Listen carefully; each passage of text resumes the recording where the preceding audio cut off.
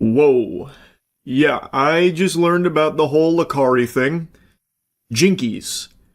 So for like about a year or so, I was very offline. I set out to leave these four walls of the old loony bin more often to go breathe in the fresh air and really appreciate the Lord's land out there in the real world. So I was missing a lot of like the happenings in the internet space and all the drama for the most part. But over the last month or so, I've fallen off the wagon. I put the needle back in my arm to a certain degree because I wanted to see all the craziness going on in the world to stay up to date with everything that was happening. And as such, I've been much more online now and seeing a lot more of these kind of things. And today was a doozy with everything that just happened with a streamer named Lakari. Lakari is a streamer I've been loosely familiar with for a while, and I know he had built up a reputation for being like a turbo maximum overdrive gooner, like a self-proclaimed hentai connoisseur, basically setting the goon dial to freaky mode. And today on stream, he accidentally leaked his notepad that was filled with despicable and disgusting shit. K feeds. Let me at least add way to the list of champions that I like.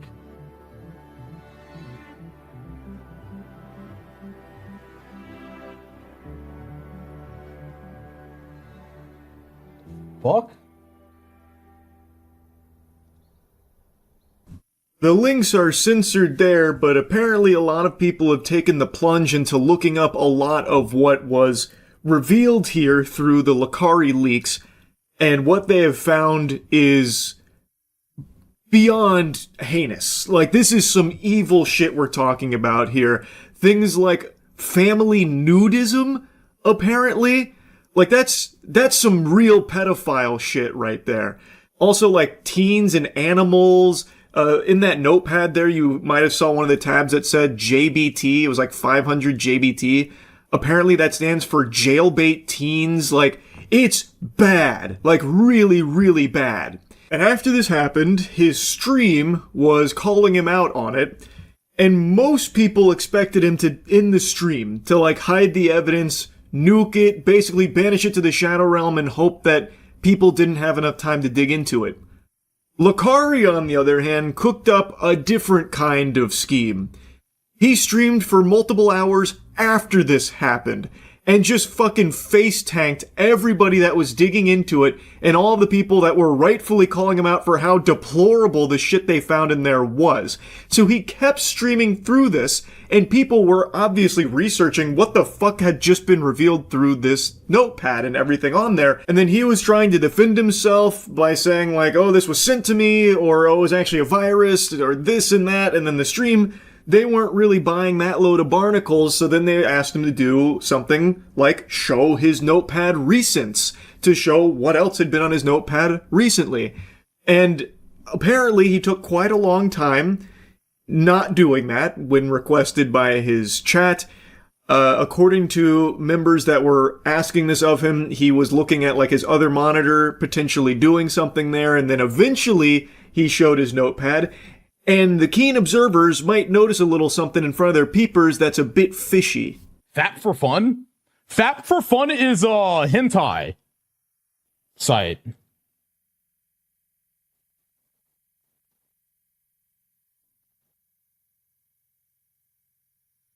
You also visit Fap for Fun? Yeah, I download a lot of that shit. Couples? Okay. That's literally, is that not that's the file with the sus shit in it. Like, it says one thing, but it has a bunch of sus shit in it.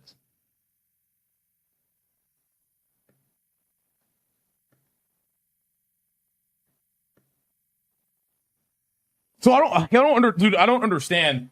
Like,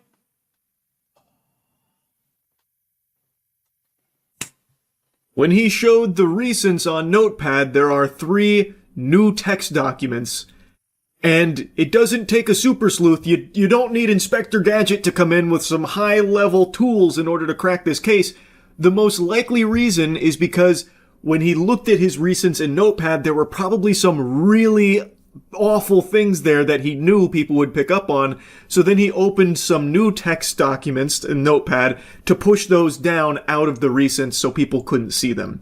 That's the theory. That's just a game theory, but I imagine that's probably pretty accurate. Anyway, though, his big claim, from what I can tell with all the surviving clips here, is that this is the result of a virus that uploaded this to his computer, and he had already removed it, but unfortunately that damn Windows 11, that dastardly bastard that is Windows 11, for some reason kept it around, which is really weird and odd. How does it end up there? Okay, let me explain what happened. Alright? I was surfing a site. Okay?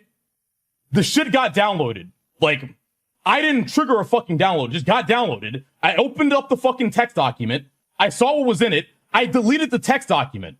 I deleted it. But the problem with Windows 11 is that even if you delete the text document, it apparently still stays there. So it was still there after I deleted it. I've told you guys 1,000 times that's what happened. Like, dude, I'm sorry. Like, I have like a fucking 3 terabytes of fucking hentai on my fucking hard drive, bro. Like a lot. Sometimes you go to a site, some shit downloads on your shit, you don't fucking want it, you fucking delete it, and that's just what happened, man. Okay? Like, that's what happened. I'm sorry, alright? Like, I don't know how many times I have to explain this, but that's what happened. Dude, let's just move the fuck on, please. A very interesting, innovative defense strategy that could make a lawyer throw himself down a set of stairs. So he's saying that he's got 3 terabytes of hentai, which, just take a moment and process that, really let that marinate. That is an absurd amount of anything to have. This guy is basically compiling the fucking Library of Alexandria for hentai on his devices. That's fucking crazy. But he's saying that, you know, like Thanos, it was inevitable that this kind of content would somehow end up on his computer when downloading all this hentai. It happens, you know? It is what it is. And then when he deleted it, Windows 11 went rogue. The ghost in the machine. It wouldn't let the notepad die. Like a necromancer, it revived it. And once again, brought it back to life on Lakari's device. Even though he himself deleted it, he tried to take it down. Windows 11 said no. That's the claim, that when he was downloading all the hentai, he noticed that this got downloaded too, so he deleted it, but Windows 11 has a feature that kept it around even after he deleted it, and he didn't plan on having this stuff in the first place. I'm going to tell you, it doesn't really pass the smell test. It is very hard to believe. Now, what is true about Windows 11, and Notepad in particular, is if you are working in Notepad, and you don't save your work, like if you exit out of it or your computer crashes and you don't save it, Windows 11 can restore it. It will actually restore that even if you didn't explicitly save it. So let me show you what that looks like. I'll open Notepad, brand new, brown fox jumped over the lazy log. I have clearly not saved, I have not done anything here, I have just typed into this and you can see that the title matches the text in the document. Now if I was to close out of it, I haven't saved or anything like that, but if I open Notepad again, it's still there. Even though this is not a document or anything that I have saved, because it will save sessions. In Lakari's case, the text didn't match the title, which means he most likely had a separate title for those sections. And also, he said that he deleted it. If I was to, delete this, if I told this, don't save, delete it, Notepad would not restore it. At least, I don't think there's any way for it to, but maybe Lakari's working with a prototype Notepad that refuses to let anything die. It saves all work no matter what you tell it to do. I find it unlikely, but I guess it's possible, potentially. Actually, here, let's play with that idea again real quick. Let's say Lakari went, I'll just go the quick brown fox jumped over the lazy log again. I haven't saved it or anything, but let's just go ahead and pretend that I came here and I said don't save. But once again, to show the whole process, I'm not going to do that. I'm just going to close out of this. I'm going to reopen it, and it's still there. because it does save sessions like that. But if I came over here and I explicitly said don't save, and now I exit out of this, it will no longer open that. So I find his claim very hard to believe.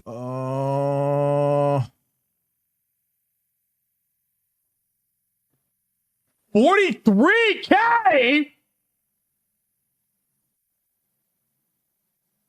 And that's if they think it's like...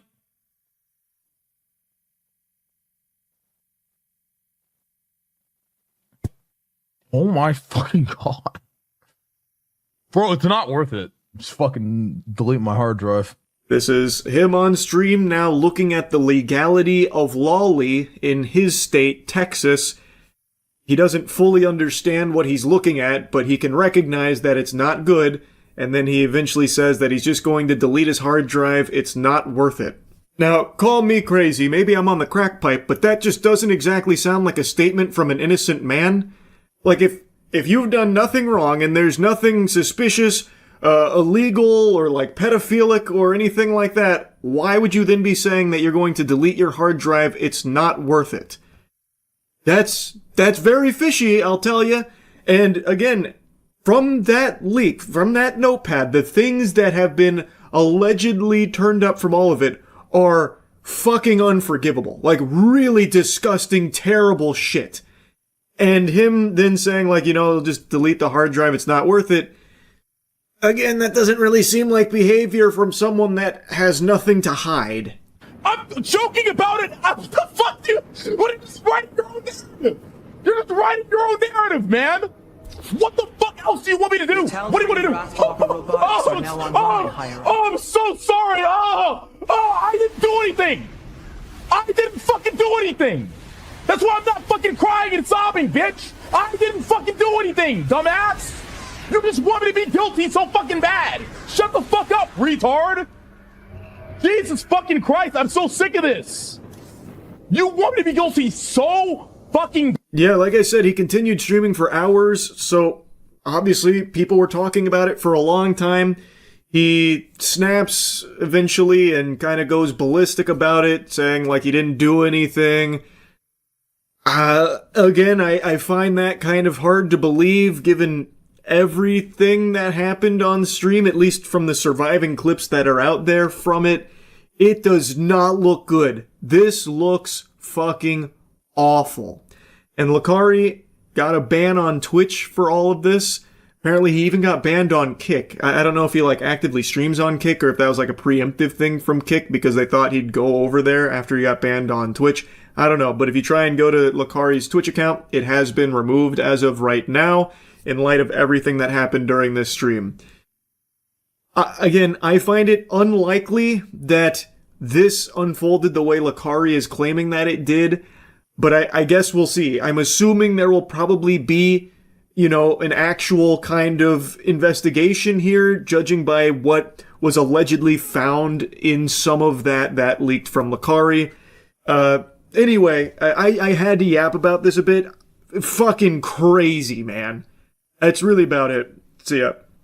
Last night was the Game Awards, and there was a stat that chat was regurgitating that I didn't believe.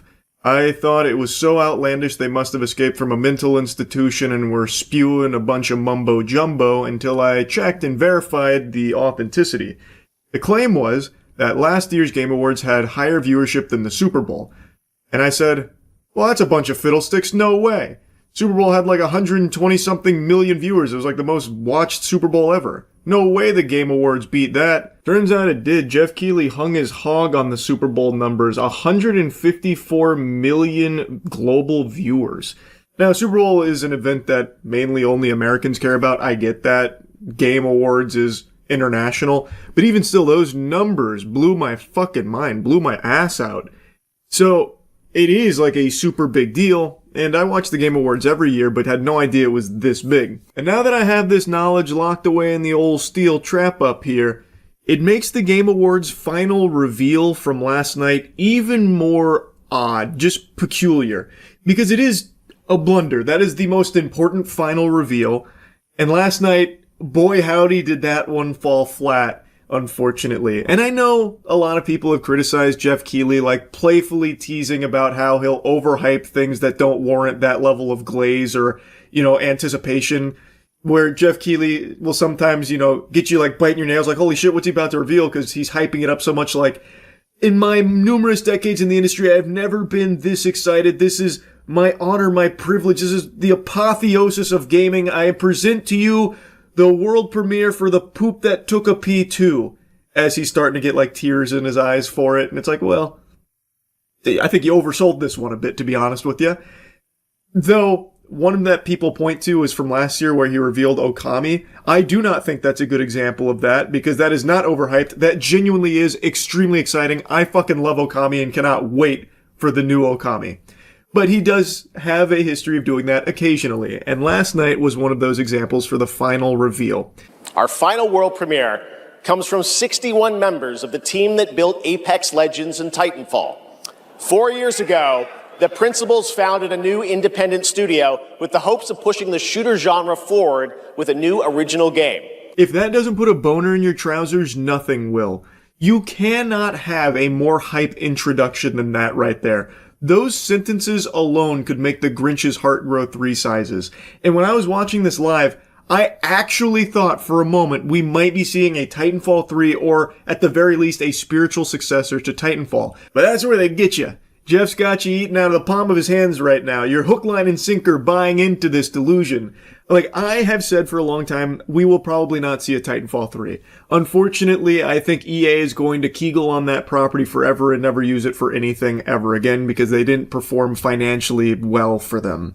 Even though these games are beloved, I don't think we'll ever see a new entry into this franchise. But I really was starting to buy into the fantasy here because he's mentioning that a lot of people responsible for those masterpieces have broken off and are now pursuing something new together. And you're expecting like maybe it's in a similar vein to Titanfall. Professor Utonium's in the lab and he's putting together all the ingredients of the perfect little shooter. But that wasn't what was on the menu. Instead, what was served up on the plate was a seemingly standard hero shooter. Now, I always have a great time watching the Game Awards. This year, I also had a lot of fun watching it. I just really don't understand why they would save this game as their final reveal, which is like always the most important reveal because it's the one that sticks with the viewers the longest. And it's usually reserved for the one that's gonna fucking have them, gushing grannies. And having a generic hero shooter be in that place feels really odd, and a lot of people have been kind of clowning on it for it. Here we go. Bringing the heat.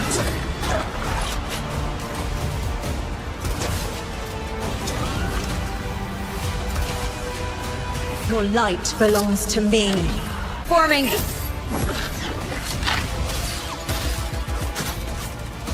Light up.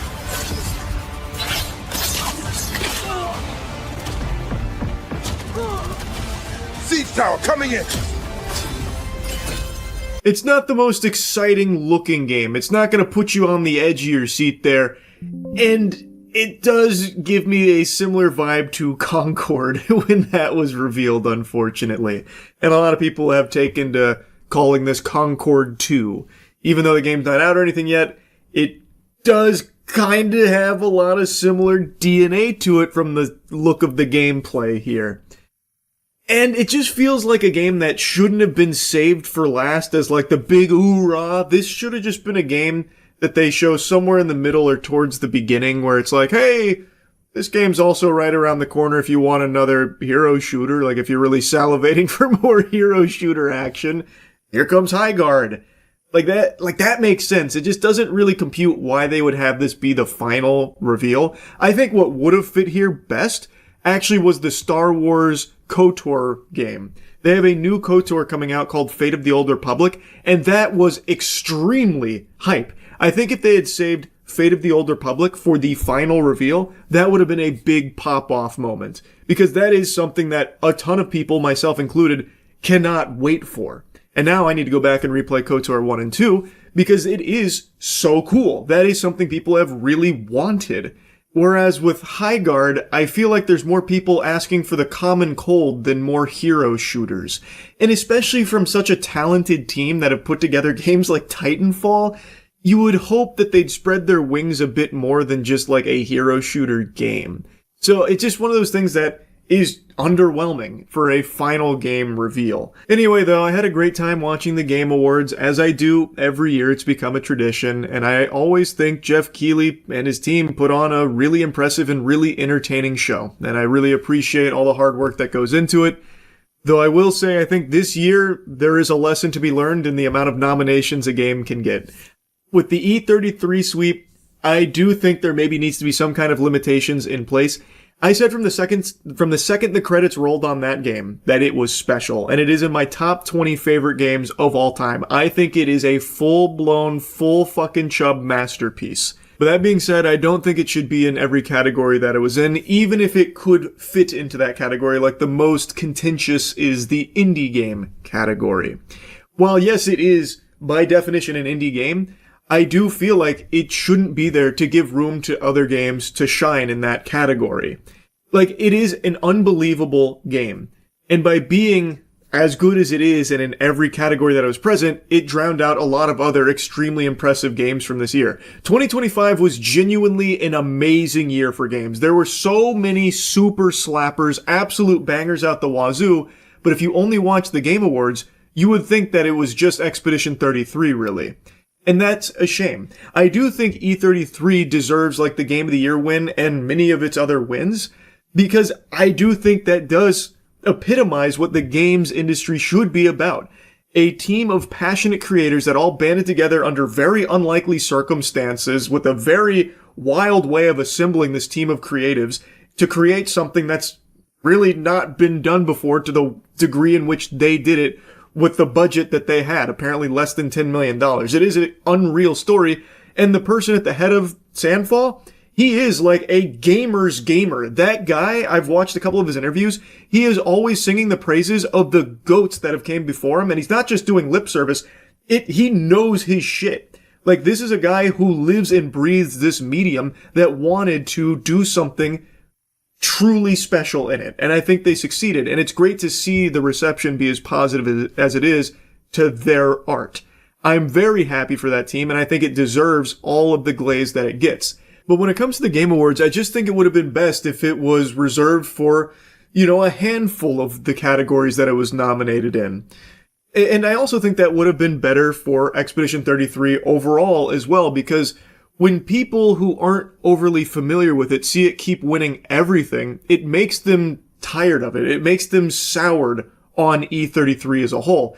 I saw a comparison drawn by a lot of people about like the Patriots when they were on their dynasty run winning everything. People fucking hated the Patriots because they were so good.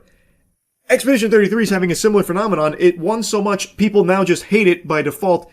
It's like they don't want to engage with it anymore. They'd rather spit and shit on it and that kind of thing. I just overall feel like less is more in this case, where it'd be in its strongest categories, like voice acting, narrative, music, and Game of the Year, that kind of thing, as opposed to like 13 categories. Because it is a lot, and it does unfortunately push out some of the other extremely good games from the year. Like Kingdom Come 2 didn't win anything, when I feel like, by all definitions, it should have won Best RPG of the Year. It's just, I love Expedition 33, and I'm super happy to see it do so well. But for the awards here, I would really have liked to be able to celebrate some of the other great games that also came out this year. Like I said, this was an extraordinary year for banger titles releasing, especially in the indie category. So many good indie games came out this year. But anyway, I'll stop yapping about it. That's really about it. So yep. New video to watch. Nidos are the next Labubu. What are Nidos? I saw that there's like Nido hysteria going on right now, but I didn't know if it was like some kind of psyop or something, because I've never heard of this. What are they? Like, I saw people were like rushing into stores fighting each other to get some Nidos. I bought every viral rare Nido and cut them open. Are they just shapes? You're just buying shapes?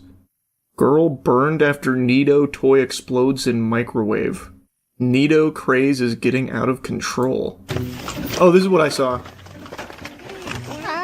I just want one, ma'am. I just want one. Just give me one. Needle restock today. Only those with the number will be sold the needle. Line is all the way to the back, all the way at the door. Reselling that. Are you kidding me? We only have. Holy Lord, this is all for Nidos?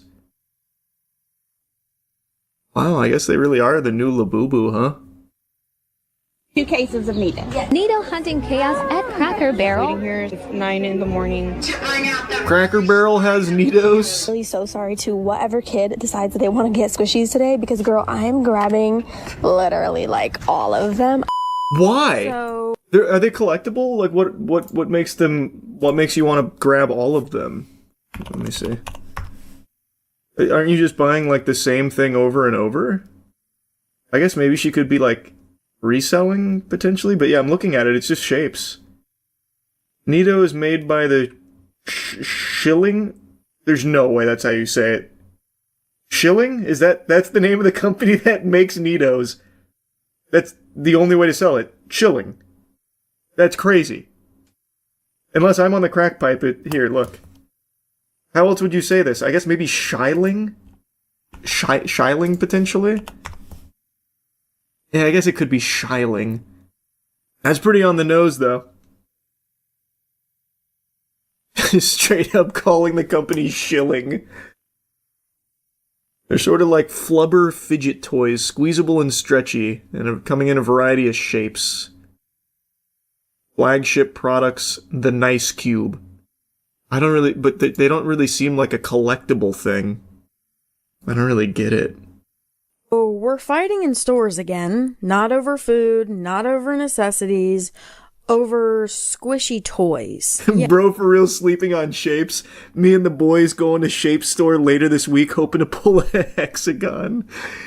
You're so right. That's like an actual thing, though, now, it seems. Because that's what Nido's art actually is like. You go into the Shape Store.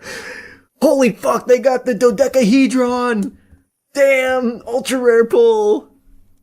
Yes, grown adults, parents, kids, all losing their minds over glorified stress balls. I've spent the last few days going down a rabbit hole of TikTok videos, and when I tell you it is absolute chaos, I mean it.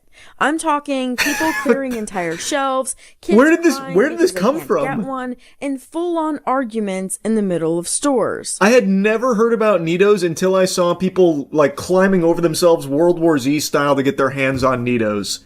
This can't be real. No, this has to be some kind of like mass psychosis event or something. You know what this actually is like? It's literally that AI video of the shapes, where they like go into like the fucking shape dimension. I got rhombus on my feet type shit. They've been all over YouTube Shorts for like a year. What? What? Don't you remember these from that toy convention video you did? Were they there? I didn't even register them. And that just goes to show you, like, during that, not a single person in chat was like, holy fuck, they got Nidos! This can't be real. That was only like a month ago. There's no way. Full-on arguments in the middle of stores over Nidos. Squish my Nidos with me. Super cool cat. Super fuzzball. I remember these from the early 2000s. This is that kind of shit you'd get at an arcade when you didn't get enough tickets and didn't get the cool stuff and you had to settle for one of these. How are these, like, the sought-after toy now? Bro, taking the Tootsie Roll over that every time. That's fair. Nice cube. Oh, that's the flagship product right there.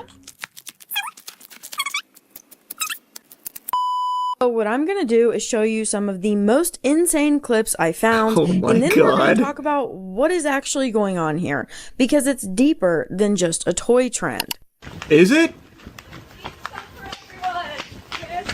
This is an entire account dedicated to Nidos, I'm guessing. Nido plug?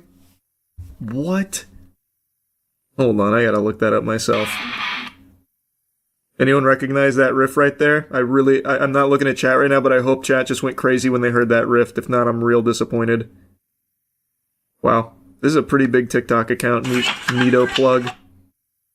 Oh, not really. Never mind. Just that one video is. They go around hunting Neatos. I accidentally just liked one, yikes. Tragic. They just posted 47 minutes ago on the prowl for more Neatos. Looks like they got a huge haul. Here's a giant box filled with the same Neato over and over and over again. They have to be a reseller. They have to be. If you catch my ass standing outside in a line outside a Cracker Barrel, I might be cooked.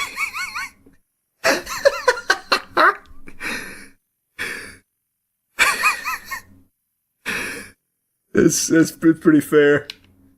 That's pretty fair.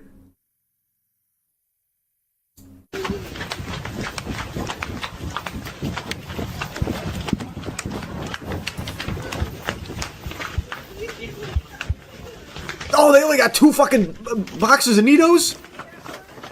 How are we supposed to survive? We're gonna starve!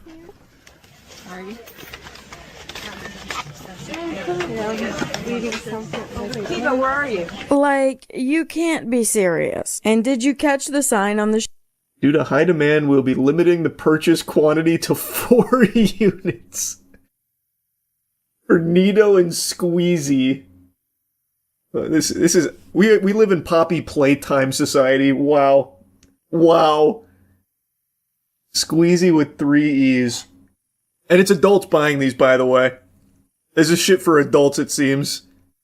I wonder if Neato scalpers have already started fist fighting each other. That's a good question. I'm more so curious on this secondary market.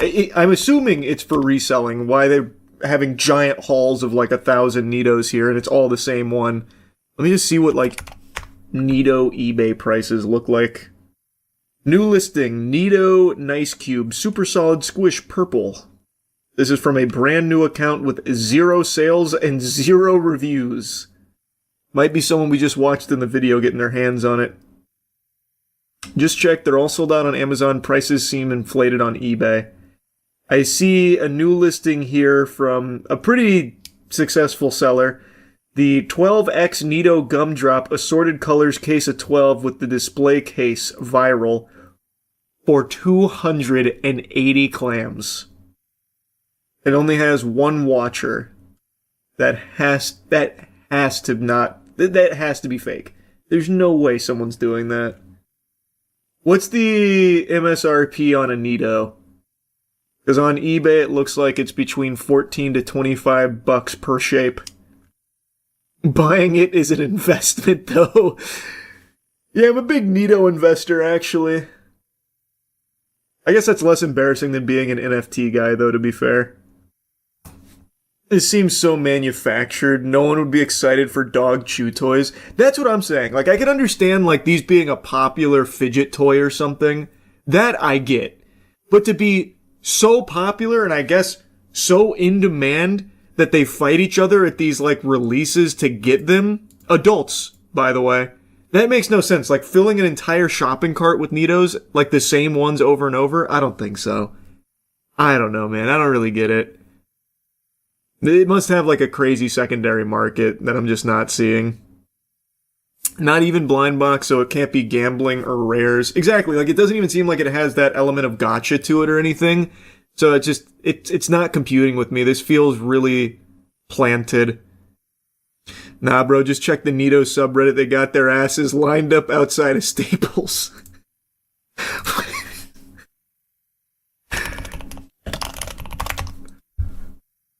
There are some big Neato enthusiasts here, that's for sure. Man, I guess hats off to places like Staples and Cracker Barrel and whatever else is housing Neatos. They got people coming in the door like wild now, I guess. Smart strategy. That's probably where it all stemmed from. They're like, fuck, man, we accidentally bought 2 billion pallets worth of these goddamn stress balls. How are we ever going to offload this shit? Let's try and make it viral on TikTok. Bought a few of these 2 years ago for $5, and they all broke with ease. Not worth. Fuck is going on right now? I think the people buying them probably aren't buying them to, like, use them or enjoy them. It's probably, like, at this point, a Labubu status type thing. That'd be my I guess. feel like that video was a skit. Either way, it's still an accurate 1 or 2 Nitos. Wait, which one was a skit? Oh, this one. That was the one at the beginning. You take a number when you arrive. These viral squishies, and we're gonna see if we can score them at Cracker Barrel. And it's so packed. Oh my god. Everyone here is here for a Nito, number 110. And I heard that there's people that have been waiting here since 9 in the morning. And they're about to bring out the first cart of Nitos. And Yeah! Squishies are in there. Woo! And that's what it's looking like. Why is no one going crazy? All the moms are here, moms and dads. Some kids even missed school for this. we should have about 100 Bullshit. items. I don't believe just that. So you know, and just so everybody's on the same page, it is 1 per number. Nito heaven. There they go. Nito heaven. Whoa! There goes another cart. It's full of Nitos. I've never been so excited. Yourself. 4 p.m. update. Update. Finally, my turn. Sorry, we're out of Nitos. What the fuck is that? Is that a squeezy? Do you guys don't have any more Nitos? Confirms there is nitrogen monoxide Nitos left. This is what I got. Oh, no. Came for a Nito, left with rubber banana. Not even a squeezy. Tough, man. Now everyone's gonna make fun of you. Came for the Nito drop and now you look like a fool. No Nito. Ew, is that even a shape? I know, man. It's kind of gross. Not even a squishy shape. Ugh. Ugh. Took a number 110 in line, and this is what you walk away with? What a waste of a day. Okay. Gracias, igualmente. Okay, guys, I guess we didn't get a Nito, but we scored a banana. Not what we came for, but at least we got something. What kind of mentality is that? What do you mean? Didn't get what we came for, so I got something instead just to get something. Why? They were out. Why not just leave? Why waste the money? Well, I'm already here. I might as well consume. No choice. I'll buy this fucking banana I don't want. I know all the old people eating there confused as fuck. Yeah. Damn, this new menu really revamped interest in Cracker Barrel, huh? Look at all these people lined up to eat here. I have to mute the audio because it's that copyrighted song that says, I think I'm gonna die in this house. What? And then she has it slow mode on this guy who's clearing out whatever shelf this is. I think it was Nito's, because once she gets up there, she gets like some off-brand squishy and not an actual Nito. These are grown men, mind you. True. Look at the slow mo. Look at this guy. This is the most he's jogged since high school. Fuck, I gotta get to those Nitos! I need to sell it on Whatnot. This is sad, man. This is very sad. How do you even sell these on Whatnot with no gotcha? Again, I have no clue. I have no clue, but that's the only explanation for why this fucking goober is out here clearing shelves of Nitos. What else is he gonna do? What else is he gonna do with it besides try and offload it for a profit? And also, that was that lady screaming, Woman right? at the register of being actually her house. No, you speak to her wife. That's her daughter. That is her daughter. Tell the manager that is her daughter. She said hi to Is this even about Nitos? This looks like a food place. This is a Five Below? Is it? Guess I don't know enough about Five Below. Cracker Barrel is a restaurant, so... Oh, good point, touche. That was a very strong point, yeah. When are we getting a Nito-shaped tier list? Sounds awful even as a joke. That sounds fucking terrible. I hate that idea. Part of me hopes this is real and Pokemon scalpers pivot to this. Oh, that'd be ideal. All these Pokemon scalping degenerates, they're like, holy shit, we gotta go to Nitos now, they're blowing up. I just slabbed the PSA 10 Rhombus. Selling for 10k. Serious offers only. They usually hop on whatever trend is next. They do, but typically that's in the card community, which is why those parasites have latched onto One Piece, which is a damn shame, but what can you do? But who knows, maybe they will latch onto Nitos. They didn't pivot to Labubu. Oh, good point, that's true. They did not fully pivot to Labubu. Yeah. Yeah. You need to start making cheeky soap blind boxes and make a killing. I don't know about that. Shocker, I'm not the biggest fan of the whole blind box shit. If you can believe that. I'm also not a fan of just like artificial scarcity for the sake of hype. Just got a call from the Stink Factory. They said you didn't come in today. Oh, what's that? You started using Cheeky soap from usecheeky.com? Nice, alright. I'll let them know you won't be going back. I'm assuming you saw the Paramount hack. You would be assuming wrong. So that's where the Avatar movie thing came from? I didn't know it was a Paramount hack. The Avatar leak was real? I'm pretty sure... Apparently they leaked the entire movie. I saw a couple clips and then stopped because it looked too legitimate and I don't want to spoil that.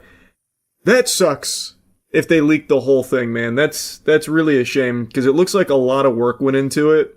And the animation looks great. Like the actual visuals looked really good. Voice acting I wasn't super sold on. It seemed kind of stiff, but maybe it's like still early. I don't really know. But man, that must be awful.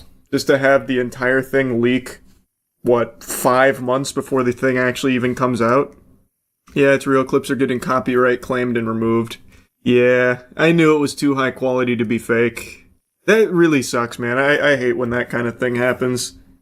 Well, Paramount gets hacked like every few months. That's true. I guess that was just inevitable. Paramount does get blasted pretty often, it seems. Definitely seems like a work print version because the voice acting sounded like placeholder. That's what I was just saying. The voice acting sounded stiff. It could have just been like early takes or something, not properly mixed in. I saw something pretty cool today, like in like good news. So this got sent to me. It's Jerry Rig Everything's newest video. I haven't watched Jerry Rig Everything in a long time. So I had no idea this was even something he's doing, but he has a wheelchair company with his wife, who is in a wheelchair. And this video is going over how they're manufacturing wheelchairs at like a fraction of the cost. This was like a really cool thing to see. So I wanted to pull this up for like positive news. About 5 years ago, we built... This is one of those things that I'd love to... What it is he's been working on this company with his wife for a long time. They've now got like the factory seemingly like fully in like mass production swing. And he is able to produce wheelchairs for like 70% like it's a massive significant difference in price and significantly faster able to deliver them. He has like these really cool machines and shit. I don't know why the video is struggling to load. But I was watching this and I thought it was just a really cool thing to see. So I wanted to briefly talk about it. I thought it was fucking awesome, actually. Insurance company trying to block it. I don't know if you're making a joke or not. I wouldn't be surprised, because I mean, like, look at this. And he delivers it in like 5 to 6 weeks. So like, I wouldn't be surprised if they actually did try to like fight him in some way. Because I genuinely don't know why you would ever go somewhere else besides here for a wheelchair. You get it faster, you can customize it more, and it is significantly cheaper. Just a full-blown bending doodad. They are really expensive. Wheelchairs? Yeah. I didn't know that either, but looking at that, like, that is crazy. Compared to his, I mean, that is a huge difference. So, genuinely just seemed like a really cool thing. I don't know how many of you saw that earlier, but I thought that was something very sweet and wholesome. How can it even be so expensive? Are you talking about like the insurance wheelchairs or like the ones that are 12K here and stuff? I imagine it's the same. The reason they're so expensive is the same reason a lot of things in the medical industry are expensive, because they can be. They're able to just jack prices up and fuck around. I say both. This makes a lot of sense though, like his price, because you can see everything that goes into it. Like it seems very fairly priced. Like it doesn't seem like it's trying to hose anyone or anything. Granted, I don't know a whole lot about the industry there, but everything that was in this video, his price seemed to really make a lot of sense. It wasn't egregious, it wasn't crazy, and compared to all of the alternatives, it's a much, much, much better deal. Kinda reminds me of Cost Plus Drugs. Love that service, yeah. We saw the Korean Jesus video. They were doing an Easter show and the actor was supposed to fly in the air slightly, but the crane pulled him straight to heaven. Yeah, that was a banger. That was pretty cool, I saw that.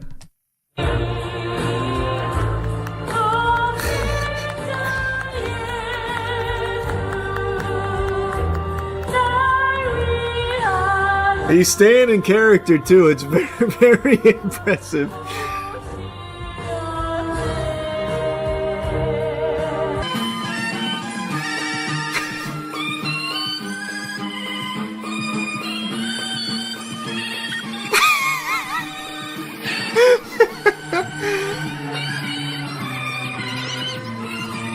The Almighty.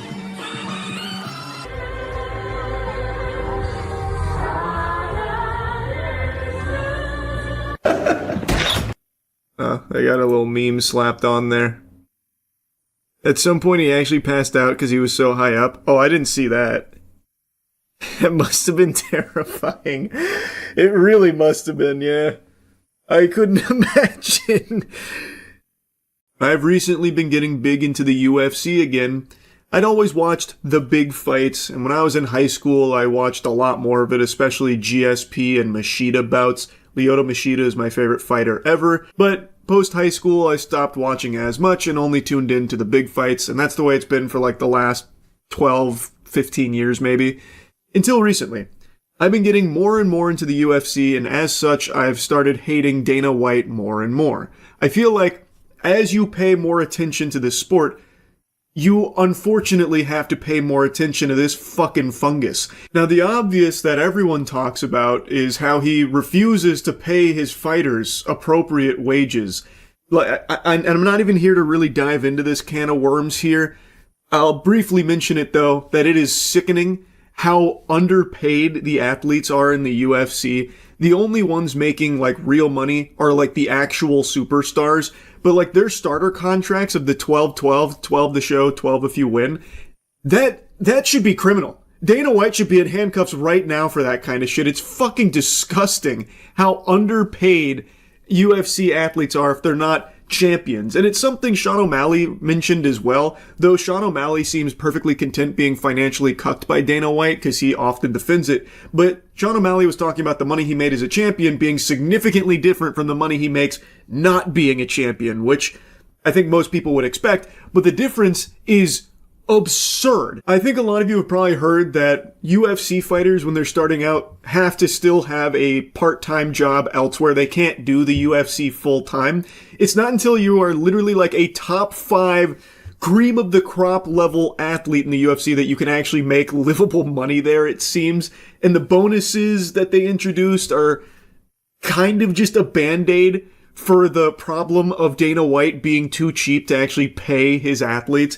And I also just saw reports this week that they are now no longer accommodating team travel. They're only compensating for the head coach. Another classy maneuver here from Dana Worm White, who just has to find all kinds of grubby penny-pinching schemes because we have to remember, the UFC is just a tiny little indie promotion that's merged with the fucking WWE, and the UFC only generated $1.5 billion in 2025. That's not nearly enough to satiate Dana White's gluttony. I know I said I wasn't going to fully open this can of worms, and I still haven't. This is the tip of the iceberg when it comes to UFC wages and how they just don't want to pay their fighters at all. Now, I'll go ahead and move on to some other Dana White dunk topics in recent memory here because he just keeps making a fucking fool of himself and I have to clown on him for it. But before that, I want to make a mention that I also despise the UFC-WWE merger. I am just counting down the days until Dana White falls into his K-hole and then really gets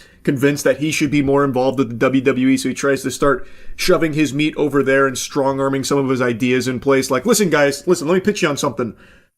What about Stone Cold Steve Austin versus The Undertaker in a slippery dickory match? First one to hold the other's cock for a 3 count wins. Thoughts?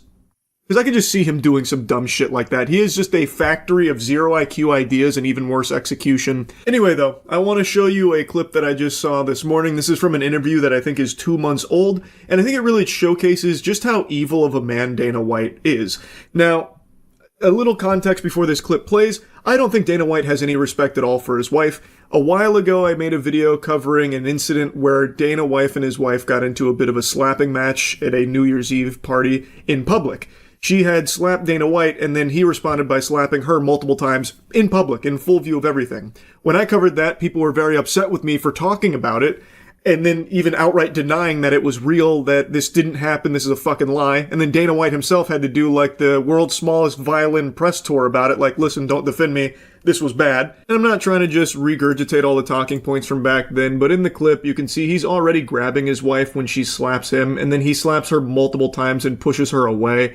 And it's not like he was in any danger here. Let's not pretend that he had just been attacked by fucking Brock Lesnar. This has been yapped about till the cows come home already. I know that. As everyone's already said numerous times, it's bad on all fronts.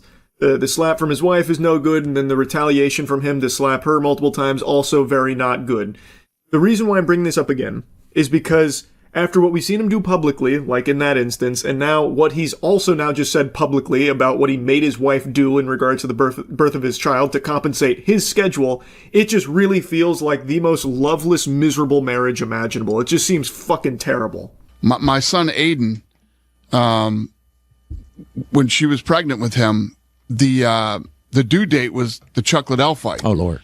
And I said to the doctor, this ain't going to work. This doesn't work for me. Man, I don't know where this medical field medicine is at, but so we scheduled a C-section to take him early. Oh, really? Yeah. So was she gonna go natural? No. Okay, but there was a C-section. You're like, no, we got to back this up. Like, yeah, was she gonna go natural? What? Like go in when the baby? Yeah, when the baby's due, you. Right. Hey, the baby's due. Let's go. But y'all did a that was supposed to be Saturday on the fucking Chuck Liddell fight. That was the date that they pinpointed. Right, you're like, nah, this ain't gonna happen, Jack. It's not gonna work for me. No, we're gonna be walking out in Vegas. Something got to change. But if you change, okay, something. But digital detox. He goes on to say digital detox does not exist for him. This story is just vile. Like, I don't know how anyone could hear this and walk away with a positive impression of that. He jeopardized the safety and the health of not just his wife, but also his fucking baby, so that way he could go to the Chuck Liddell fight. So he had his wife undergo a C-section early in order to compensate for his schedule so he could still make that fight. That's deplorable. And they're talking about it, like joking about it, jovial, like it's not something super serious. That's a huge deal. You're going to C-section your baby early solely so you can go to that fight. Again, that puts his wife in danger. That puts his baby in danger. That's crazy to me that anyone's looking at this as anything other than just downright evil. This is so scummy. And he's proudly talking about it like, yeah, I don't slow down. I just don't slow down. My wife knows this. I'll be going all night. She knew this getting into it. In fact, with the birth of our baby here, I even made her get a C-section early. Ha ha ha. So that way I can see that Chuck Liddell fight, That's, what the fuck, man? That's crazy. Ordinarily, to a sane person, the birth of your child is going to be one of the most important, most memorable, most meaningful moments of your life.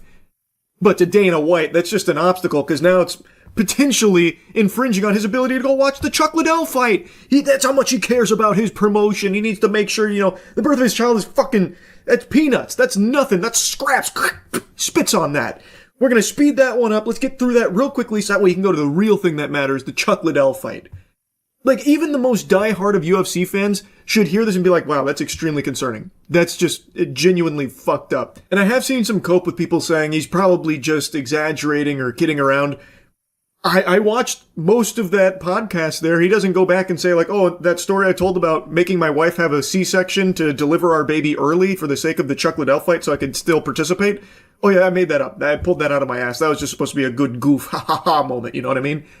So as far as I'm aware, this is a very real thing that happened. Something that he is very proud of, which I think is just sick. I think that is extremely twisted. And I also think it showcases his perspective on the UFC, where I believe Dana White is under the impression that people watch the UFC for him. Like, I think he believes that he is the UFC, not the fighters. And that's, I think, also demonstrated in how he pays them, or really doesn't pay them. So, him making it of like paramount importance that he is there for the Chuck Liddell fight, because that's what matters, is that Dana White is there for it. So he's willing to make the sacrifice of his wife's safety, the safety of the baby, jeopardizing both of their health for the sole sake of ensuring that he can still be there, because that is what people care about. I think it's just super fucked up. I truly do. And I would also imagine that most people that watch the UFC probably have the same viewpoint I do on it, which is the fighters are the ones that make the UFC, not the other way around. I think if the UFC didn't have the talent that it does with the fighters that it has, it would not be in the same state that it is. Fighters are the ones that made the UFC successful. So I've seen a lot of fans and viewers online commenting or discussing what they perceive as a lot of AI-generated content in the broadcast that maybe wasn't in previous iterations of the UFC. Is this something that's coming with the Paramount deal, or just a new direction for the UFC, or do you have any insight on that? What does that mean? AI stuff, commercials, part of the promotional content, just AI in the UFC in general. I've seen fans complaining about. Oh, yeah? What are they complaining about? I guess I've seen people saying that the UFC should be paying artists instead of using generative AI, stuff like that. Give me a fucking break. AI is coming, and if we're using AI, who gives a shit? People are upset about it. We should use artists. How about this? Shut the fuck up and watch the fights. The most unsurprising statement ever uttered from a human being here. Dana White doesn't even pay the fighters. You think he cares about paying artists? Absolutely not. This fucking goober, this goddamn zombie would 1000% be using AI fighters if he could to save even more money on it. So it's not at all a shock to see him with this perspective about, like, who cares if we're not paying artists? Who cares if we're using AI? Just shut up and consume our slop. Just watch our AI and put your thumb in your mouth and be done with it. Naturally, that's what Dana White is going to say about it. And expect a lot more AI from Dana White as he starts to recognize more and more how much money he can save by just farting out AI-generated shit into the UFC programming. So don't expect that to stop anytime soon. He'll continue to go hog wild with the AI, which doesn't elevate the production or anything. It doesn't make it better. It does make it worse, but it saves Dana White money. And that's the most important thing to Dana White. There's so much more. There's just plenty I could keep poking around about when it comes to this fucking scumbag, but I've already been going here for a while yapping about it, so I'll go ahead and stop here. I do not like Dana White, but I really, really like the fighters in the UFC. It's such a fucking shame. Hopefully the day will come where they're actually paid appropriately for their talent and their hard work, but with Dana White still at the helm, I wouldn't hold my breath on it. It fucking sucks. He fucking sucks. Anyway, that's really about it. So yeah. We're going for the sad mood lighting for this one, because this is legitimately a funeral for over $100,000. Alpha Magic the Gathering. If you know, you know. And if you don't know, I'll tell you. It's like the most expensive thing to buy, like a sealed Alpha starter deck. It's up there with like a first edition Pokemon, like Shadowless base set, that kind of stuff. It is like holy grail for collecting. Last year, we opened one, and it was a really like kind of juiced pack. Like we got some good hits from it. It was a lot of fun. So we wanted to do it again this year, and thus, I had another Alpha starter deck. We brought out Pay Money Wubby again, the boy wonder himself, and I'm just going to spoil it now. It's already spoiled in the video title. This is perhaps the worst recorded Alpha starter deck opening ever without it being a scam.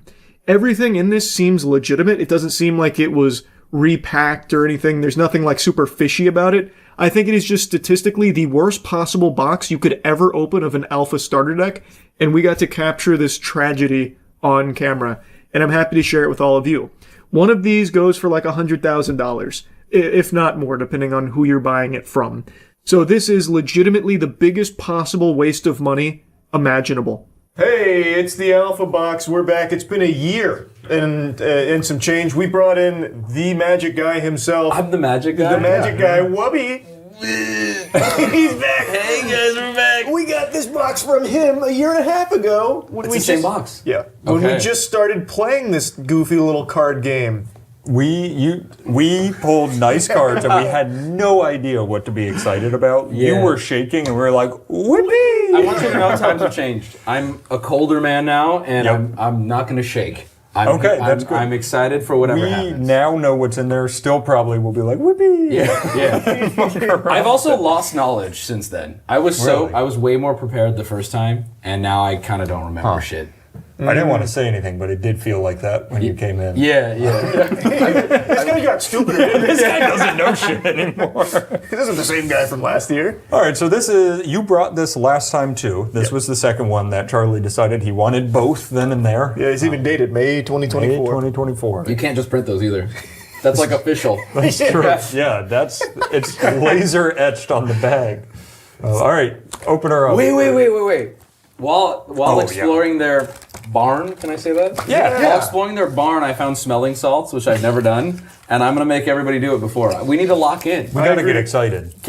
Go ahead. Me first. Well, you've never done them. You go first. I need to see how deep to put my nose in. Oh no, just guess. Well, that's crazy. There's no wrong answer with smelling salts.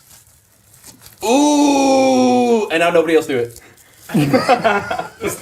These are not that strong as far as smelling salts I could get in there. You could. You smelled stinky instead of pain. Yeah, it felt stimulation. Is it not supposed to smell stinky? It's supposed to stimulate you. You do it for a big lift or like he said on hockey shifts. Oh God! That one hit harder. They're activating. No, it's not bad. It's not bad. Legitimately, It feels like I shouldn't breathe that. I want more. Yeah, see, he's already getting used to it. Ooh, hold on. It locks you in though, right? It's opening his fucking. How much can I do before I start to die? It says 2. Oh, I'm kidding. I want to do one more. Should I not? Is this crazy? No, you can do smelling salts. You can smell till the cows come home. It's making my eye twitch. It kills some brain cells, not too many. Isn't that funny how that's the reaction though? Like, it's good though. Ooh. Go again. Let me open this pack. They're a little skunks. Maybe we could see if somebody can go pick up some high-end ones for the next video. Yeah. Because you'll fucking snap your What head if you back. do like a line of it? Ooh, that last one. That might kill you. Yeah. Oh God. So that last one was smelling not salts good. are just ammonia. So it like smells. cat pee. Yes. So your brain goes, you shouldn't be fucking smelling this. Yeah. I didn't want to breathe it. Hey, what do you do with cat pee? That was a really fast association. You smell it. But no, like the really good ones, you'll feel like there's like fire going into your head. We'll get some for you. We'll get some. We will not let you leave here. Every single thing we do while you guys are here, we're going to start with some smelling salts. Everything we filmed, just keep. Oh man, charades later is going to go. Everyone has a bottle.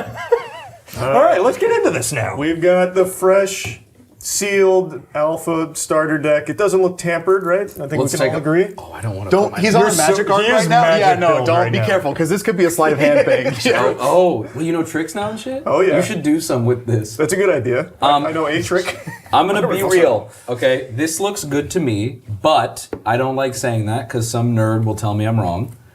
I'm just gonna make sure it's filmed from every angle, so when this goes terribly, someone can. We have proof. Yes. Yeah. No, it's very important. I learned that the hard way. It looks good though. I mean, one thing to look for, if you want to be real for a second, any kind of scuffing where someone's thumb would go right here, and this looks clean.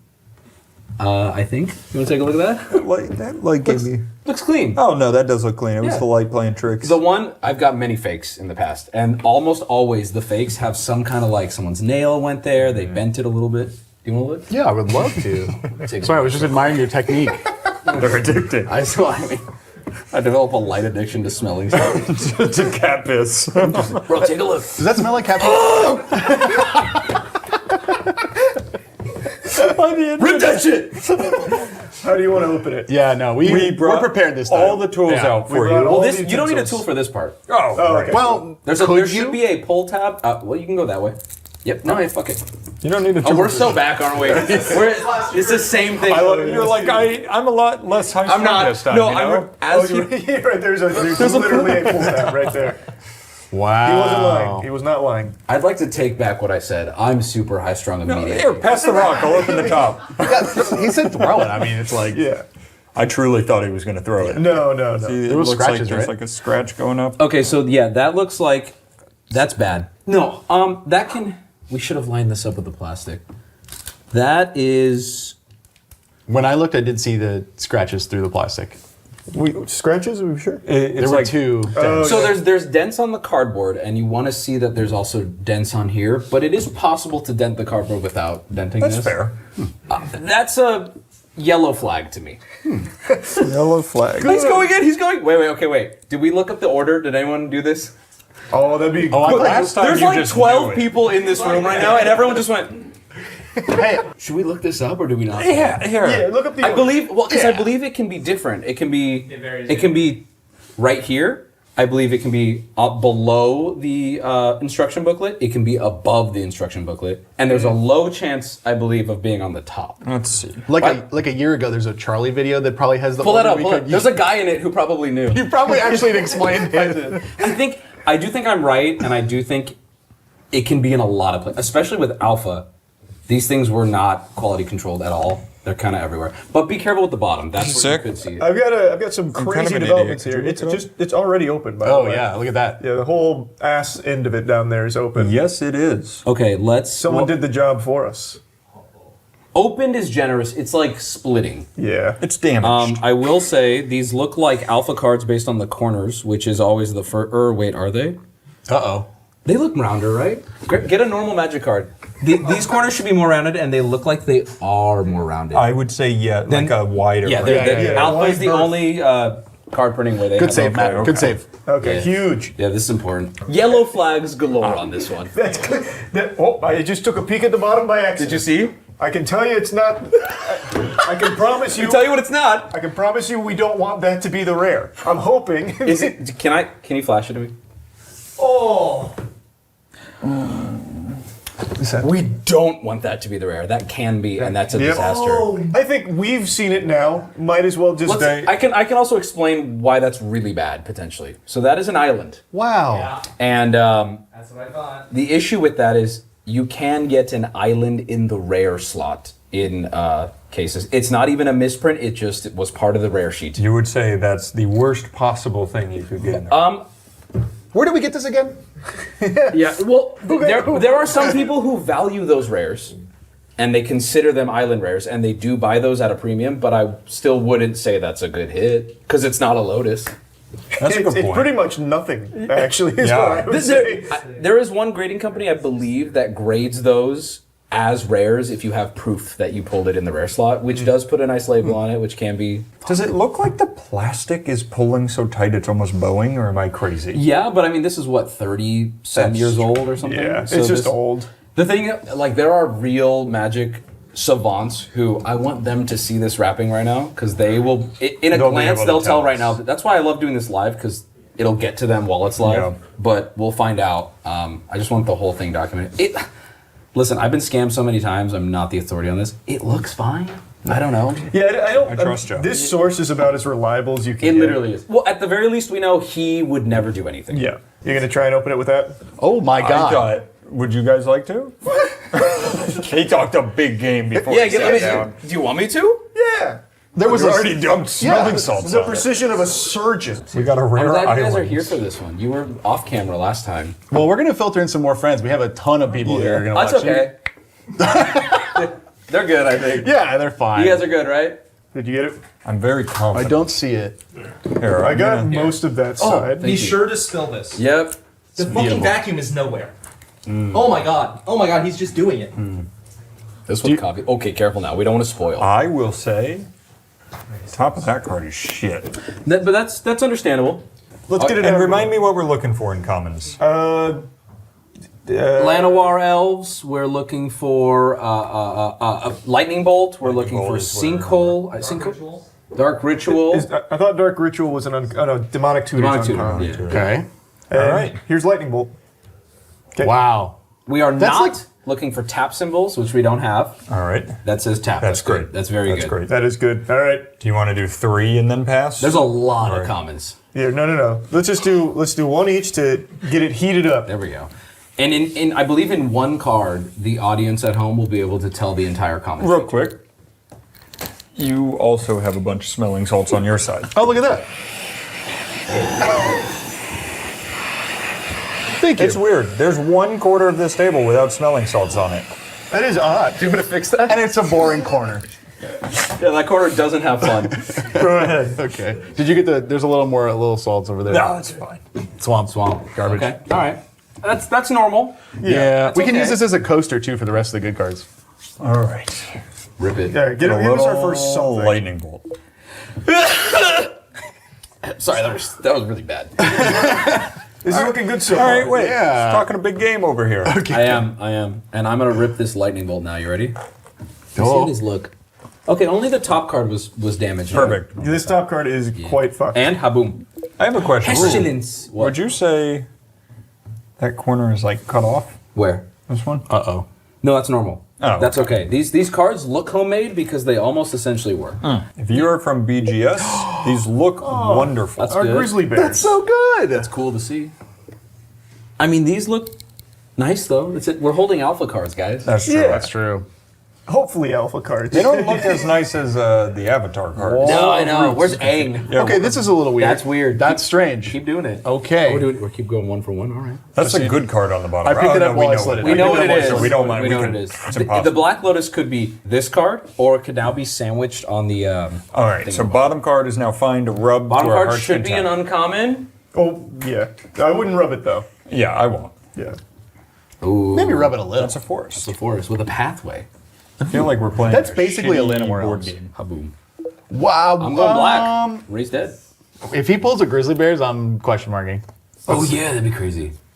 No, it's Okay, we're good. We're off. All right. Anyone else want to filter in here? This is a rough Yeah, start. we're not We doing need so a fresh hot. set of hands. This is okay though. Yeah. We're okay still. This is commons. I remember when we switching- did the last one, are we we had some switching cool lobs? stuff right now. If you pull swamp, you gotta hit the salts. Yeah, I think that makes sense. I think that's fair. I think I have to hit the salts and then pull the swamp, I thought. Should we make him hit the salts or? He did just sit at the table. Where is it? Give it to him. We're very careful. Please don't get them on the We don't, table. it damages the. Did someone get smelling It's salts on the really table? It bad could have been for the anyone. table, It yeah. could have been anyone. It smells like a cat peed. Oh yeah. That smells like cat piss. Yeah. Yeah, it doesn't hit that hard, though. You see how you just tanked it? It just There's your stinks. toy Yeah, bag. It just smells bad. It's just stinky.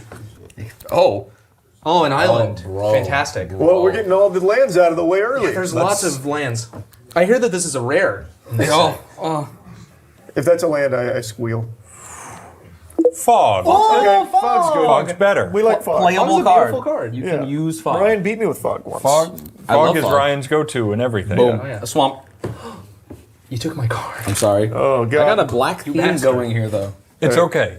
We're gonna turn it around right here. Yeah, this is where we start to get serious. Well, that's not bad.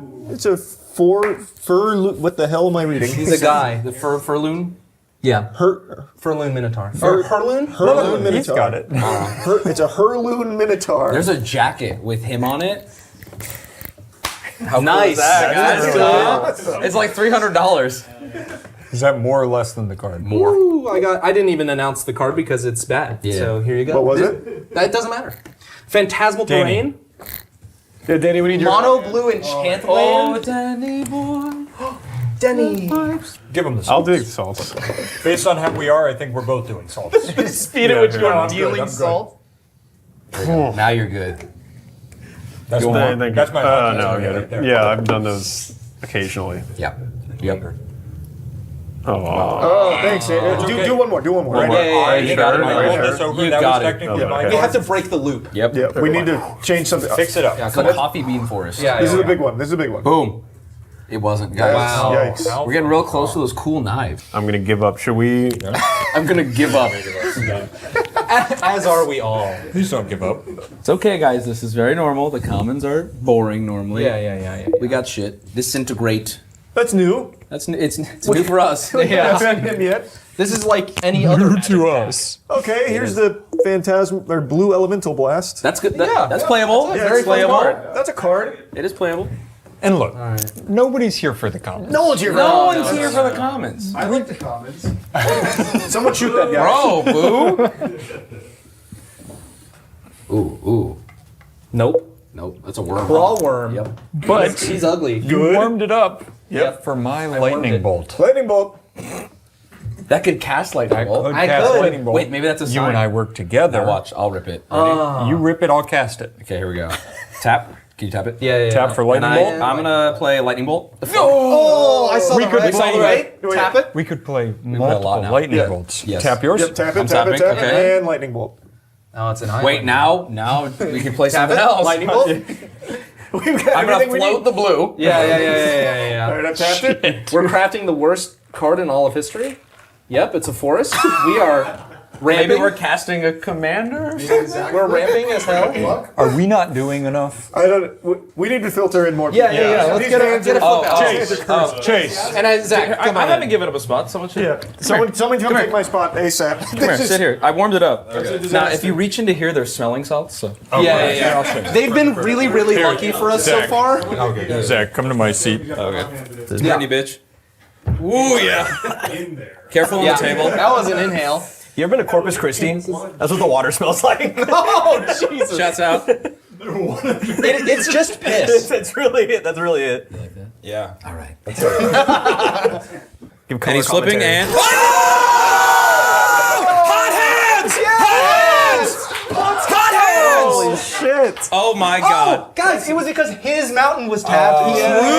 Truing. Of course. I think that's the best common you can pull. Yeah, I think One so. of them, I think. Yeah. That's not a real lightning bolt. No. It's either bolt or red. You gotta follow that up. Yeah, well, this land's gonna be real nice. Land or elves. Regeneration. Not bad. That's bad. That's bad. The smelling salts kind of fucked me up. I'm not gonna lie. Yeah. Pussy. 1, 2, 3. Let me hear you say, "Wayo." Ooh, Weakness? He's getting that good suck. Oh. Hey, dude, he got that face. Samite healer. Oh, this guy just chilling. All right, I'm feeling an island on this one. Who's coming in for back to back for me? Yeah. I'm down to tag back in. I'm summoning a Carlos for pulling some cards. All right. Oh boy. And I jumped on it. Oh, damn. Two forests, guys. Oh, when do we break into uncommons? Yep. So, here, I'm gonna show you. Yeah. People on. We're like You're gonna love there, it. right? I'm gonna love it. Yeah. Or is it after I lied.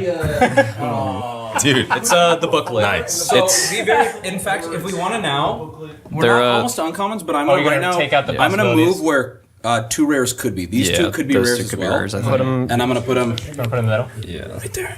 You got it. As well as I think after the booklet. After the Are these booklet, also, there's also possible rares? Those are the bottom. Yes. Those could be rares. We really hope not. These are above the booklet. Okay. Yeah. Okay. Here we go. 3, 2, 1. Ha boom. Wow. His plans. Yeah. I think that's 4 lands in a row. Yeah.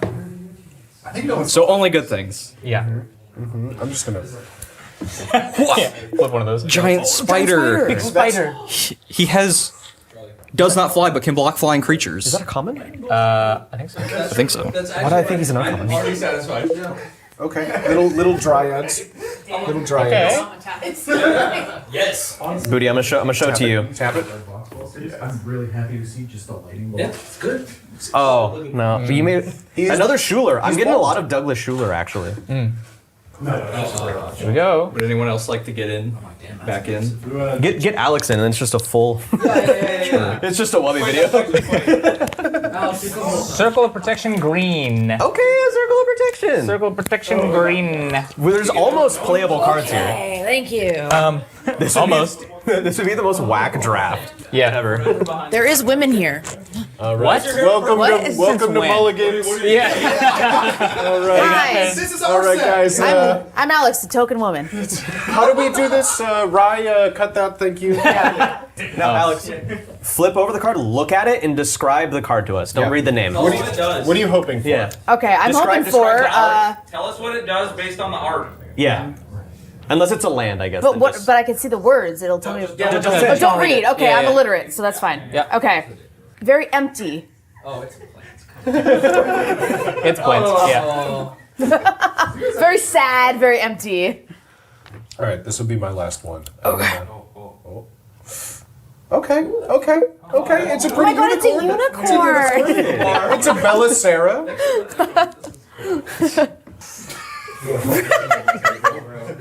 Would a greedy person Get pull his this? ass. Earthbind. Oh! Hey! I'm hard as fuck right now. That's the kinky I'm one. hard, dude. I'm hard as fuck right now. People cosplay I'm so hard. I gotta rotate out. Anyone else? Oh, but I never got salts, man. Oh, Booty, why do you gotta bring it? I was. Yeah. Carlos almost got away with it. He did not do it. I was trying to put it on her like she got away with it. I'm full. I don't. Are you trying to quit? Is this monster? Full? Yeah. I'm You're just. like it just stinks. Oh. It's just. It's not good.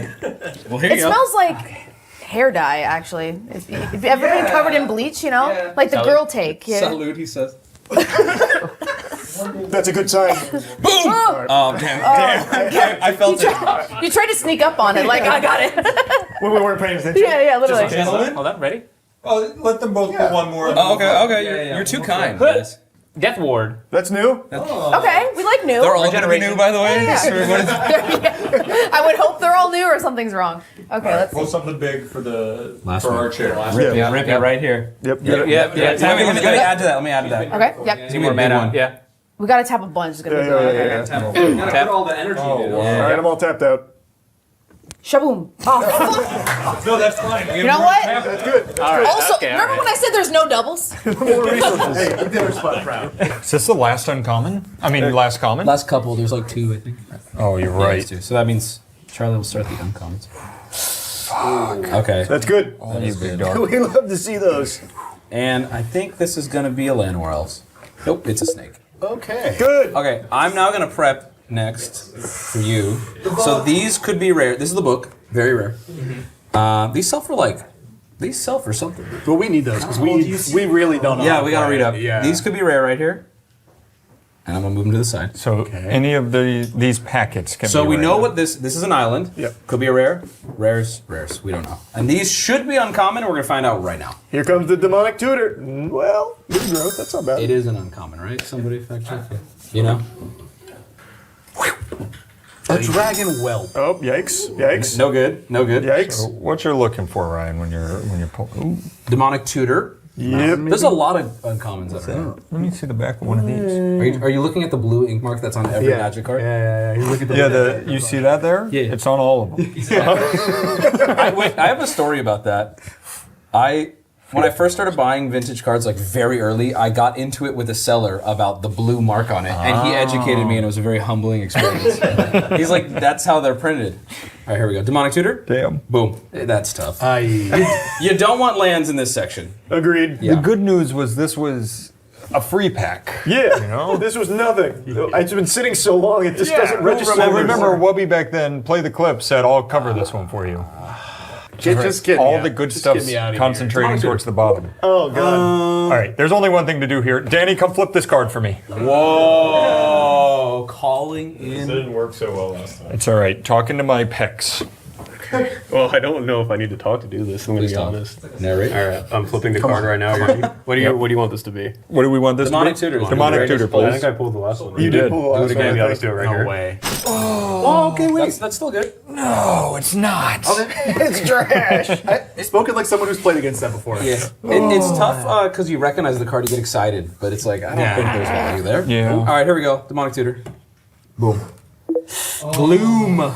Doom and gloom. That's a really bad omen. How we're all feeling. That's a good omen.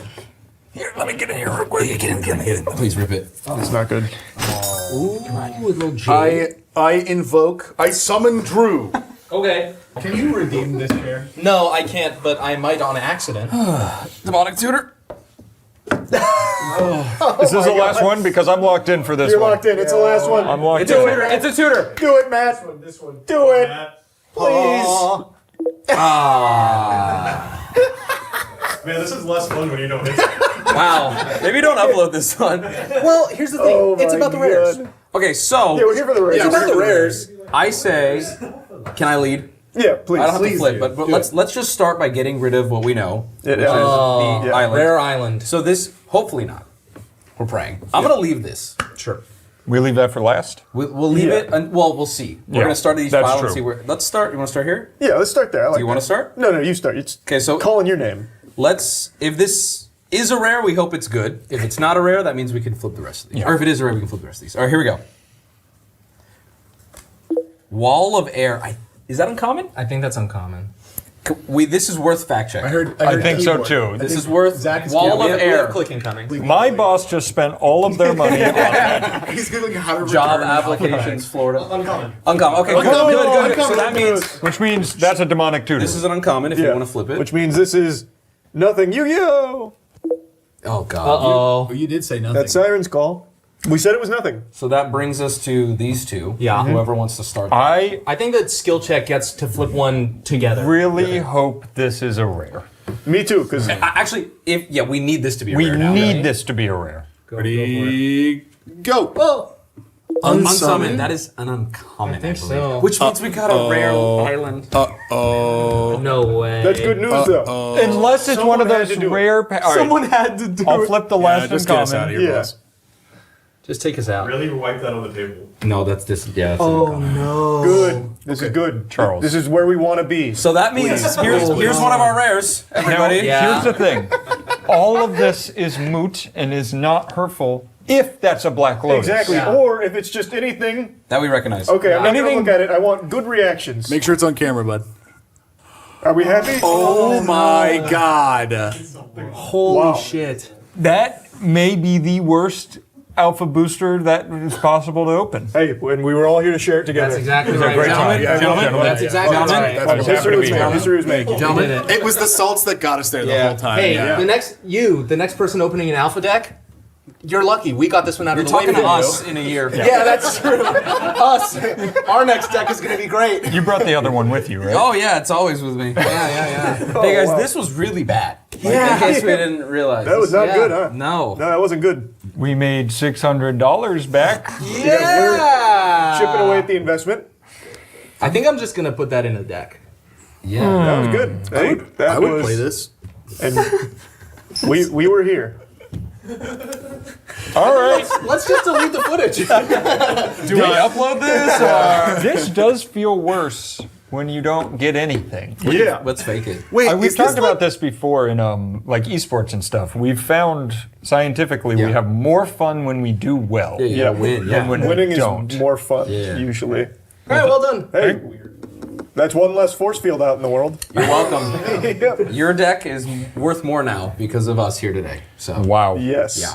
I'm gonna go cry. That was good. Hey, thanks for being here. Yeah. Man, dude, the wind got sucked out of this room. Oh yeah, you just got freaked off. I'm sure you can't tell just by looking at me because I'm being very brave about it, but I am currently suffering from a severe itch in my mid-back. And it's in this unfortunate position where no matter how hard I try, I just can't quite get after it. I've been desperately trying to scratch it. And I know we're not animals, so we have tools, and I've been trying to utilize one of them, the longest object I have around me. But even then, this pin doesn't quite get to where I need it to, so I can't do it. If only there was some drunk 56-year-old woman that could hit me with her car while I'm walking down the sidewalk. Then maybe I'd stop thinking about this fucking itch. And luckily, I know just the woman for the job. This lady's crazy. It's a terrifying video. A youngster riding his dirt bike apparently targeted by a driver. Oh my God! The woman behind the wheel seems determined to run him over. Oh my God! I was scared for my son's life. That's certified Dukes of Hazzard type shit right there. That lady's been playing a little too much GTA Online. So this is a 56-year-old woman who was hitting the sauce a bit hard. She was reportedly intoxicated at the time of this encounter and says she doesn't even remember doing this, where she literally fucking pulled that shit around, driving on the sidewalk, looking to just splatter this kid like it's Halo 3. Just, she's dropping that lead foot, she's going pedal to the metal, just trying to run this kid over, all because, who knows? There is... No one has any fucking clue because there wasn't like an argument or anything. It's not like this kid fucking, canned off of her vehicle there or anything or gave her the finger or anything. There was nothing that led up to this. He was just minding his own business, practicing some tricks, and she snapped. she lost it, went just fucking ballistic here and decided to go on like a murderous rampage, just driving up on the sidewalk, running him down. Jennifer Taylor is the boy's mom. She says 13-year-old Bryson was riding his dirt bike with friends in their suburban neighborhood outside Spokane, Washington, when a lady driving by lost it. She just spotted him and she was his next target and turned the wheel and came after him. There was no words exchanged. Nothing was done. Do you have any idea what her motivation might have been? The police said that she was intoxicated and that just prior to all of this, she had tried to break into a home. And apparently after all of this, she went back to that home and broke in again. And that's where they found her. What an interesting afternoon she had there, huh? Hit the brewskis a little hard, a little butt chugging to the natty lights. Next thing you know, you're trying to break into a house, then trying to run some child over in your vehicle, then you're going back to that house trying to break in again, and they throw you in cuffs.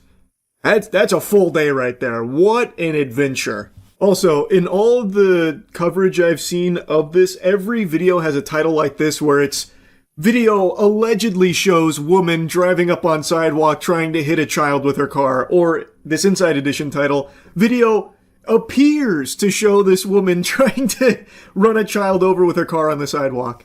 Like, I understand, like, they're just covering their own ass legally, but what do you mean it appears to show that? That's what happened.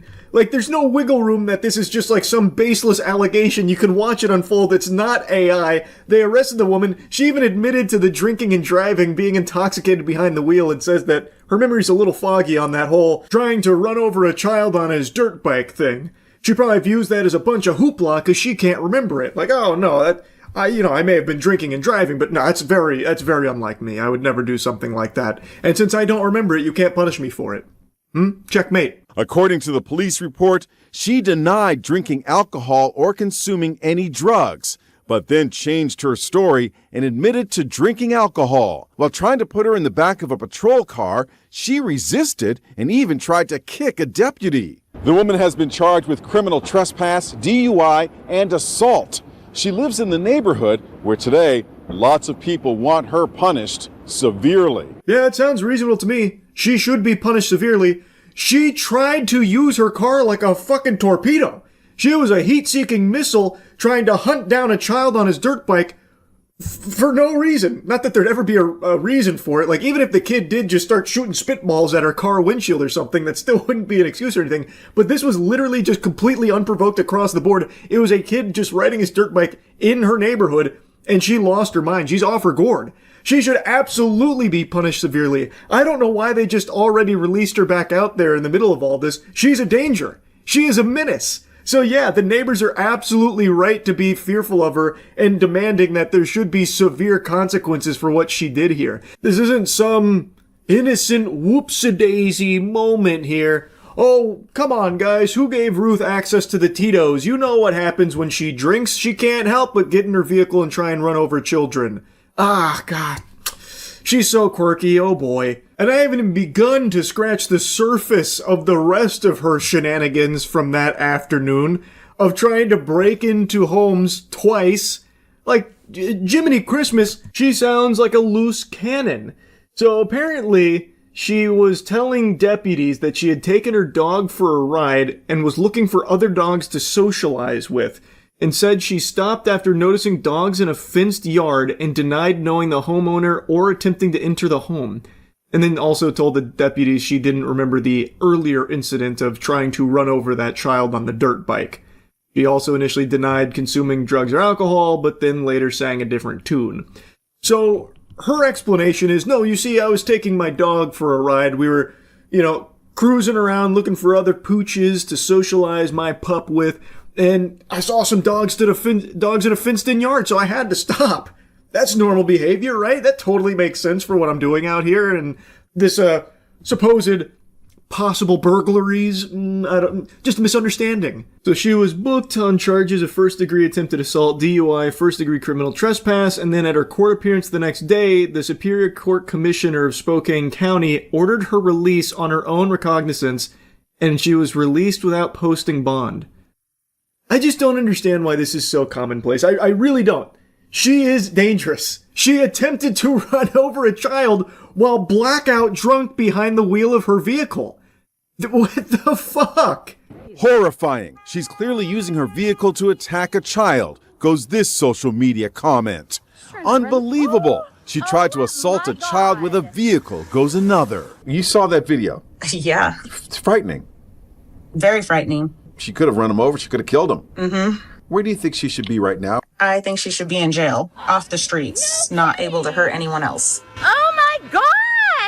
I agree with that sentiment 100%. She should be in the slammer. I don't think this is being taken seriously enough. Like, even the people that are commenting saying that she was attempting to assault the child with her vehicle, I would go a step further.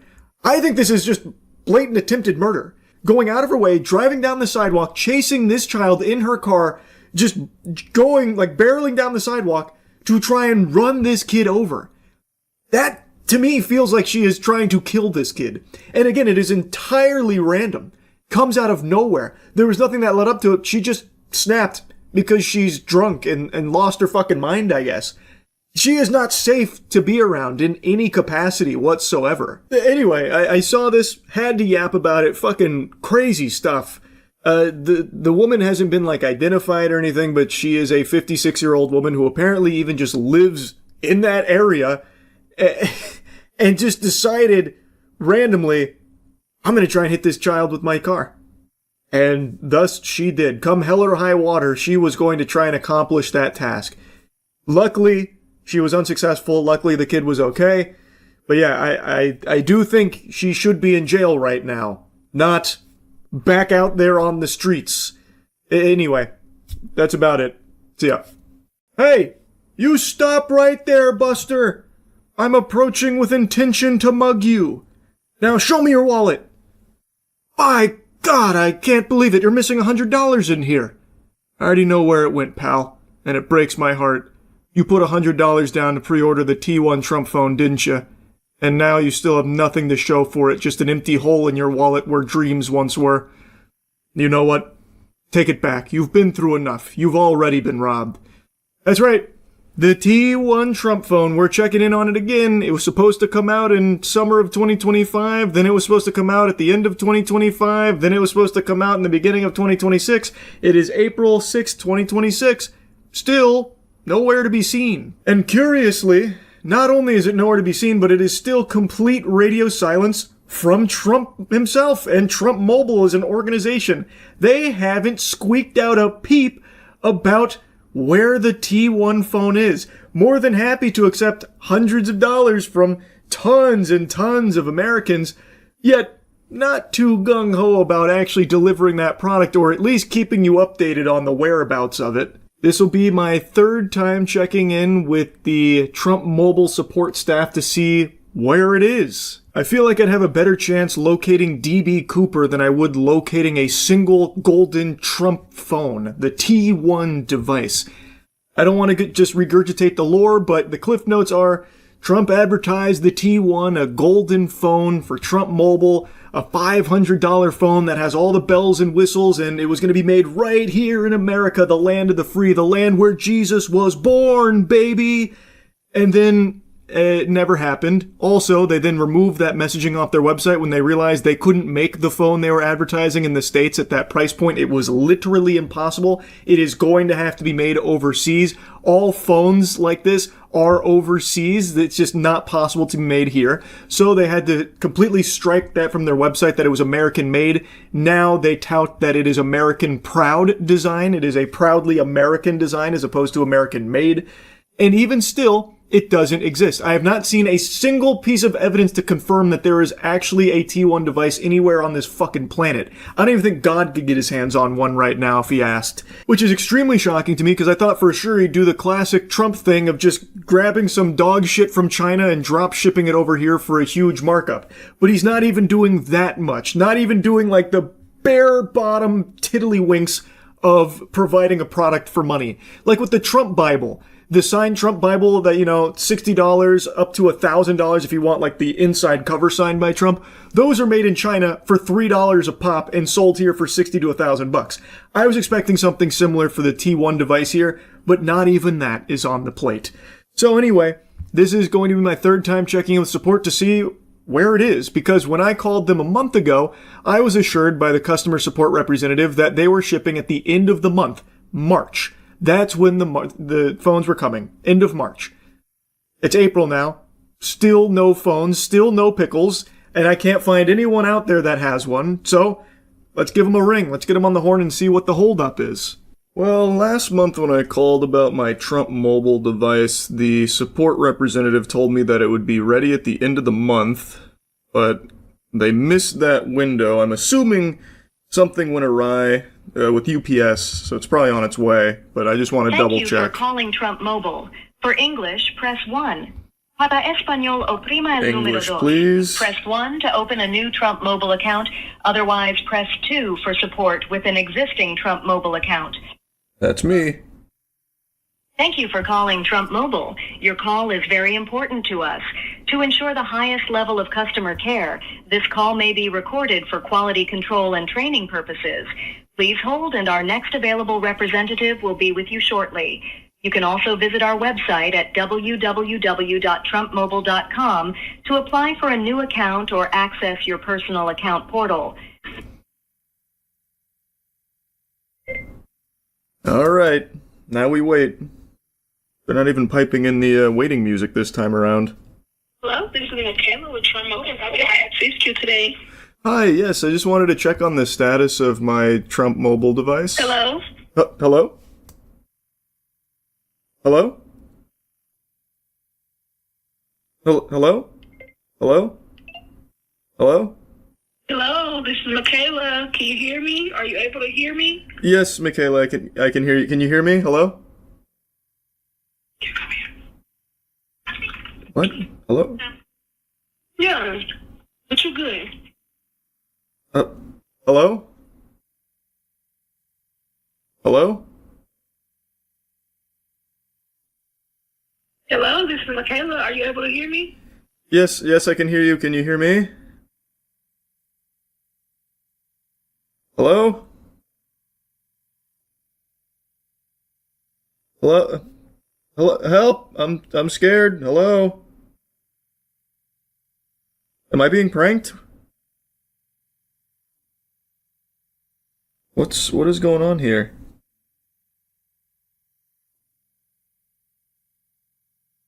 Should I call back? Hello?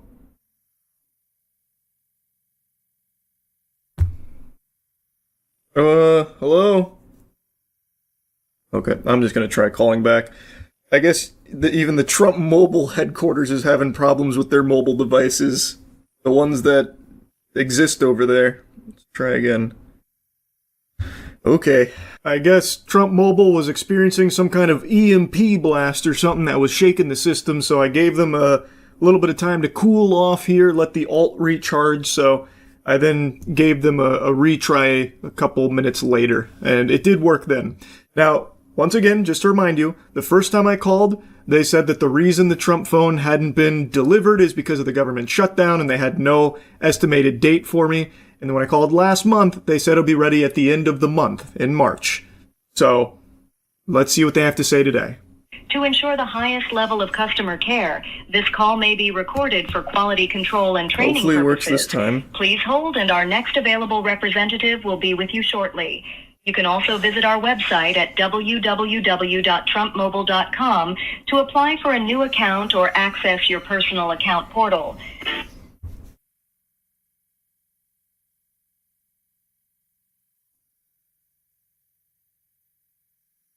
I think it's going to happen again. Hello, thank you for calling Trump Mobile. This is Sheena. How can I assist you today? Hi, yes, I was calling to check on the status of my order. Okay, we're happy to check on that for you. Give me just 1 second. Oh, brother, you probably don't have an account yet. Okay, let me try your email. May I have your email, please? Yes, it's bigcwet@gmail.com. Okay. Thank you. 1 moment. If it's causing a problem, I'm just more so checking to see when the phone is supposed to be shipping. I'm just... Yeah, the majority of the phones have not yet shipped. It's gonna, they're gonna pretty much start shipping at the end of this month. but none have shipped as of yet. But that's I don't mean to be rude. That when I called I was wanting to check. when I called last month, the representative told me it'd be the end of last month. So are the phones shipping? Like actively shipping? Yes. They and then their second batch, they're stating that they're going to be shipping like towards the end of this month. So if you haven't received it yet, then yes, you probably would be part of that shipment. Okay.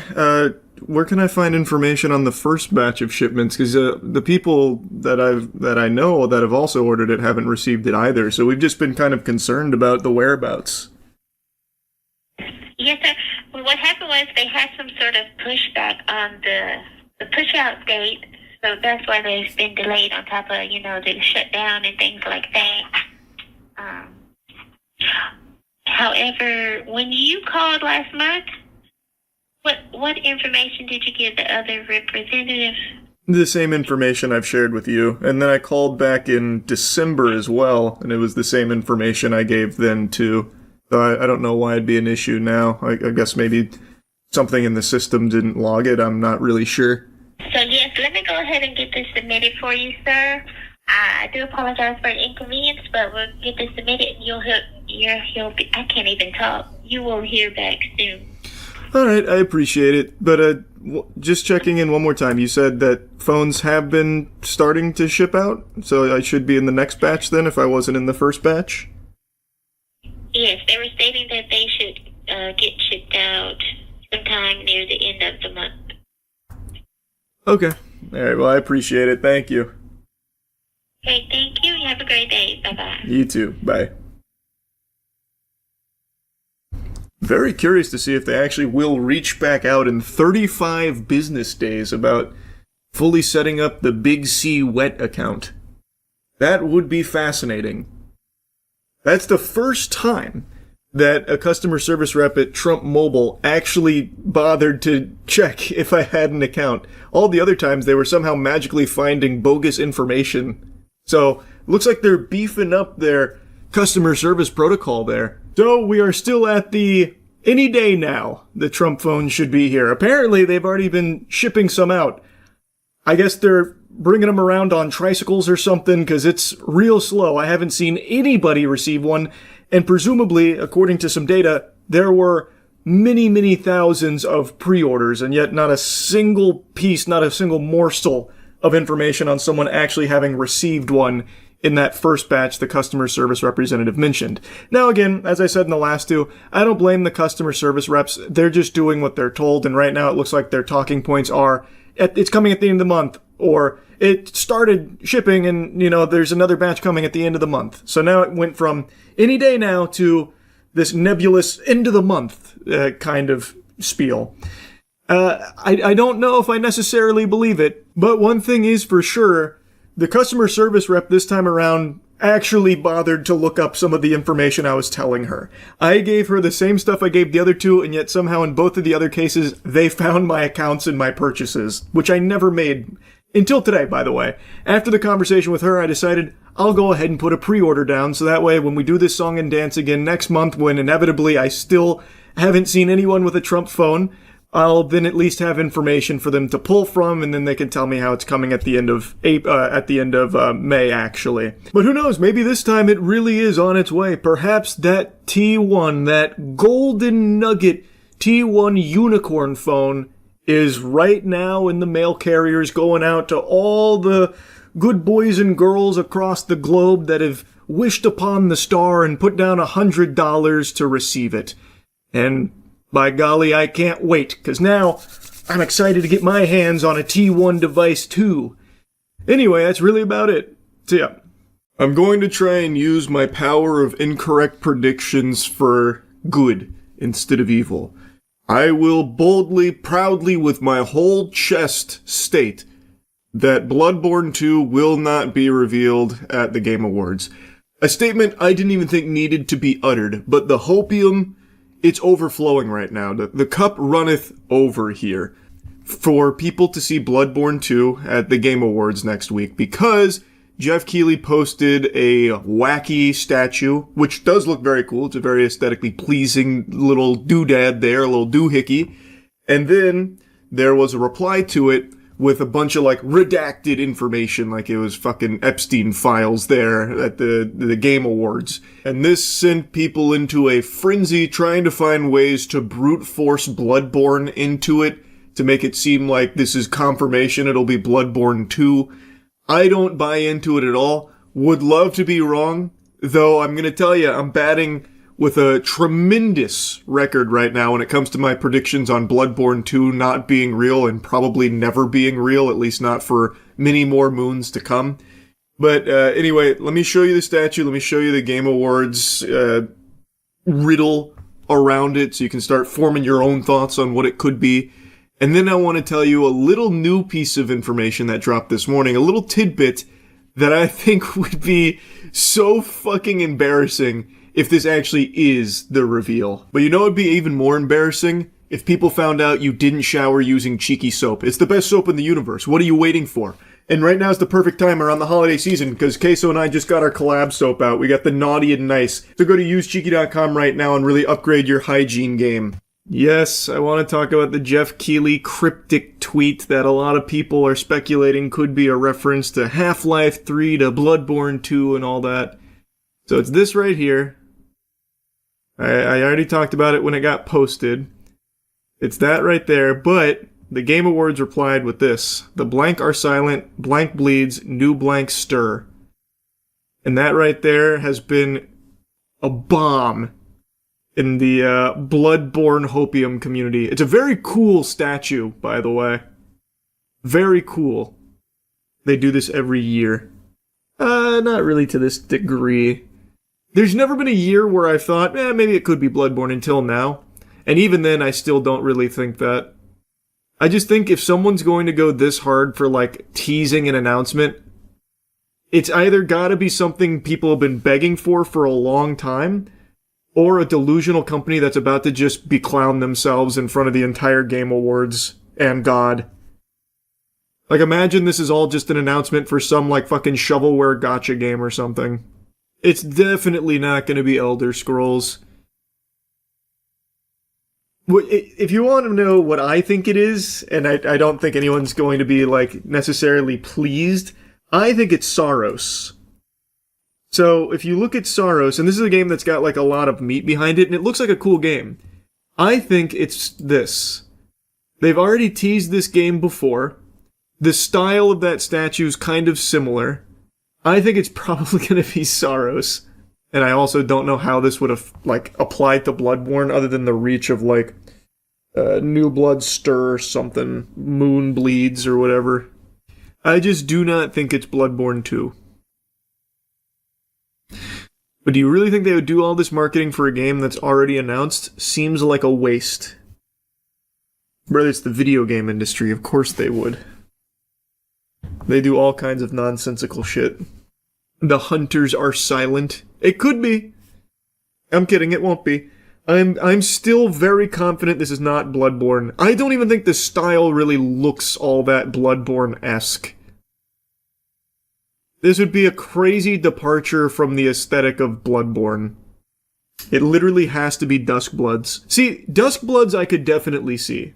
Since we don't know a ton about it, it is FromSoft, so they'd probably go hog wild for it. I could definitely see it being Duskbloods. Diablo 4, maybe. That would be the most deflating shit. That'd be worse than a gacha game announcement. If they're just announcing a new patch. All we know for sure is that it's not God of War, Elder Scrolls 6, or Diablo. All those have been debunked. Unless it's a red herring. Just like when they said they weren't going to show us a Silent Hill trailer at the PlayStation Now like 6 months ago, and then they did at the end. As a bait and switch. Diablo 4 Season 11 goes live on December 11th, 8:30 PST, right after the Game Awards. Take that as you will. God, that is going to be the most foolish fucking thing if this actually is Diablo 4. So now what if I told you that there is quite a bit of meat behind the theory that this statue is related to the Lords of the Fallen? For those that don't remember, Lords of the Fallen, well, the original Lords of the Fallen was one of the worst Souls-like games for its time. That shit blew major ass. I even replayed that a few years back when I was going through like my Souls marathon, and I just couldn't finish it. It was too goddamn awful. They reignited that franchise 2 years ago with The Lords of the Fallen, and when this puppy released, let me tell you, it came to an overwhelming cacophony of meh. The reception was that the game was okay, it was mid. I played it on release and it was clunky with a lot of problems, but it had some interesting ideas. Over the course of the last couple of years, they've released like 70 or something updates to it to try and put lipstick on that pig, and as I understand it, it is much better now than it was when it came out. So hats off to them for putting in the effort to make it better. I haven't gone through and tested it myself, but I'll trust people's words that it is in a much better state now than it was when it released. But even still, I don't know how strong the Lords of the Fallen community is to be salivating to such a degree that they would commit to this, like, big marketing push, this, like, cryptic thing, all to reveal more Lords of the Fallen content on its way.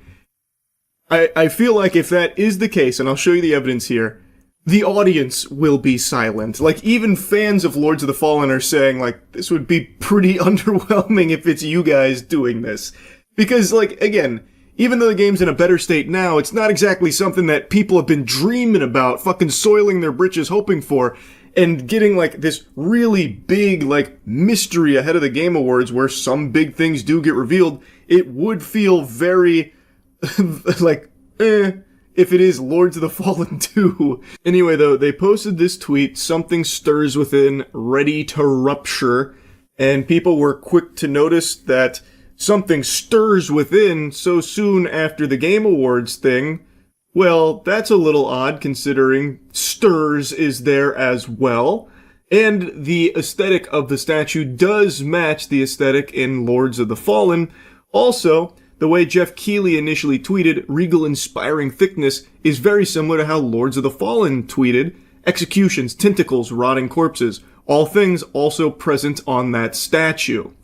There is also mention on their Twitter of blood and bleeding. They like to use the word bleed a lot. So there are some things that seem to suggest this could be Lords of the Fallen related. But nothing concrete, nothing confirmed, but that right now seems to be the leading theory. And if that is the case, wow, what a letdown that will be. Like, I hope Lords of the Fallen 2 will be great and a huge improvement on the first one. But man, to get like everyone's hopes up that this could be something that we've been waiting for a long time, only to have it be Lords of the Fallen 2, would be such a shame. I feel like there'd be very few people that would find that satisfying if that's the reveal. I don't think there's gonna be fucking people pumping their fist, "Oh yeah!" or anything like that. But we'll see. Again, it's not confirmed to be Lords of the Fallen 2. This could still very well be something else, something big. But I don't think it's going to be any of, like, the crazy pie-in-the-sky ones. I don't think it's going to be Bloodborne 2. I think there's a fucking 0% chance of that. I think I'll probably hit a growth spurt before that game ever comes out. I don't think this is Half-Life 3 related at all. And I don't think this is Elder Scrolls related either. So, anyway, I just wanted to talk about this a bit. That's it. So, yeah. For close to a decade now, I have watched every Amy Schumer movie and every Amy Schumer stand-up special that gets released. Not because I am a fan, in fact, quite the opposite. I don't like Amy Schumer. I do not like green eggs and ham. So then, why have I made it a tradition to watch every single new thing she puts out? That's like making hitting yourself in the head with a brick a tradition. Well, it's because sometimes in life, you have to do things you don't necessarily want to do, like growing up, eating vegetables. Well, Miss Schumer is my vegetables. Does it make me healthier and stronger? Am I better for it? Absolutely not, really. It just kind of makes me unhappy. But I do this because I believe it's important that I do. This work I find to be crucial. In the words of John F. Kennedy, "We choose to go to the moon and do the other things not because they are easy, but because they are hard." And I promise you there's nothing fucking harder than watching an Amy Schumer movie. She just released a new one. It's called Kinda Pregnant. It's on Netflix. It's not very good. Not the bravest take, not breaking new ground. I don't think anyone fell to their knees in surprise at my quick and dirty thoughts on it. Most people aren't really liking the movie. It's not being received overly well, which has become standard protocol for a Schumer production. But I'd still like to debrief on what I watched. It's therapeutic for me. It's very obvious. I'm not the target demographic for this movie. Kinda Pregnant is not a film that's aiming to make me happy and kick my legs up in my chair in excitement. I recognize that. So it's entirely possible that you or a loved one really enjoy this movie and completely disagree with me on my critique of it. But just know if that's the case, you're wrong for it. This movie's just not good, and I don't think achieves anything it sets out to do. I will say, though, her movies are significantly better than her stand-up. That's always kind of been the case. Not exactly the highest praise, I know that. That's like saying pee is better than piss. Kind of the same thing, but I imagine many of you haven't subjected yourself to the torture of watching a full Amy Schumer comedy set. Just take my word for this. It's one of those things where you finish it and you feel the need to go on Facebook to mark yourself safe. Like, you know, that shit after a tragic event where people, like to let their family know they're alive. That's how it feels to finish one of those. Finishing an Amy Schumer movie, however, is just exhausting. Was I entertained? No. Did I laugh? No. So what did I get out of it? Nothing. Just an hour and 40 down the tubes. That's really about it. So Kinda Pregnant has Amy Schumer as the lead role, Lainey. Lainey wants a family badly. She's always wanted to be a mother. But the relationship she's been in for 4 years ends abruptly when the guy asks for a threesome and then starts being like this playboy. He's like becomes like fucking Tony Stark, where he's got like 9 women following him at all times.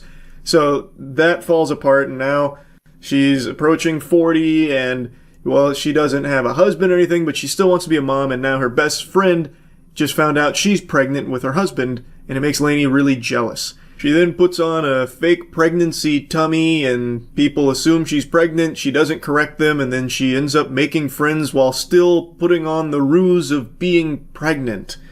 And then she even falls in love with someone who thinks she's pregnant, and now she's truly stuck because she has to keep up the facade, otherwise they're gonna know that she's a liar and a weirdo for faking pregnancy for attention and friends in the first place. Now, an interesting twist on that concept is that she's only pretending to be pregnant half the time.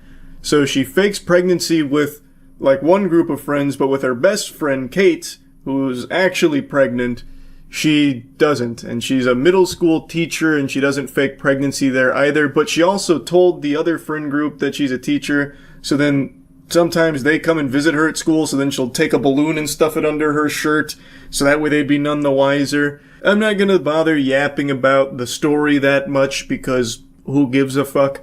It's really just there as a vessel to lead Amy into wacky, sticky situations with this mess she's found herself in.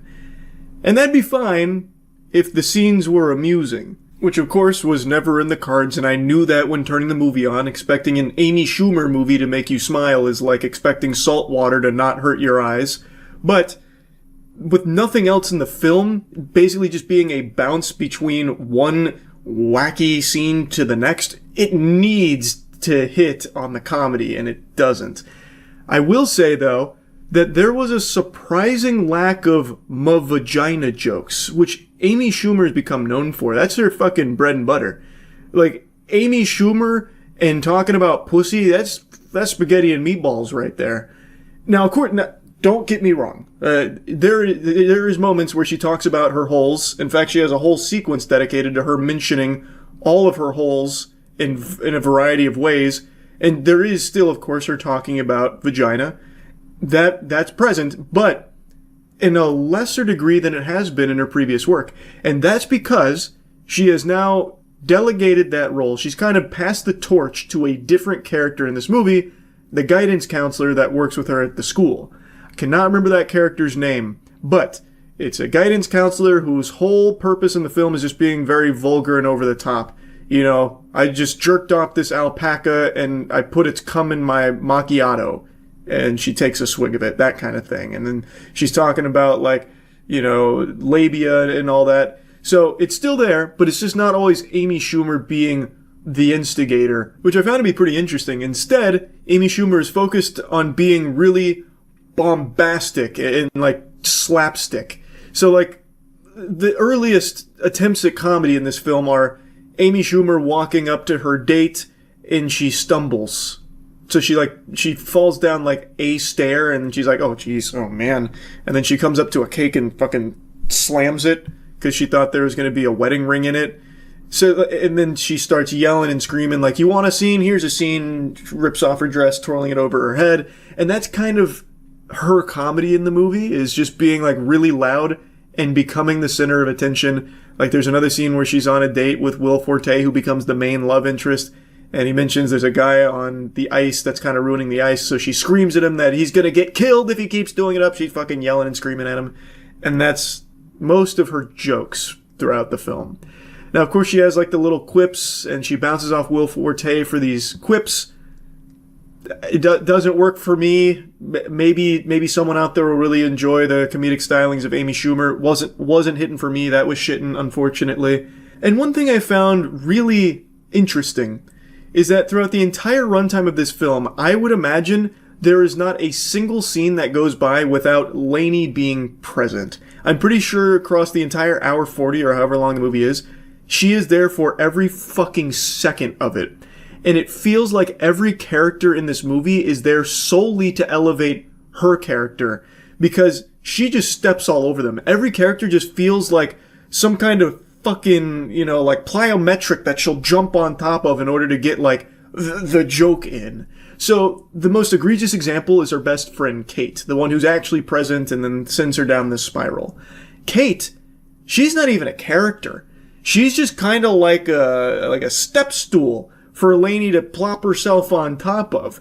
Because every time Kate is in a scene, Lainey's there too, and then Lainey makes it all about herself and making her the spectacle of it. And it's not like, that's the message, how Lainey's been selfish, like you're jealous of your friend's happiest moment, having this baby. No, because the film doesn't actually give any consequences to Lainey for her lying and all of her dishonesty, and also the way that she like melted down in class. Like she started a fucking fire in the school because she was having like this big breakdown, and she's just in general a bad teacher from everything they show, but she doesn't get any consequences at all. She doesn't learn or grow. So that definitely isn't a message. It's just every time there is a scene with another character, Lainey will be there to ensure that that other character doesn't get to do anything. It has to be Amy Schumer being the full fucking focus at all times. It just felt really weird to me. It seems as though there was this almost spiteful decision made from the production staff. This was produced by Happy Madison. Adam Sandler is credited as one of the producers. And it almost feels like Adam Sandler was like, okay, so people don't like Amy Schumer? Well, how about a movie where it's Amy Schumer in every fucking scene? You don't like her? Well, you're gonna get her for every goddamn frame of this movie. It's like when, your parents catch you smoking a cigarette and they're really disappointed. It's like, what are you doing?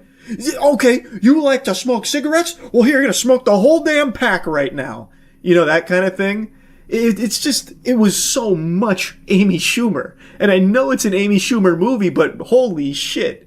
It really, I can't think of a scene that happened that didn't have her in it and trying to take all of the attention away from all of the other characters. No character in this movie besides her has anything to do except for Will Forte's character, Josh, whose only role is to love Amy unconditionally, immediately, and not care that she has completely deceived him from the very beginning, and he actually doesn't know anything about her because everything she has ever said to him basically is a fucking lie. And he's just supposed to be like a clapping seal that's okay with it because they fucked once. It's just, I don't know. I don't really understand what the movie was even trying to do, like with the messaging of it or anything, if there even was one. Because it's not even a movie that celebrates pregnancy or anything. A lot of these slapstick jokes Amy plays is about how, she's gonna like kill the baby and get an abortion, and she's like falling on her stomach all the time. So like there's panic ensuing. So there's not like even really anything beyond just giving you like wacky scenes that are supposed to make you laugh. But I just don't think the comedy hits, so I don't think many people will laugh at them. And judging by like most people's reception to it, it's not really hitting in any of the demographics, even outside of just like the fucking dumb idiot like me that'll sit down and watch it knowing full well he's not going to like it going into it. You know what I mean? Anyway, though, I'll stop ranting about it. What an extraordinary use of a bit of my Valentine's Day here watching Amy Schumer's Kinda Pregnant. So, just needed to vent about it. And, you know, I watch every Amy Schumer production, and I'll continue to do so. And maybe one day we will find gold. There will be an actual banger from Schumer. But that day has not come to pass yet, and it is not Kind of Pregnant. But who knows? Maybe it'll be the next one. That's really about it. So yeah. Are you tired of putting your lunchbox in the refrigerator, only to find out the refrigerator ate your shit? Anthony Sullivan here, and this is the pinnacle of human ingenuity. It's called the fridge locker. It is the food security system of the future. You can put your moonshine in there, your absinthe. It's got a fucking 3-digit combination for maximum security. It keeps your food safe, you son of a bitch. You have expired bread? Put it in the fridge locker. Make it better bread. Tired of your kids shitting in your lunchbox? Well, throw your food in the portable Fort Knox. They won't get it. You can put it in the fridge, freezer, pantry, your asshole. Open it like a mailbox. Use it as a flimsy shelf. Damn it, more shit in the lunchbox. It's well ventilated so you can keep your pets inside of it. Now I'm holding this fridge locker, and it is heavier than a fucking boulder. This pile of plastic is your knight in shining armor if you happen to have food allergies. This is innovative technology here, folks. This is technology you won't see for a few decades. This is true Star Wars shit, but I know what you're thinking. I'm short. Fuck you, how about now? That's right, the cat's out of the bag. This bitch is made out of adamantium, but what does Yogi Bear think? Now, ladies and gentlemen, this is an 800-pound grizzly bear attempting to slide its wiener into the fridge locker. There's no smoke and mirrors, no sleight of hand. This is authentic fucking shit. The fridge locker is perfect if you need to put entire dorms, offices, or homes inside of something. You can even travel from inside of the fridge locker. The possibilities are endless with the fridge locker. Now you can have one of these for only $20, or you can send me pictures of your ass cheeks, and I'll toss in another heap of this shit, and I'll call you on the phone and yodel for you. That's right, this milestone in human engineering could be yours for only $20. You could be the envy of your neighbors and have 2 of them for only $20. Fucking incredible. This product was developed in top secret by reptilian humanoids. Modern science cannot even begin to explain the sophisticated design. So say goodbye to those titties. And say hello to these titties. I just saw a really interesting scam that I gotta yap about, because it reminded me of an experience I had when I first moved into my apartment out in a God's country on my own, finally leaving the nest of my parents. And boy howdy, let me tell you, I had a wacky experience with a scam that could have resulted in me missing a kidney, a nipple, and all $40 in my wallet. And the video I just watched from Inside Edition talks about a modern scam that feels like a new iteration of what I went through. It's a blackmail caper stranger than fiction. This couple says they returned home to find their beloved dog missing from their backyard. We were so scared. We didn't know what had happened to him. Then came a phone call. Their 11-year-old beagle mix named Archer had been found. They say they were sent this photo showing the poor pooch with a terrible wound. So some fucking scoundrels went and they actually did steal this couple's dog. So they kidnapped the dog and then called them to tell them that the dog had actually been found, but unfortunately it had gotten in an accident and it was going to need surgery. And then sending proof, they AI generated this image of their dog on an operating table at a vet. Now, why this kind of relates to what happened to me out of college in my apartment is because one day, randomly, I had received a phone call from a stranger, the fucking cold call out of nowhere from the boogeyman, and they started spinning a tall tale about how my mother was driving and ran over this guy's brother at the gas station, just fucking mowed him down like it was GTA, and it was now my responsibility to get over there and clear this all up. I don't even remember what they were demanding. I think it was like I bring money or something in order to squash it, and it was just an extremely tense situation, and I would ask for proof, and they're like, nope, your mother can't talk right now. I've got her, you know, she's too panicked and I've got her like calm down and I don't want to like, you know, get her all excited again or something. Like she's some kind of fucking zoo animal or something. But like at the time, I was just like, okay, man, I guess Mom done made a big old boo-boo here. Come on, what were you thinking, Mom? Jeez, Jiminy Christmas, this is ridiculous. And at the time, it didn't really occur to me to start, like, interrogating, so I didn't ask, like, the best questions, but I was like, all right, if I can't talk to her, let me just go ahead and give her a call myself real quick just to, see what's going on. And he's like, no, if you hang up this phone, I'm taking your mom, or something like that. Or maybe he was like, then the police will have to get involved and they'll beat you here. So I don't even remember now. It's been so many years. But basically, it was about like, I need to go there and pay because my mom did this. And it was all just a big fucking lie over the phone. Eventually, I was like, you know what? This sounds fishy. Slowly but surely, I started breaking out of the genjutsu. This was a long conversation, mind you, of them trying to like really fucking use as much elbow grease as possible and get me out the door over there with some money for him or whatever it was. But eventually I was just like, all right, man, look, Squirt, this isn't adding up. I don't know why I can't talk to my mom about this if she's right there and you're like making this threat. It feels very off. Eventually I wisened up and finally started reaching the conclusion that this is likely phony baloney. But even in the slim chance that it wasn't, I kind of liked my mom's odds in this case here. If things did start to get rowdy, she carries, and I bet on her in this situation. So eventually I just hung up, gave her a ring. Obviously, it turns out none of it was legitimate at all. It was just completely made up. It was a scam. But I really was considering going over there. In fact, I had even got my wallet and my keys, and I was like, all right, I'll just start making a trip over there because they gave me like an address to the gas station. The point is, this kind of thing is obviously alarming, and it kind of throws a lot of things out of whack in the old noodle up here. It makes steel trap all cattywampus. So this couple, when they got this call as well as this picture of their dog, they didn't like immediately recognize it as a scam, which I totally relate to. If I had received an AI-generated photo of my mom behind the wheel going like a Mr. Beast thumbnail from those scammers, I wouldn't have thought twice. I would have been out the door on my way over steaming like, oh. Being prepped for surgery. Bill and Allison Cousins say the caller identified himself as a vet and said Archer had been run down by a car. He was going to have surgery because he had a broken femur and a dislocated shoulder. And we were like, yes, whatever needs to be done. Archer's panicked owners were told the surgery would cost $2,746. They were willing to pay up, but then they realized some things just didn't add up. First, they received a text instructing them to pay with Walmart or CVS gift cards. As any reputable vet would request. We don't accept money or credit or anything like that. Only these extremely specific means through this text message here. Please click this link. And that's kind of how it happened for me, too. Like, eventually it's like, no, you gotta come over here. No, you can't talk to her. No, you can't hang up this phone, as if it was like, fucking Keanu Reeves in Speed or something. Like, eventually it started to dawn on me, same as it did for them. Like, it's easy to look at this and be like, how did they not immediately recognize that as AI or, like, all just a bunch of fucking hullabaloo?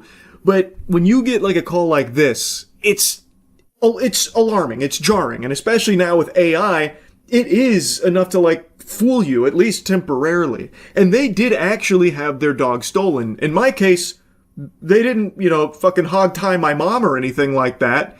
Like, they were just straight up lying, but in their case, they actually did take their dog. So they had even more reason to believe that, okay, maybe there's an air of legitimacy to all of this, until, of course, they got that text message about how wacky the payment protocol was for this supposed vet.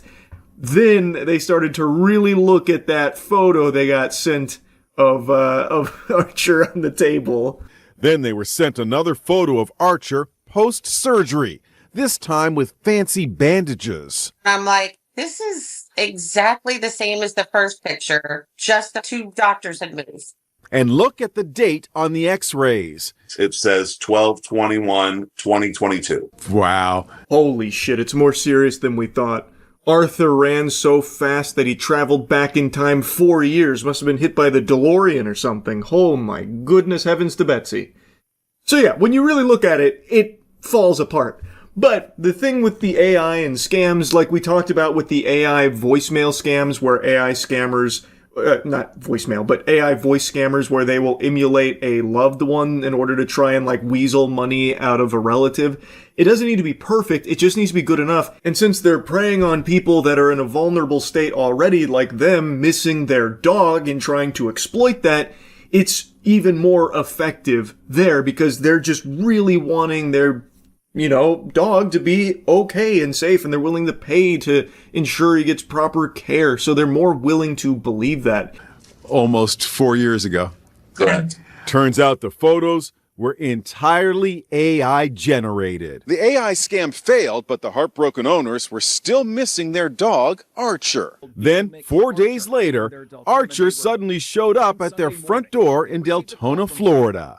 Here he is. Hey, Archer. Here's our Archer. I actually couldn't believe this shit right here. So the fucking scumbags that stole their dog from their property ended up returning the dog after they failed to get money out of this. That was a bigger subversion of my expectations than everything that happened with Game of Thrones at the end. I am shocked. Like, it doesn't redeem the scammers and dog nappers here, but I am happy at least that, their heart grew 3 sizes there, like the Grinch, and they did decide to return the dog when they realized that this didn't work. Because I imagine in most cases with these fucking vile worms, they do not care about the dog or anything or the family, so they'll, maybe kill the dog, have it put down, or, throw it in a shelter, or just release it into the wild on the side of the road or something like that. So I was really surprised to see that they actually did just bring the dog back. Without being able to make a buck, the dog napper apparently decided to return Archer. Archer, hey, buddy. How do you try to take advantage of people when they're at their most vulnerable? Like, that's disgusting. Archer's owners think he was confined because he's walking like he's sore. The sheriff's department is investigating. My guess is this isn't an isolated incident. I imagine that this is a group that goes out and actively searches for animals that they can steal and then try and ransom to these families and mislead them by saying oh, we found your dog and now we need this money in order to take care of their injuries, that kind of thing, just exploiting the vulnerability. And like she mentioned, it is very twisted. It is disgusting stuff, but that's what scammers prey on. That's what they look for. And now in the age of AI, they can more effectively manipulate their victims and more effectively convince them of basically anything they want. So, anyway, I saw this earlier today, and while it is, wacky, like the AI image they sent of, the dog in surgery, and then it, got all patched up there, and it's very clearly just AI-generated fucking hoopla, it is scary, though, because they did steal that dog, and they were looking for thousands of dollars from this family, trying to lead them to believe that it was going to a vet that cared for their beloved animal. Now, luckily it does have a happy ending. They got the dog back, but I imagine in most cases like this, family probably doesn't. So hopefully they do catch these assholes responsible. Anyway, just wanted to put this on your radar and yap about it. That's really about it. So, yep. I'm not gonna lie, that second video title has got me really curious. Business owner gets himself and all of his customers arrested? How do it looks like this lady's holding a baby. The baby go away in cuffs too? What happened? How does that happen? Has anyone watched that yet? Is it interesting, or am I being clickbaited? No, it's good. Alright, I'll take a peek. If this is some lame shit, though, I'll be mad at you personally. Okay, everyone, we are here at the Minocqua Brewing Company parking lot. Everybody say hi. Hey! And there's a police force around our place right now. Let's take a look at this gentleman over here. This is Kirk, a man known throughout Minocqua for all the wrong reasons. And today is yet another day that he locks horns with his longtime enemy, Greg. But unlike the other times, today local beef to end differently. How long is this going to go on? My kid right here has got to put up with this nonsense. There you go. Okay. Yeah, that's what we're... I'm going to go over there myself. Please don't. This is getting so We're going to make sure that this is transparent and public because we don't trust the federal government anymore. You're part of fair, a very big very life fair. at the moment because unfortunately, you may be great guys, but your president and your regime is not. Wait a minute. The chaos begins around 5:20 p.m. on the evening of June 27th, 2025, after Greg Walker, the owner of Lakeland Times, calls the police in Minocqua, Wisconsin, following yet another dispute with the owner of a neighboring business, Minocqua Brewing Company's 48-year-old Kirk Bankstad. For the responding officer, this feud is nothing new, but he doesn't yet realize that this time, Kirk isn't alone. Bankstad's over there in the thing. You see the woman in red, the guy in green. So I walk out and they say, "Hey Walker, f*** you can make sure you call the police department or the sheriff, you thin-skinned." They're all over there. They're antagonizing me. Why? He has a criminal thing going on. There's bail here and everything. We're witnesses to a crime on him right now. I don't understand what's happening. Why is there so much bad blood and animosity with you here, Greg? Are you an asshole? What's happened? What's gone so wrong here in the community? I am so curious on what's built up to this. Was he yelling or just the people? Him. He started the whole thing. It was all Bankstad the whole time. Now it looks like he ran out of there. He's trying to run away. That person, those people right there, that woman in the red, the guy in the green, the blonde, the guy holding his beer up, the other antagonizing me. Bro, you might just be a nerd. Like, maybe you're just like a dweeb. I don't know, man. Just the way you're even talking about it, I can see why people would make fun of you. I don't know. I'm gonna be honest. I'm starting to think maybe Greg's not the good guy. Every one of them should be written a disorderly conduct because I have every right to come to my building and not be harassed by a bunch of drunk people. I mean, they're just making fun of you, man. Property at all? Okay.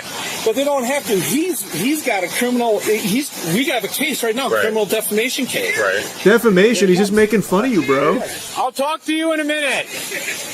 There he is. That's what he's been doing the whole time. And that guy right there. Just go inside. Just go inside, bro. Okay. Yep, they should all get to they're filming it and everything, and it's beautiful. Hopefully it gets put on Facebook. Mm-hmm. I'm sure it's being live streamed right now. Yeah. So. Okay, sounds good. But we have a case, so I know the sheriff. I called the sheriff. He's already looking at disorderly conduct and bail jumping. Okay. Talk to the district attorney. Okay. Sounds good. I'm going to go pull up that stuff, and then I'm going to go over there and I'm going to talk to them, okay? Is this going to go on? Is my kid renting here? He's got to put up with this nonsense? There you go. Okay. Yeah, that's what... Yes, I'm going to go over there myself. Please don't. This is getting so... Okay, hold on a second. That's why I'm here. It's like this wild animal over here, you know? Did she hear? Did she hear him? Oh, she heard. She called the police already earlier. Okay. What the hell are you guys doing? Just please don't go over there, okay? I'm going to go over there and talk to them. But so what are they doing? Are they just making fun of people? I don't want you going over there and getting you called in. This is 3-hour parking. That parked here all day long. It just goes on and on in this liberal bullshit. God, thank God. If your daughter heard anything, I need that. Okay, she was going to walk over and file a complaint. Yeah, okay. Listen to him. Listen to him. He's doing the whole rant and everything. Okay. Outside. What is the photo? Do you know? I don't know. I couldn't see from when he was showing it. Did you see what the photo was? Look at it. I got Officer Radmer here, and this guy, they're just going off. It's a mob. You just had Scott Bassett, the neighbor, came over. He's going ballistic. He's got it all. I mean, when does it end? I mean, seriously, great. What was he carrying? Was that a turkey? Ballistic. He's got or it a big all. rock? I mean, when does... What does he got here? Looks like a turkey. Does it end? I mean, seriously, Grady. Listen to him. Hear him? Before entering the brewing business, okay, here we Kirk go. had run as a Democrat for the Wisconsin State Assembly in 2020, ultimately losing to Rob Swearingen. But his feud with Greg... Holy fuck, man. That stash.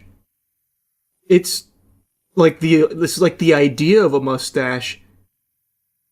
What the fuck? I haven't seen like a patchy mustache before. Walker dated back to 2015, when Kirk criticized a Lakeland Times article about a local festival, accusing the paper of being misogynistic toward a female Chamber of Commerce director. Over the years, the conflict only escalated. In So he's been going for a 2020, decade. After another Lakeland Times story, Kirk began publicly calling Walker a crook on social media, claiming he had heard Walker had a drinking problem. Then, in March 2021, Kirk falsely accused the newspaper of using a derogatory slur to describe the local Chamber of Commerce director. In reality, the paper had used the word idiocy to criticize the Chamber's actions surrounding a festival, not the slur Kirk claimed. But even this was only another chapter in their long-running feud, and this time, another family had been caught in the crossfire of Kirk's stunts. Hey Grady, it's Officer Radmer. Okay, so now this is who we just saw on the other side. So this is Scott. Shift here. Yeah, so I just got on shift here. So I'm figuring out what's going on here, but they're yelling across the road and pointing, and it sounds like they were swearing and stuff at Greg and employees. And we also have a house right next door that they called and filed a complaint as well. Okay. This is such boomer drama. I know, it's glorious. I love this shit. He just said go f yourself right in front of the office. I just spoke to Who cares? She can say that, bro. she can. They can say that if they want, man. Get myself in a jam until the other deputies get here, because that's not smart for me to go there by myself with how they're acting. Yeah, but you want to make sure you get all of them. Every single one of them. Look at them. You're witnessing this. Yeah, it's all being recorded too. Okay, well, film them. Yep. There you go. Get every one of them and arrest them. Flipping me off, that guy. They can do that, bro. They're allowed to do that. Well, I'm going to go pull up those cases, and when the deputies get here, we're going to go over there. But I would go over and get them now.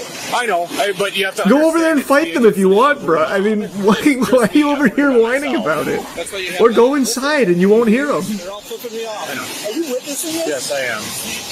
Beautiful. All right. Do you recognize anybody else? You can't just make fun of people all day. He's all day. The only reason they can keep making fun of him is because he's standing here. If he just goes inside, it's over. I don't know. Like, and you kind of can do that. Like, you can make fun of people. Don't be surprised if you get punched in the mouth for it. But you can do that.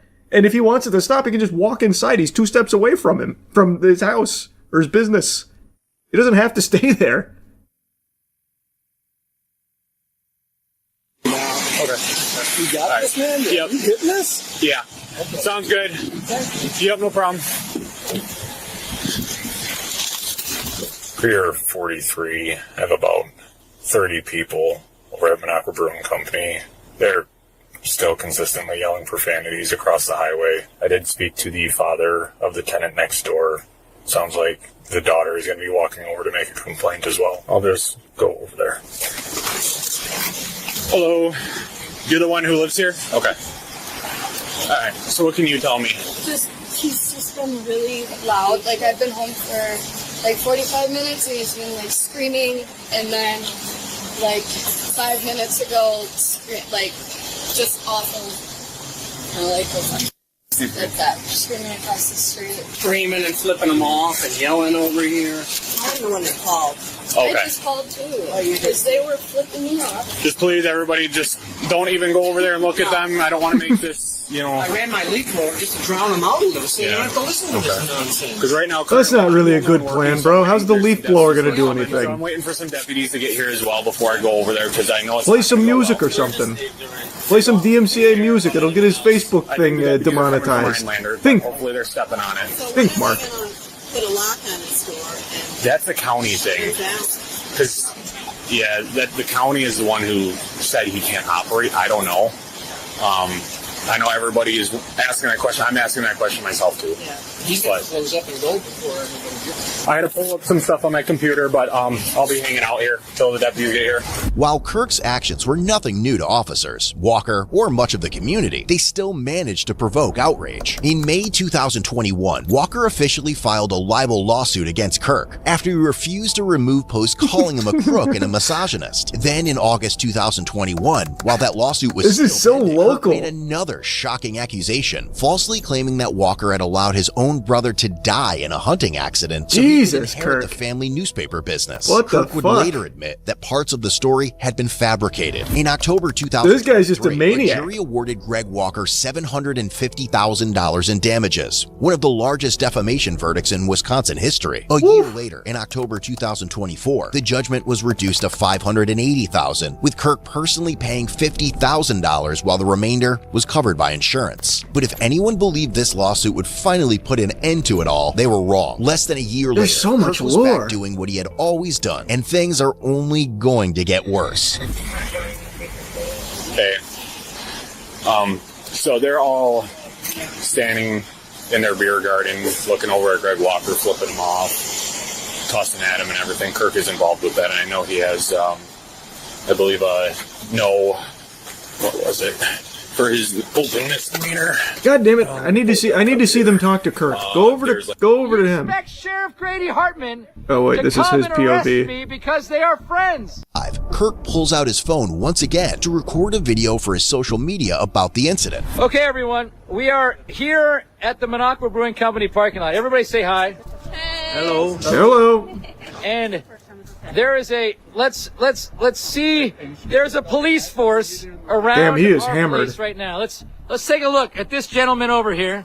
This guy is a Minocqua Police Department officer, and this is Greg Walker. Everyone, Greg Walker, who is the owner of the Lakeland Times, who is we call it the Westboro Baptist Church. We call it the Westboro Baptist Church of Minocqua. Greg Walker has called the cops on us, and he expects Sheriff Grady Hartman.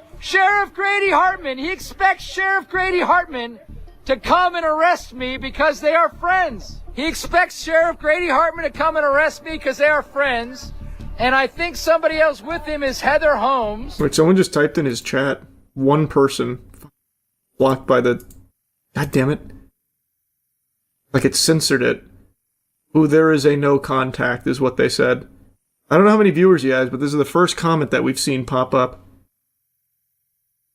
So I'm assuming this relates to, like, their litigation. And this guy is saying probably something to the effect of, why are you yelling at him? There is no contact. Something like that, maybe?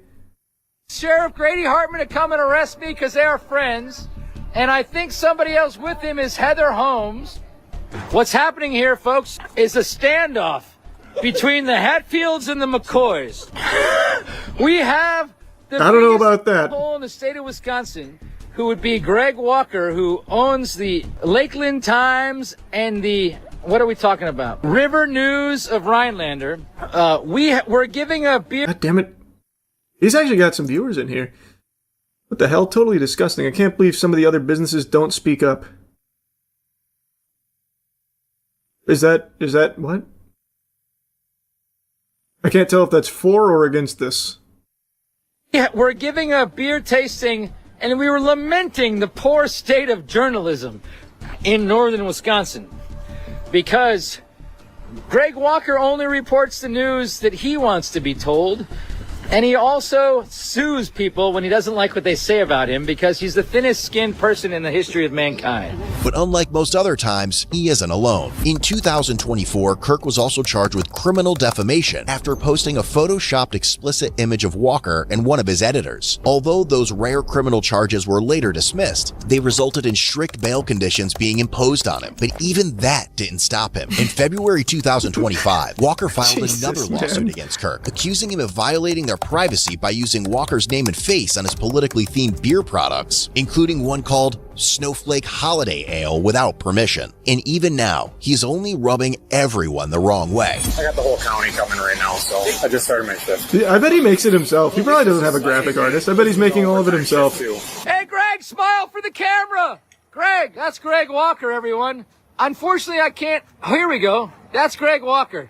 Greg Walker is the publisher of the Lakeland Times. And the Lakeland Times has sued us for defamation. And Greg Walker has called Arrest you for what? Having fun? Is what that one comment said. Called the cops.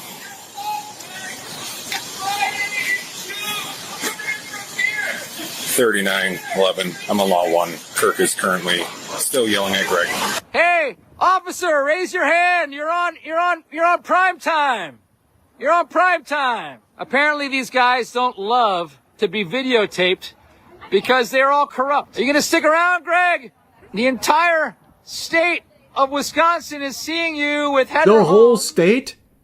Holy talking fuck. right now. So these guys, Everyone's tuning into his live Greg stream. Walker and Heather Holmes, work for the Lakeland Times. Oh, Sheriff Grady Hartman. Here we go, everyone. Hey, film it, Angie. Let's see what's going to happen today, everyone. This gentleman is walking over, not to talk to me, apparently. All right, we're gonna. He's here for a beer, At actually. this point, nobody is free to leave. Okay? From what's been going on, I've been sitting here listening to everything. Nobody is free to leave. Okay, hold on. So nobody is free to leave at this time, okay? Hold on. We're about to walk out the door. Okay. I saw you two sitting here, so you guys are good. Nobody's free to leave. Yep. Sir, you are live on candid camera. Okay. What is your problem, sir? Why are We're you gonna holding figure out us? what's going on. What's going on? Well, I've been standing here and you've been yelling over there. Yeah. You do realize you have no contact with him, right? Huh? You have no contact I with don't him. contact with him. You were looking directly at him, calling out to him. Come on, man. Hey. We're going directly to my spot. No, we're not. Yes, we are. Okay, Do so- not. Yes, you are. Yeah, so that changes things. If he has a no contact, then yeah, you can't fucking do that then, brother. But yeah, if you're just gonna make fun of someone, you can do that. And Greg could have gone inside, and it stops right then and there. But yeah, this guy's a fucking maniac. He just keeps going with a no contact. Ooh. Take it. Everybody look at this. Man, take this. You're being detained right now. Stop. Stop. Take this video. I'm not doing anything. Peaceful. I'll knock your hands. Hey, how about you? I couldn't imagine having an arch nemesis like this for over a decade. It reminds me of what I just saw earlier today about like two turtles that have been feuding for 120 years over one of them stealing grass or something. It's that same energy. How about you stop hurting my hands? I'll knock his hands. I'm not hurting my hands. Stop resisting, Kirk. I'm not. I'm stopping. No, you're What do you not. want me to do? Loosen up. Don't be so tense. Put your wrist behind your back. Why are you resting? Exactly. Sheriff Grady Hartman. Hey, you need to loosen up the right one. I'm in pain. We'll I take a didn't- look I at didn't do him, a but thing. you were pulling, so that's on Can you you. undo it? Can you undo it? I'm in pain. I'm in serious pain. Can you undo it? Oh, Scott's filming too. There's so many angles here. Everyone's streaming. If you didn't resist. And all of Wisconsin's watching. Dude, I might tense up when being illegally arrested. You broke a no contact, Kirk. You know that. What do you mean a no contact? You know you have a no contact. Bro, he drank 45 beers this morning, man. He doesn't remember. I mean, I'm not gonna do it. I'm not a flight risk. Okay, I don't need anyone else here. Everyone else needs to go back to the 12. Can you loosen it up again? I mean, I'm not a flight risk. What are you going to do? That's like, I've never been arrested my entire life. Well, Except for the last time. Okay, sit down. Oh, those are my keys. Can you give them to my employee? Give them to my employee, because So how do all the customers get arrested? How does that unfold? So we see they got the Cobra Commander here. But what about the customers? Put your hands behind your back. Everybody line up. Him, but a consequence. Jack, or flannel. But this time, Kirk isn't going to be the only one heading to jail. Soon, several others will join him after their attempt to support him led to consequences of their own. Alright, as of right now, everybody that's in this facility is being detained until an investigation can be completed. Everyone's going in handcuffs, so everyone can turn around, put your hands behind your back, What? everybody line up. And that's how we're doing. No, not right now. Literally just wanted to have a beer. Well, enjoy jail, Buster. We'll get there, but we gotta figure out what's going on before that happens. Yeah. Figure out what's going on. What do you mean? What? Not right now. they've been in there for like 2 hours. Okay, then you need to go to jail for that. What do you mean your dog's been in your truck for 2 hours? That guy needs to be going to jail ASAP. Definitely got a good case here for this. Well, nobody can leave right now. You're not going to be going to grab a dog. Well, can you go let him out? Which car is yours? Ford Range, Ford F-150, F-151. Okay, we can take a look at that after. What's going on? You know what's going on. Everybody was yelling, hooting, and hollering over there. I didn't yell anything. I was standing there watching. I didn't yell anything. We yelled nothing. We were quiet. I didn't do anything. Well, I'm drinking beer. We're going to figure it all out. Oh my God. Doesn't cuss right now. Doesn't cuss. Doug? Who's Doug? You know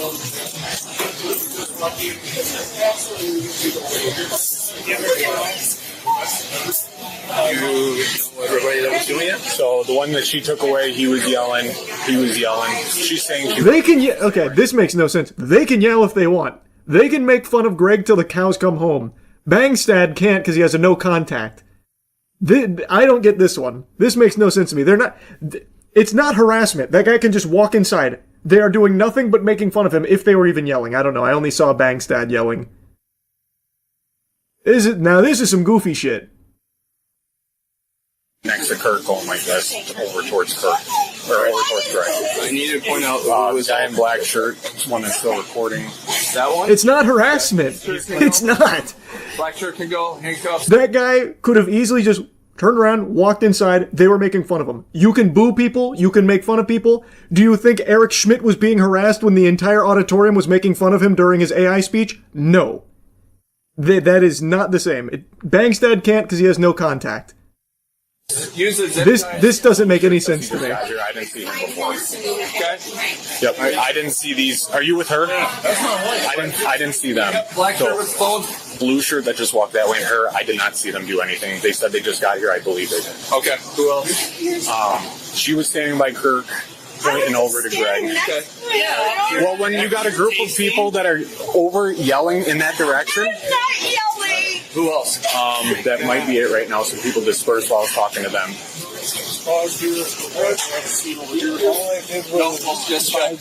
You're an employee. He's grabbing everybody. I didn't see her do anything. I didn't see them do anything. These two? No. Didn't see it? Okay. Is that all we're going with? I want her. She goes. I didn't do It's ridiculous. I can go across the street and double check that I'm not missing anybody. If you want me to run over there, run over where? Talk to Greg if there's any I'm missing that are here. Yes, yes, please. Are there any over there that you see right now that we missed? She's definitely one. The guy we got his plate. He walked out. He was one that big guy that walked out. He was the same one. Okay. What mean words did he say to you? Right door. I don't recall. Did he call you a loser? These individuals over here on the left, I didn't see them do anything. No, but the guy in the green and the blonde for sure. I think I got video of them. If you do, that'd be fantastic. Collectively, all of them were up in arms. Mm-hmm. Most verbally. She got in the car. I think you got her plate. Yep. Yeah, it doesn't show that. But no, she was definitely one of them. And those two in the corner, for sure, the guy in the green and the blonde. Victim is reporting. Let's see, what were the charges for him? We'll wait for one more. The lawsuit also accuses Kirk of using his foundation's super PAC beer following The Secret Service of the free beer controversy. Where's the live stream Where's the charges for the form for her? people? She can just fill that out of what happened. All right. Okay. Thank you. Yep. Apart from Kirk, a total of 6 people were arrested during the incident. Each was charged with violating the town of Minocqua's disorderly conduct municipal ordinance. So disorderly conduct. $326 citation, but each of their citations was later dismissed on the prosecutor's motion. Ultimately, that makes sense. Bangstad was charged with because there's no real case there, conduct and bail jumping. Except for he also Bangstad. received a $389 harassment citation and was released a few days later on a $1,150 cash bond, with conditions that he have no contact with Greg Walker, neighbors, and the other victims involved in the original call. Kirk later shared a post on social media describing how traumatic it was for him to undergo a strip. While at the jail, I was forced to strip out of my clothes and put on an orange prison garb. search, change into the jail's orange uniform, and be held in a bullpen he said felt like a large walk-in closet that left him feeling claustrophobic. He also complained about the food, claiming he woke up with joint pain and depression after spending the night there. Kirk further claimed that even 36 hours after his release, his wrists still hurt from how tightly they had been restrained during the arrest. As of April 14, 2026, Kirk was found guilty following a no-contest plea of disorderly conduct. The bail-jumping charge and the harassment citation were later dismissed on the prosecutor's motion. Ultimately, he was sentenced to pay a $500 fine along with additional court-related costs, bringing the total to $1,083. Fuck. They ruined him.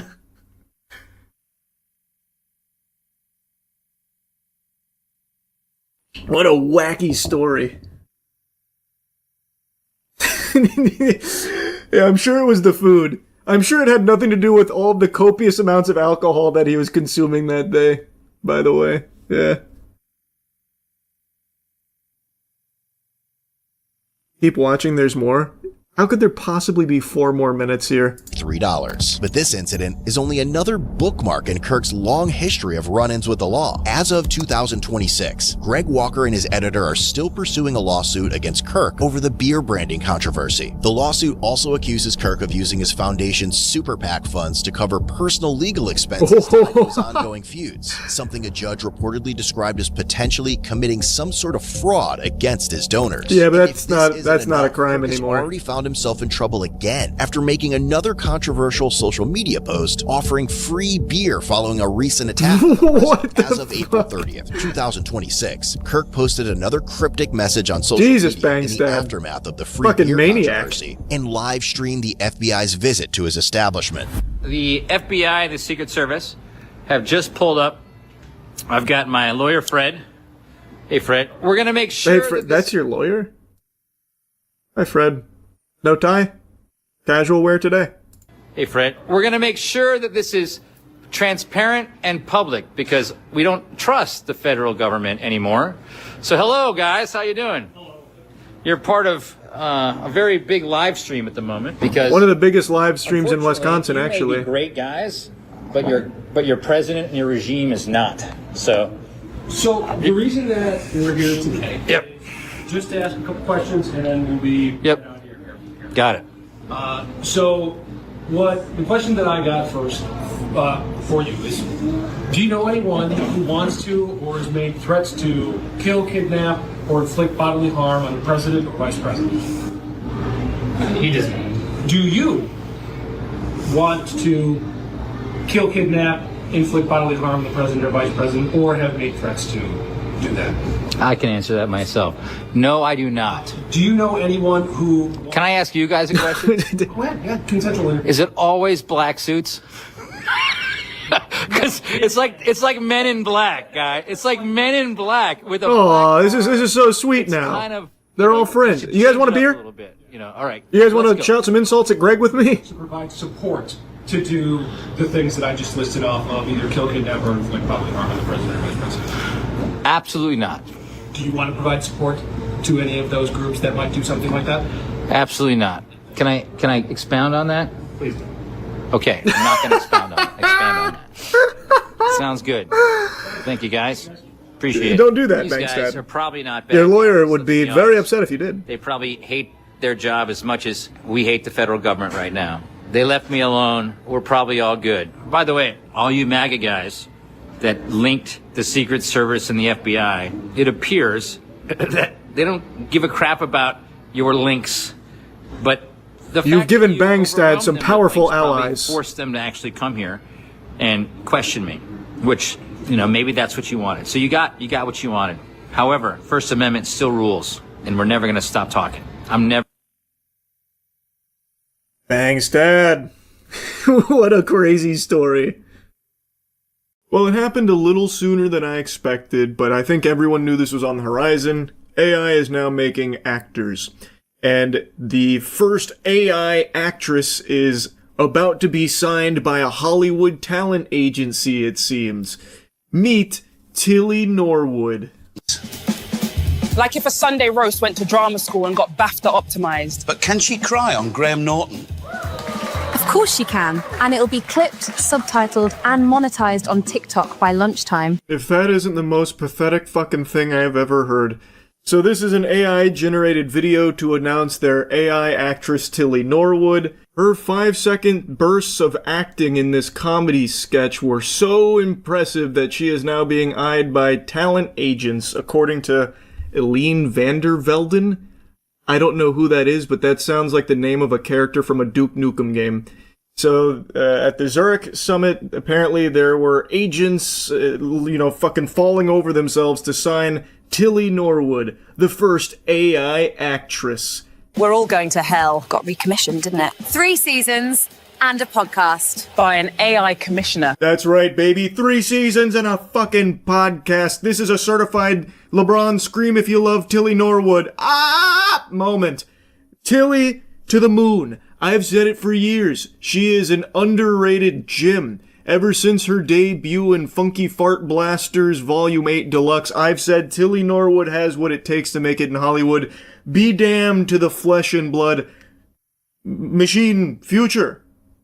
Good future. We want Tilly to be the next Scarlett Johansson or Natalie Portman. That's the aim of what we're doing. What a noble goal.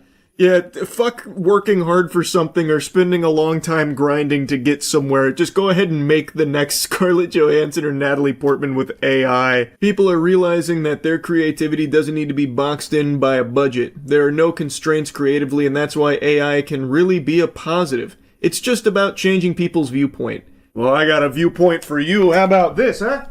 What do you think of this viewpoint? That's my butt cheeks right there. I almost fell off the chair. A little wobbly.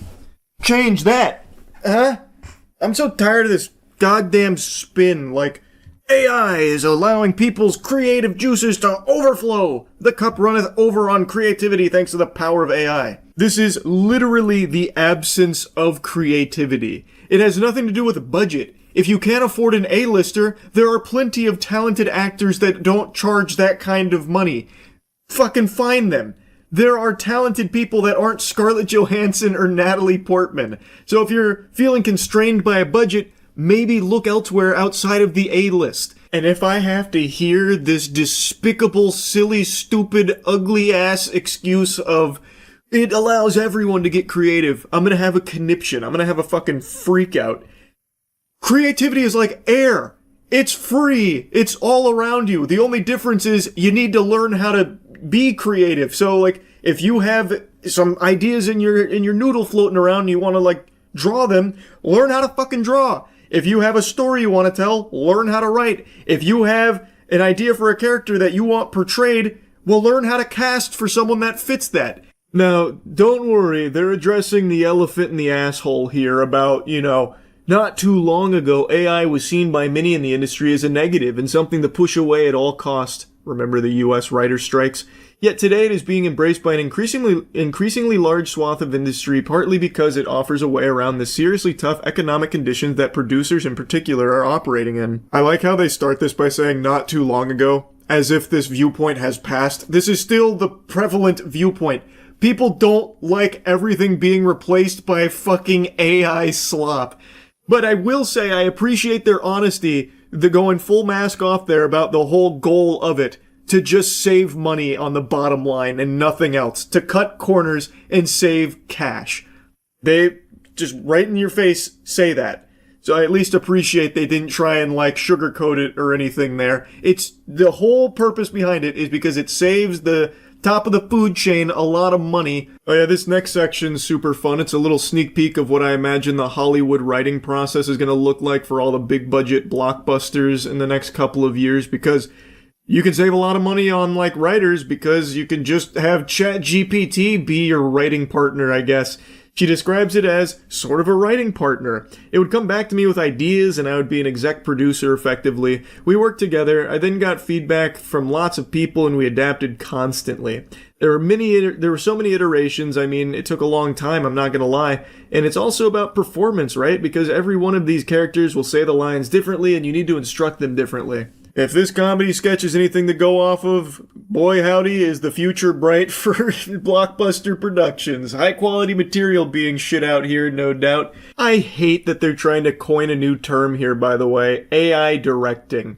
At first the line was pronounced as, "But can she cry on Graham Norton?" with the wrong emphasis, and we needed the voice to be more doubtful, so you're really trying to find the words to describe the emotion. It's like instructing an actor, really, and for me it was very much about getting the right performance out of the AI actors, because if they say it in a wooden way, it wouldn't have worked at all. It is so pathetic how many terms people desperately try and put onto just using AI, like prompt engineer and now AI directing. Holy shit, it's so cringe. As you can imagine, with normal people that aren't brainwashed fucking vampire weirdos in Hollywood, this didn't go over well. So they did make a response. To those who have expressed anger over the creation of my AI character Tilly Norwood, she is not a replacement for a human being, but a creative work, a piece of art. Like many forms of art before her, she sparks conversation, and that in itself shows the power of creativity. She keeps using that word, but I don't think she knows what it means. How in the fuck is this in any way, shape, or form creativity? Like, what? What are you talking about? People got mad at you because of this, and all of a sudden it's like, thank you for being creative. Like what? Like maybe creative insults? I don't even understand, really. Just because you made people mad doesn't mean that it was, the power of creativity that had done it. I see AI not as a replacement for people, but as a new tool, a new paintbrush. Just as animation, puppetry, or CGI open fresh possibilities without taking away from live acting, AI offers another way to imagine and build stories. I'm an actor myself, and nothing, certainly not an AI character, can take away the craft or joy of human performance. Creating Tilly has been for me an act of imagination and craftsmanship, not unlike drawing a character, writing a role, or shaping a performance. If I have to hear this absurd cope one more time, I'm gonna have a conniption. This is just fundamentally no wrinkles in the brain type comparison here to say that AI is a tool like, CGI or animation. How it didn't take away from live actors, it's just in addition to. It is so far removed from that. I don't know how many times I have to teach you this lesson, old man. Like, Jesus Christ. You compare it to a paintbrush. Set a paintbrush down and then tell it what you want to be painted on that canvas. Tell me what happens. Nothing, right? Because tools cannot just do the shit on their own. You can't set a pencil down and tell it to draw James Corden fighting Goku. But I can go right now on any myriad of AI services and just type in James Corden fighting Goku and generate 1,000 images of it. I cannot do that in anything else that's not AI. It is not like animation. It is not like CGI. It just does shit for you based on whatever sentences you feed it. You are not special. You're not a fucking prompt engineer or an AI director because you changed some sentences around to generate a new video. It is not a tool. Animation, puppetry, CGI, that is a totally separate art form and expression that takes immense talent. AI doesn't. There's no training required. There's nothing. You just type in sentences. So as long as you are literate, it'll just spit out something that loosely resembles whatever you fucking cooked up in your noodle and typed on the keyboard. It is a dog shit comparison. It is the absence of creativity, and it is not a tool. It is a replacement. As you said on your own little press release for this, its goal is to save producers money because it's cheaper. They will choose an AI actor for a role over a human being because they don't need to pay the AI actor a fucking salary. You said it yourself. It is to cut cost. Holy shit. Anyway, though, enough yapping about that. Tilly Norwood, she's got a bright future ahead of her, no doubt. I'm very excited to see what Hollywood agency swoops in and signs her. They're gonna have a real breakout star. Shit sucks. That's really about it. See ya. Initiating moisture.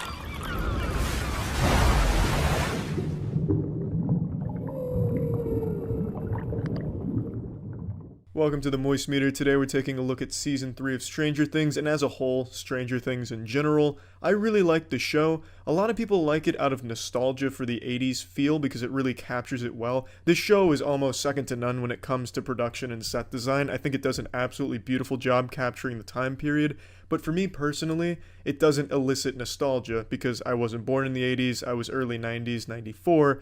So I was past the 80s time into the 90s where everything was extremified, You didn't just have basketball, you had slam ball, jumping around on trampolines, breaking ankles, breaking dicks.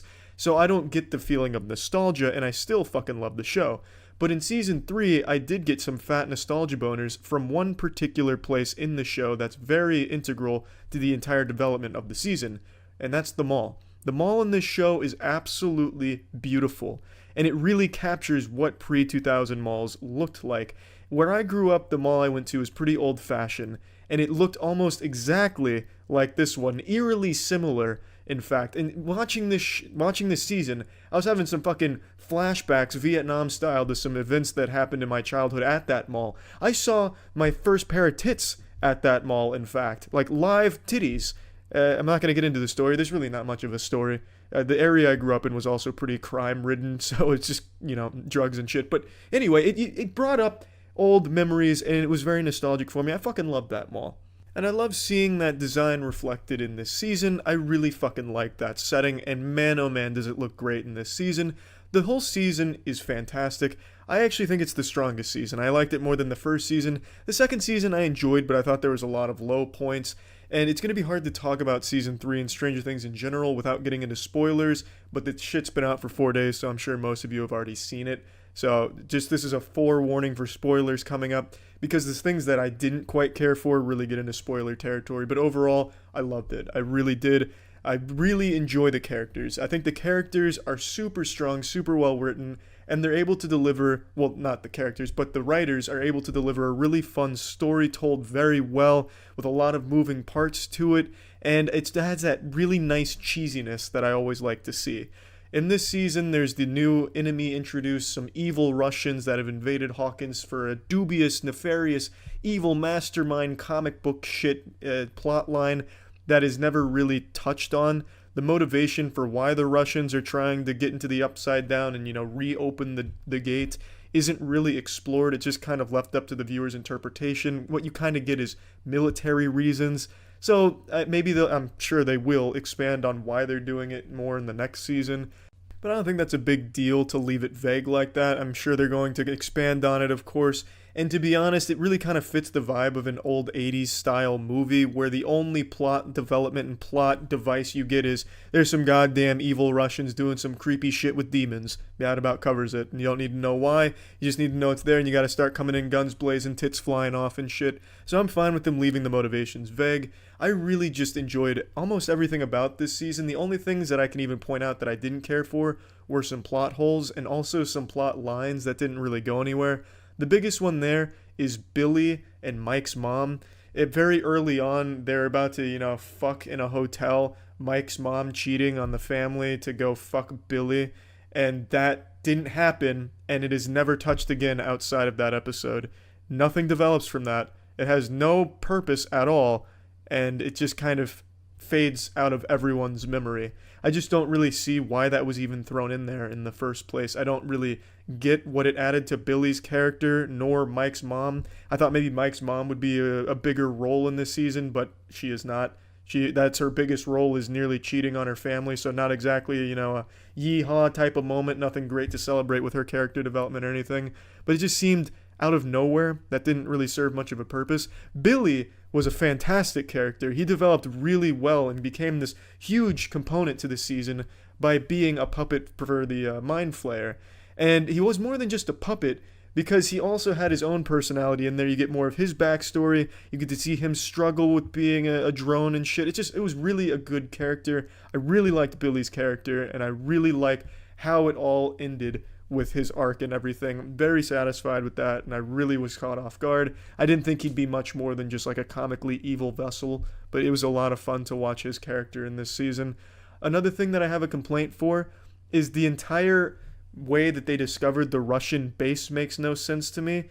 So they pick up a Russian transmission, a coded message, and they're able to crack that and then locate their base underground because they heard a toy horse song play in the background. One of the quarters, and you put it on the toy horse and you ride it, Old Town Road style and shit. And then they heard that on the message they intercepted. having a hard time explaining it because it's very silly to me. So why this makes no sense to me is, why the fuck are the Russians even broadcasting a radio message in the first place? Everyone from the Russian division, the evil organization, Umbrella Corp, everyone was already on the same page. The coded message said where all their shit was going, why it was going there, and when it was going there. But why do they need to transmit that over radio to the people on the surface in the Russian organization? They already knew that because it was a scheduled thing that happens like clockwork, so I don't much see the point in them broadcasting the message in the first place. And also, since the message was being broadcast from underground to the people above ground, how the fuck could the horse literally miles up, like this fucking underground lair was damn near in the Earth's core, and yet somehow a horse on the surface in the mall was going off, and that was picked up on the radio. And that's how they were able to identify where the base was. How the fuck could that happen? There's no way, unless that horse is transmitting at the same frequency or something. I don't exactly know how ham radios work or anything, but that makes no sense to me. It made no sense to me, and it still doesn't. I also don't really understand what the point was of having the rats and people eating fertilizer and poison and stealing tools, because that was never referenced again, and it all stopped kind of after one day.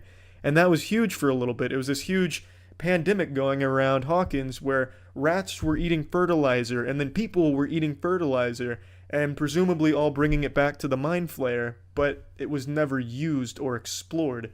The only reference to it that I can connect the dots to is he was using it to make the humans, explode into mush, but why does he need that? That doesn't really help him either, because he could do that himself, as he demonstrated. He didn't need the chemicals to make it easier.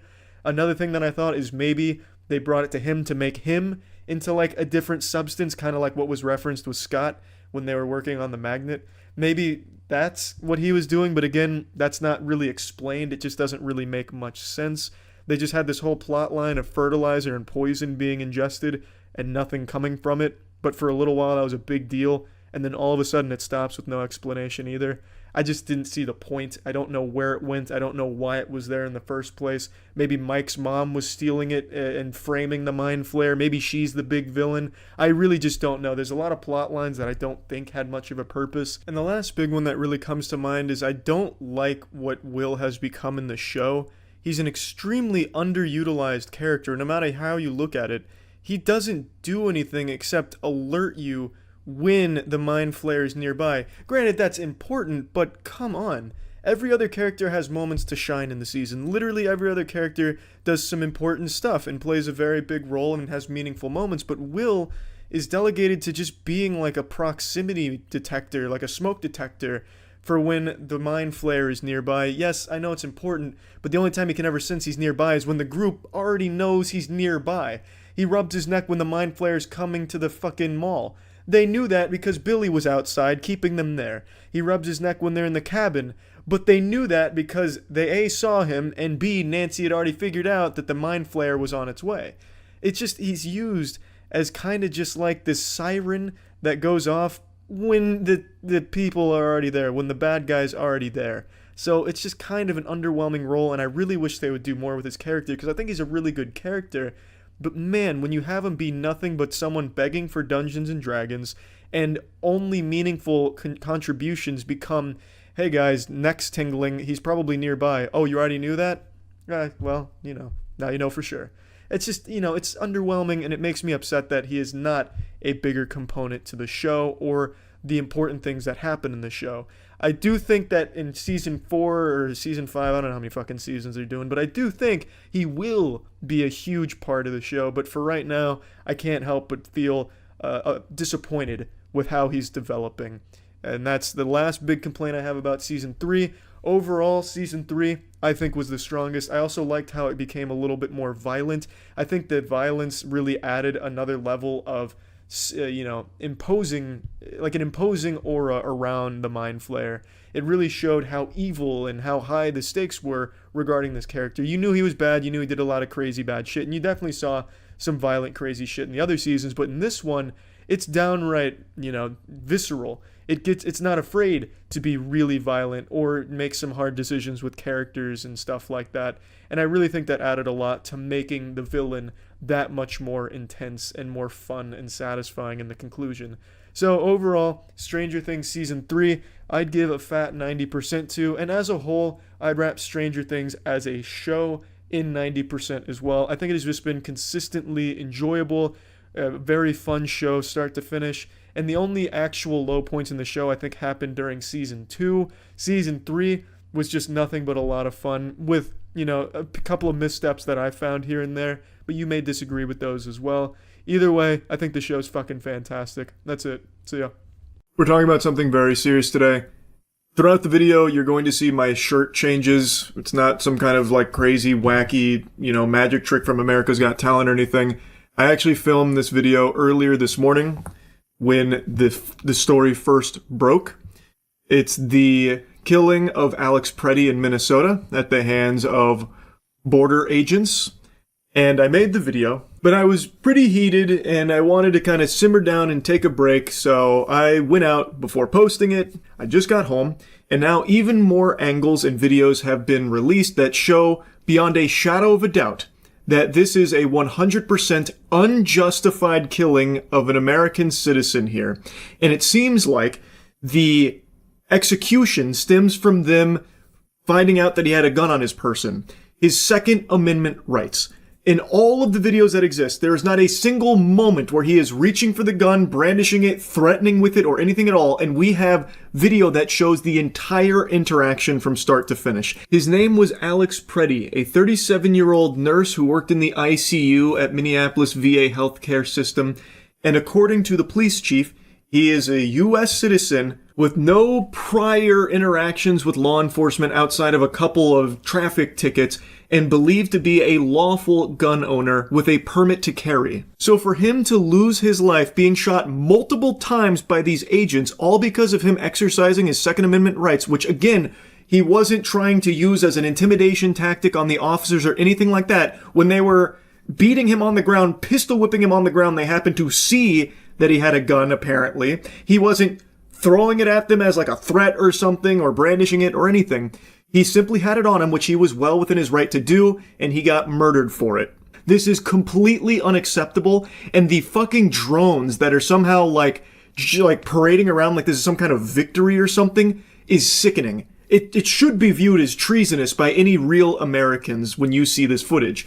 And they had the gall to say that Alex Preddy was like the instigator, labeling him a domestic terrorist I saw from a couple of places, claiming that he approached these agents with a 9mm. He approached them with a gun looking to start shit. But that is not true. In all of the videos you see, he has a phone in his hands. Not a gun in his hands, he has a phone in his hands. No sane person would ever mistake a phone for a gun. This is blatantly obvious what they're trying to do. And it's something they've been doing a lot recently. Trying to tell you that what you're seeing isn't real. Trust their words, not your eyes.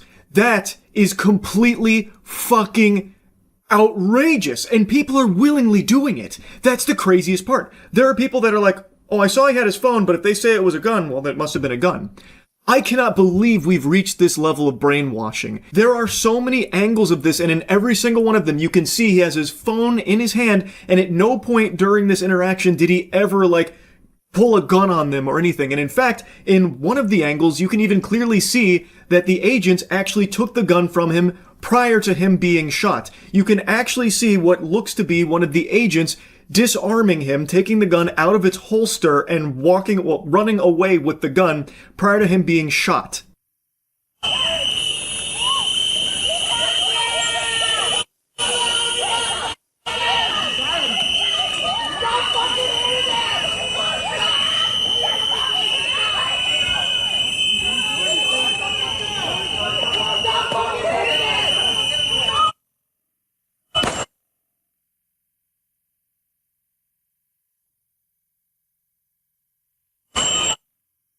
And if that wasn't definitive, there is something even more clear that I think is completely irrefutable for anyone that's actually looking.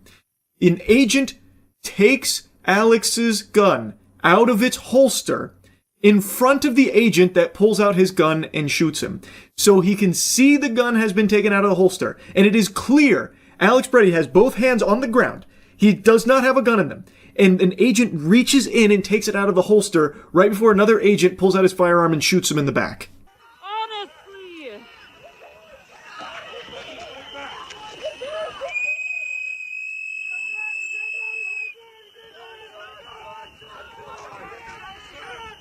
Just in case you somehow missed it, look, the agent in gray has his hand on Alex's weapon, which is still holstered. It was never unholstered. This agent takes it out of its holster before he runs away with it, and the officer right next to him is the one that pulls out his gun and shoots him. And now I want to show you the clearest video that shows everything that happened here and how it doesn't go how the authorities are saying that it did.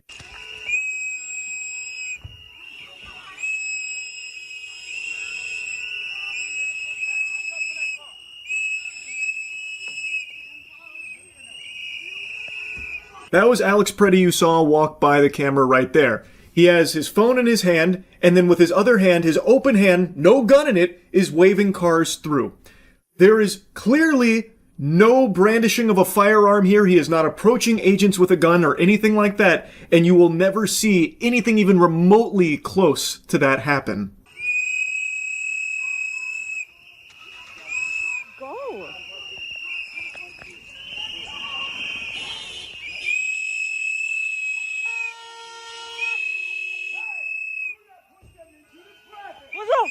What the fuck is wrong with you?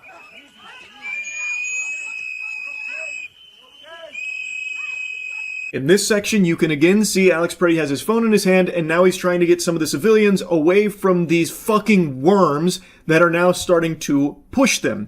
And then one of them got pepper sprayed, and then he got pepper sprayed as well. And when he gets pepper sprayed, you can see his hand shoots in the air like a student about to try and ask the teacher a question. It is a wide open palm. There's no weapon in that hand, and in his other hand is still the phone. There is no gun anywhere here. And now this is when he starts getting beaten by the multiple officers there.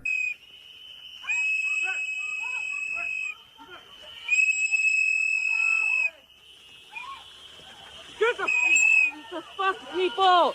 The fuck is wrong with you? Honestly!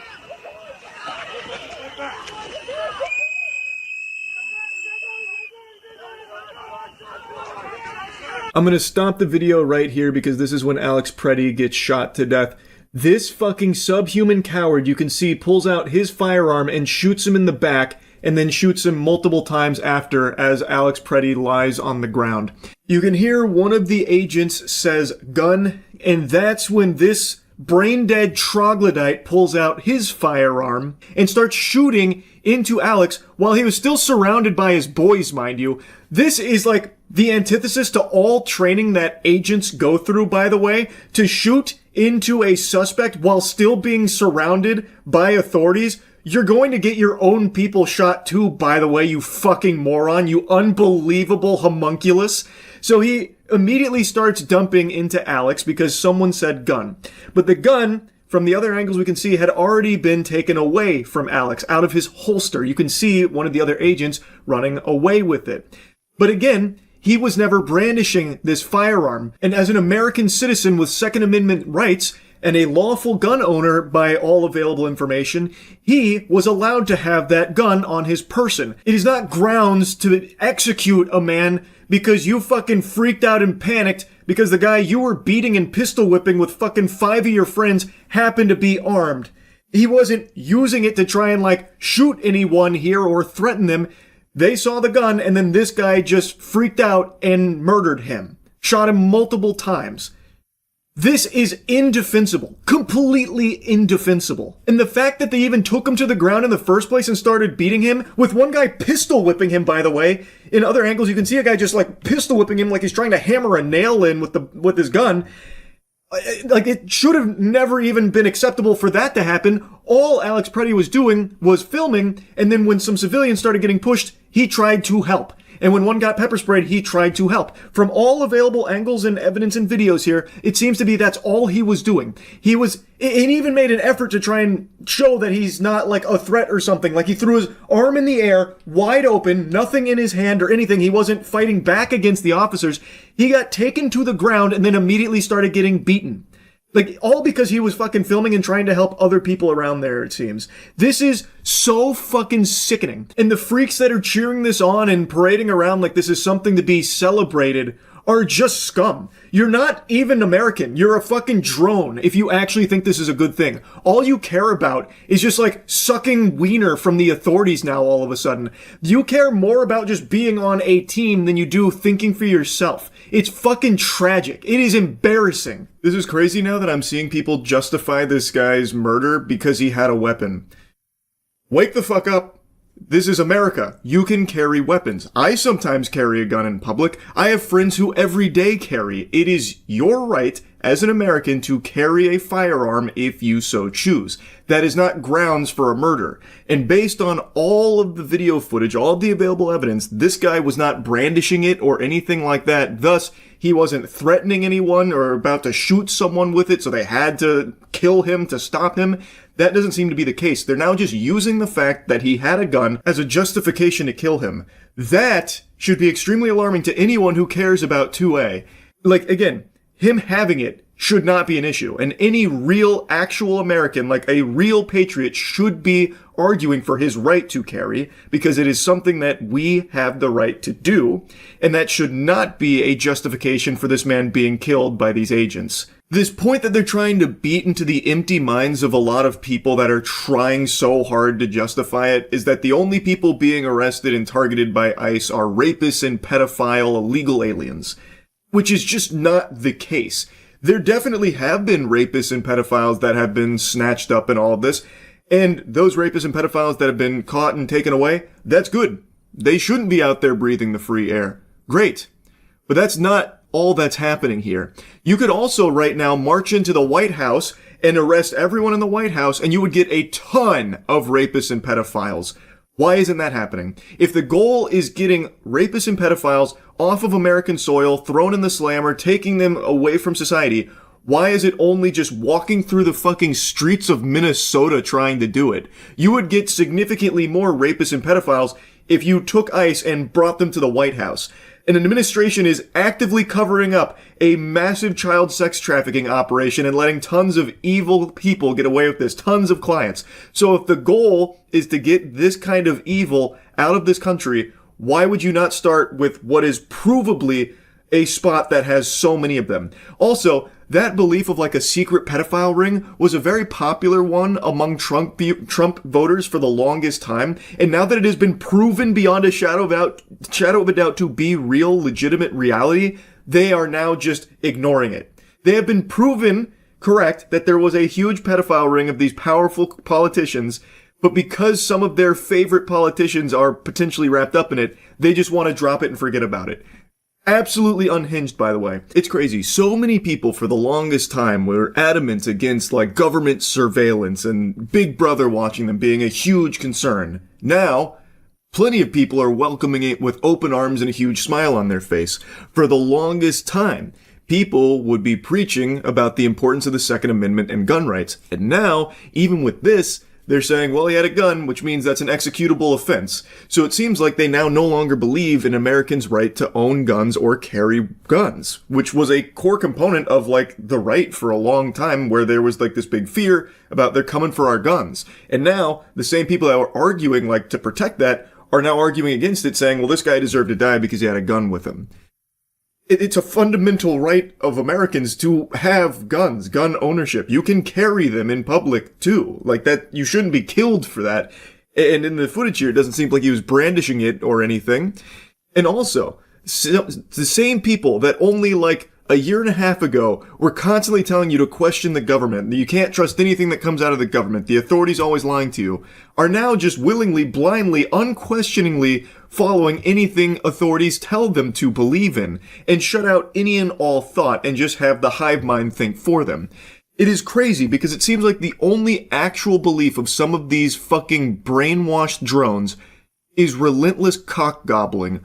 All they want to do is swallow boots and penis from the government. So if the administration or the news, which they used to hate the news, but now that the news just parrots points from big government that they like to clap their hands at like seals, they now just trust all of it all of a sudden, even though there's been no big change with these mainstream media outlets, by the way, that they used to not trust only a year and a half ago.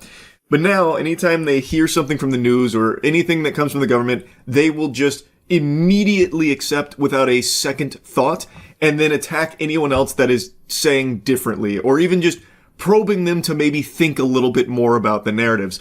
Keep in mind, the government themselves are currently not even complying with their own laws that Trump has signed, like the Epstein Transparency Act, where the DOJ is still putting up a fight and are over a month late to compliance with releasing the Epstein files. They are still fighting tooth and nail to not release them, and even recently, only a week ago, outright said maybe there's no court that can force them to order this. They didn't even say maybe. I gave them a very charitable thing right there. They actually said courts can't force them to do this, and that if they don't comply, there's nothing anyone can do. They can't be sued. If the DOJ doesn't comply, go fuck yourself, pussy. That's basically their sentiment. They are not complying with their own fucking laws, and yet people are still willing to overlook that in order to just keep, like, playing for the same team. It's like it's a competition to see who can think the least and who can regurgitate enough from the hive mind to be, like, the biggest super fan of their side.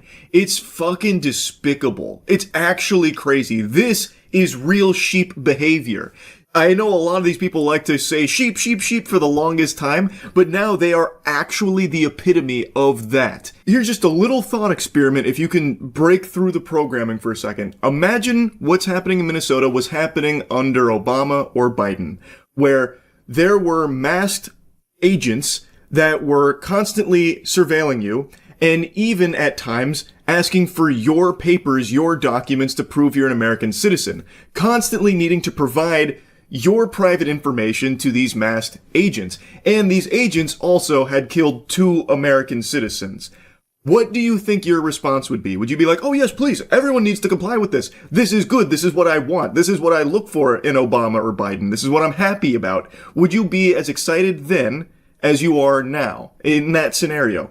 My guess would be probably not, because you would rightfully view this as an infringement on your rights as an American. Your Second Amendment right, where apparently even carrying a gun now is a crime punishable by death. Like, this isn't something anyone should be championing for, but because it's become such like a team-focused sport, people delude themselves into thinking that they have to support this, and thus they will abandon all of their beliefs in order to stay on this side. It's crazy to me. I truly don't even know what the solution here is, because people are just willingly, on their own accord, no longer trusting what they see and what they know to be true. They would rather just have the government tell them what to think and what's true. So that way they don't have to do any level of thought for their own. How do you fix that? I genuinely do not know. I have no idea. I don't know how you can watch this footage and multiple angles of this situation and still come out trusting the government's word on the series of events that unfolded when you can yourself watch the footage and prove them false. What do you do to someone that just refuses to at least try and see things clearly? I don't know, but it's fucking tragic, and it's only getting worse. It is so fucking out of control. I had to yap about this. I've been actually fuming all day. So yeah, that's really about it. So yeah, I want you to take a good hard look around you right now. Are you surrounded by concrete walls and bars? If the answer to that question is no, it means that you're not in jail. Congratulations. Good job, bucko. Do you enjoy that fresh air? That freedom? Would you be willing to trade it for a couple of views on TikTok? I imagine most of you politely decline that offer. However, there is a handful of fungal parasites called TikTok pranksters that enthusiastically pump their fist and say, yes, absolutely, I will make that trade. A trade that's worse than the fucking Mavericks getting rid of Luka. There are TikTok pranksters who are totally remorseless and willing to trade their freedom for a couple of views on TikTok. And today I just learned about the most egregious example of this. Alexis Martinez Arizala.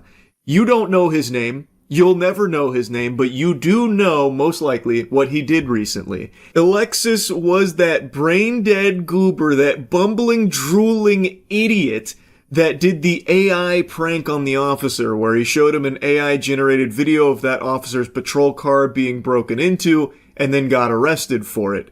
This video kind of popped off because everyone was clowning on this guy for a dog shit AI prank. I talked about it a little bit, but I didn't really follow it because I just assumed this would be business as usual with these parasites where they get a slap on the wrist, thrown back into society for them to just continue to be this miasma of cringe that haunts every fucking facet of civilized society for their TikTok clout.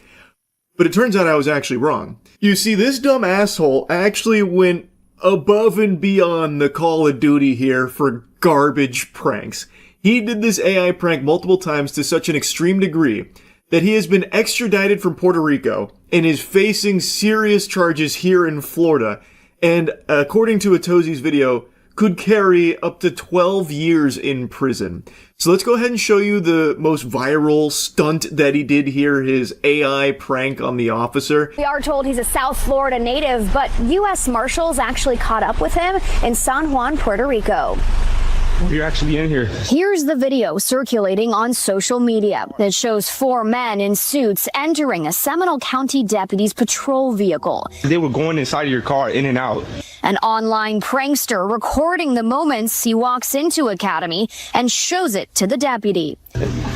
The deputy, clearly convinced, runs out to the parking lot, hand on his weapon. So you probably just left it unlocked. It should have been unlocked. I hit the button. But this video is fake. It's a deep fake, to be exact. What a classic gut buster there. Haha! Gotcha. You thought your car was being broken into. And he doesn't just do it to officers, by the way. He actually does this to normal civilians as well, terrorizing them with these same kind of AI fakes that he makes of them and doing like crazy shit or having their things stolen or even their spouse cheating on them. But this officer one did get him arrested. And something that got pointed out in the reports is that the officer was on edge approaching the vehicle thinking that it had been broken into, so he did have his hand on his weapon. If there was just a completely innocent civilian that happened to be near that police car with the officer approaching it, there is no doubt in my mind, and also other officers chimed in and also echoed the sentiment, that that would have been a situation where the officer would have probably ended up detaining that completely innocent person solely based off of this AI video that this fucking loser made.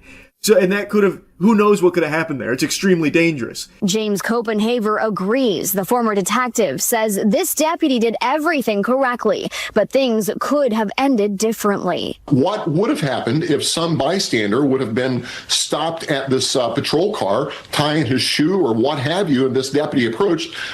Pretty good chance that person's going to probably be put on the ground at gunpoint because the deputy doesn't know what's going on. That guy is totally right. The entire basis of this prank, like the punchline, is making the person you're harassing fearful. In this case, it was the officer. Like I said, he does it to normal civilians as well in similar fashion with their shit being stolen.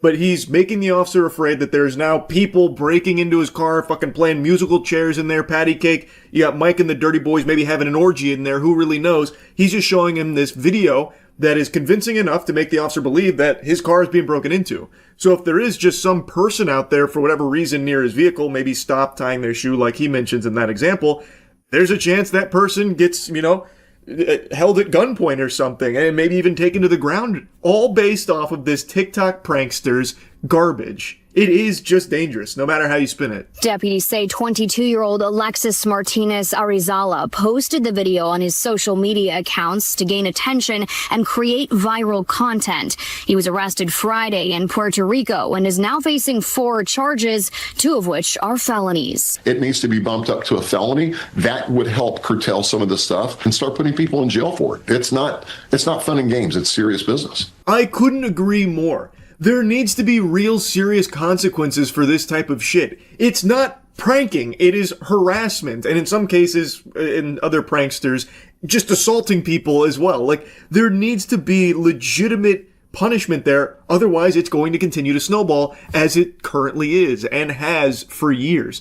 They just, for some reason, play softball with all this shit, just giving them like a light little spank on the tuchus, a little tush slap there saying, all right, now don't do it again, mister. Here's a stern talking to, we expect better. And then, of course, it doesn't do anything.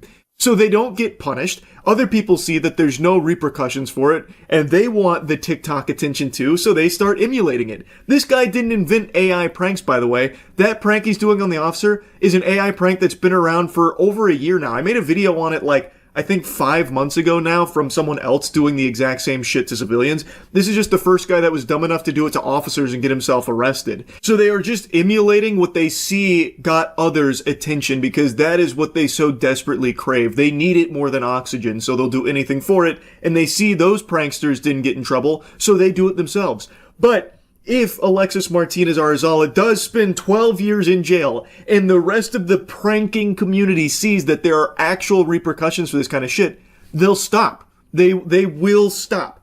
So yes, I do think they need to be going to jail. I 1000% think that Alexis deserves some time in the slammer here as a great deterrent from other people trying to do similar shit or worse shit to keep one-upping and elevating, because that's how it goes. Someone might see this, and if he gets let off easy, they'll be like, okay, I'll take it a step further. That's how you keep ending up with pranks like this. Officials say he's now facing multiple charges, including fabricating physical evidence, making a false report to law enforcement, unlawful use of a two-way communication device, and knowingly giving false information to a law enforcement officer. And a whole stack of charges. On top of the charges I mentioned earlier, he's also facing a felony tied to tampering with evidence, along with additional misdemeanor charges. But based on Florida law, one of the biggest charges he's currently facing is tampering with or fabricating physical evidence, which is a third-degree felony. And that alone can carry up to 5 years in prison, along with probation and fines. Pretty serious charges that he's facing here. He's looking down the pipe of quite a few years in the big house.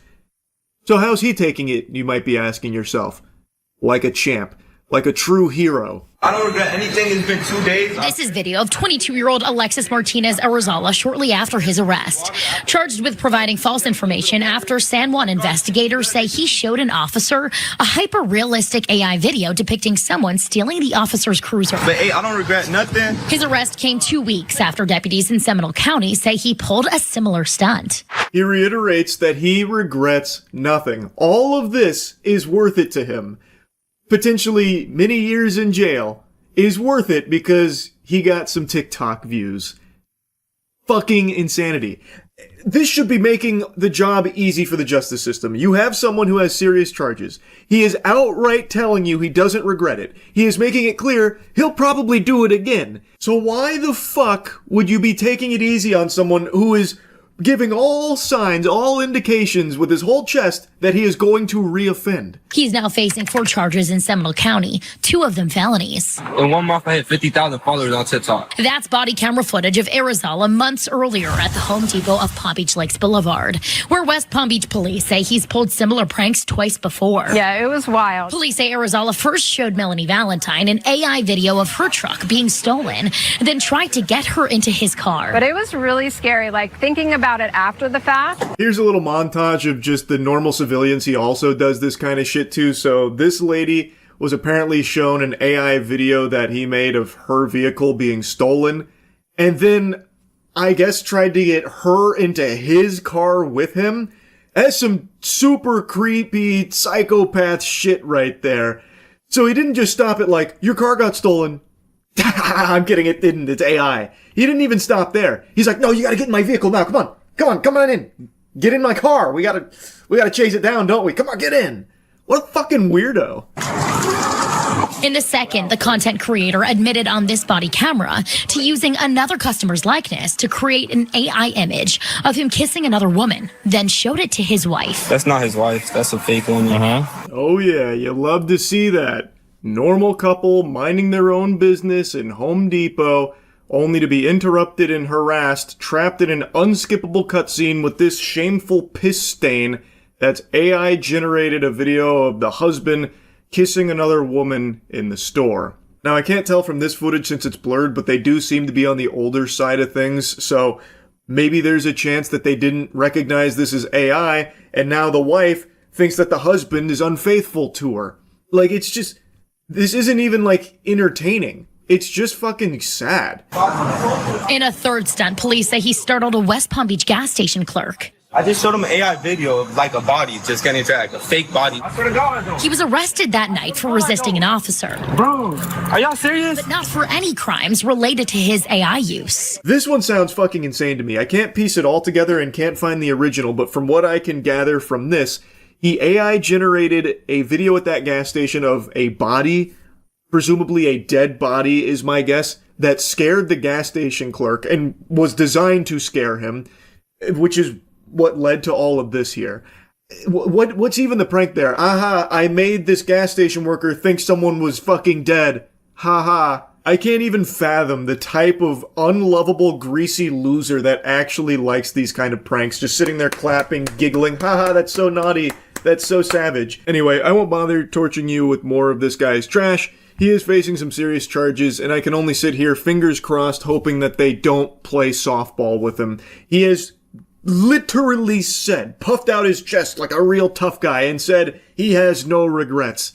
As if he did anything worthwhile here. He did AI pranks. And now there's a chance he just threw his whole life away for it. And I really hope that they do seriously punish him to serve as a nice deterrent from other losers like this guy trying to do the same shit. Anyway, that's really about it. So yeah.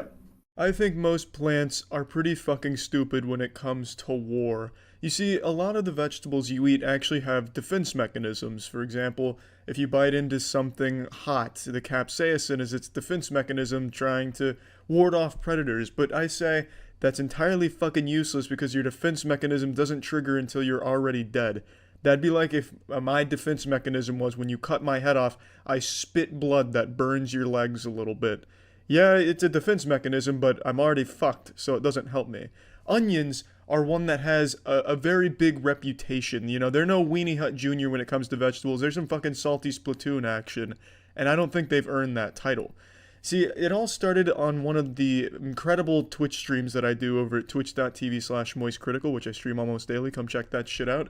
I was watching onion eating competitions, looking at the world record, and I wasn't impressed. I was like, this is pretty fucking easy. I eat raw onions like this all the time, and I don't have a goddamn world championship WWE belt for onions. And the chat was going nuts. No, you're a fucking liar. It's impossible. Humans haven't evolved to digest those kind of enzymes and handle that kind of acid, that sulfuric acid. It'll destroy your entire mouth if you try and eat an onion like that, Charlie. You'll probably die from it. But I knew I could do it because I literally do this as a hobby because I fucking love raw onions. So last night, I finally decided to get some onions and do it. So I posted a couple of videos on Instagram of my onion eating talents, and it occurred to me that not many people can do what I can do. It is my special ability, my X-Men gene mutation. I am immune to onions. Only cowards can't bite into an onion. I really don't know why everyone bitches about how hard that is. I fucking love onions. More. Onions have literally never made me cry in my life. The only thing that makes me cry is when all the squat racks are taken at the gym.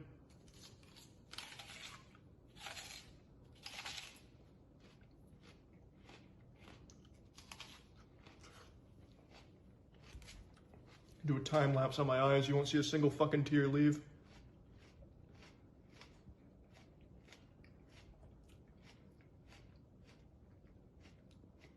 It's just so overhyped. It's just a fucking onion.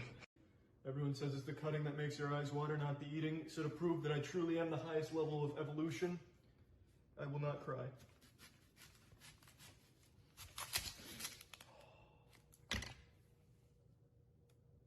Nothing. I'll keep cutting. I'm like the fucking David Copperfield of onion magic. Nothing. Another onion. Maybe it's the brand of onion. Maybe this is just a weak-ass pussy species of onion.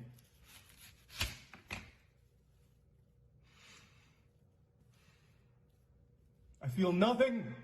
I'm literally immune. My special mutant power is the most useless fucking one unless the world's being invaded by onions. Nothing. Another one. Wow. I think I might have got an eggplant this time, but whatever.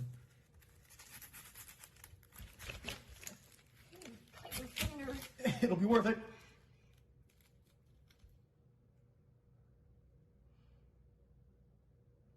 smelling it? Yeah, I'm also huffing it. Nothing is making me cry about... Oh, hold on, they say it's the top. I missed the top on this one.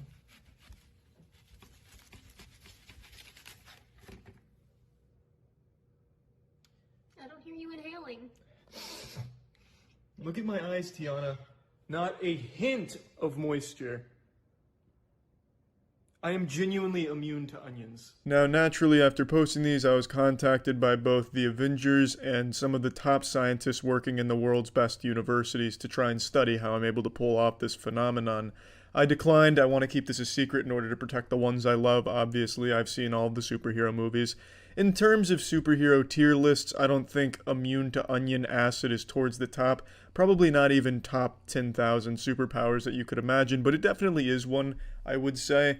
You know, I always daydreamed about being able to do Dragon Ball Z shit, like make ki blasts in my hand and fire them.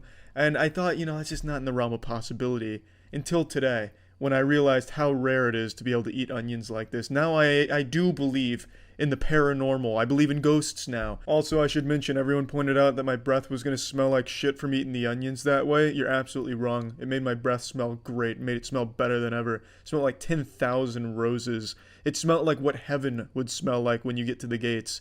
It made my breath better. You see, what I'm saying is, when it comes to onions, I am the highest level human beings can be in that department.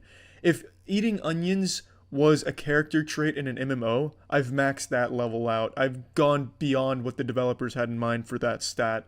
I am a fucking animal when it comes to onions. How incredibly useless. So yeah. What's the big difference between AI and my height? AI is still growing. And most people recognize that a lot of jobs that exist today won't exist in the next handful of years because AI will replace them, and companies are being pretty forward about that. There's plenty of signs about, you know, the corporate direction here and the role AI is going to play and the effect it's going to have on the workforce. But what a lot of people still don't fully understand is even if somehow your job survives the initial purge, your life is still directly being affected by AI's existence in a negative way, such as electronics prices getting higher and higher. Most recently, the RAM crisis that hasn't even fully set in yet, by the way, and already seeing an explosion in price there. But even outside of that, as data centers become more and more common, as more and more get installed, the price of just living in the area is going to go up. And we're already seeing that in communities that have data centers going up, where water, electricity, all of that, their price has started to increase exponentially because of data centers. So even just being in proximity to AI as it becomes even bigger is a net negative on your life in terms of being able to live it or own things or pay for things that you previously had no problems paying for. But also, outside of that, not even your gooning is safe. AI filters have gotten so good that now anybody can pretend to be a hot babe, holy honkers, big-titted online influencer that's influencing the nut right out of your sack, and you're none the wiser to it actually not being a human being there. It's all AI. Or in some cases, a dude with the AI filters on as well as a voice changer. That's another thing that's become very common so far since this has gotten so sophisticated. But oftentimes on Instagram in particular, it's just fully AI, no actual human being there. And they're making tons and tons of money, tens of thousands of dollars per month based on some of the reports I've seen from these individuals, as well as some of these are even like small businesses that are just pumping out AI women on Instagram to make money. I saw the real-time AI filter on Twitter. That shit's crazy. Which one? There's a bunch of them right now. I imagine it was probably this one. This one I think is the big one.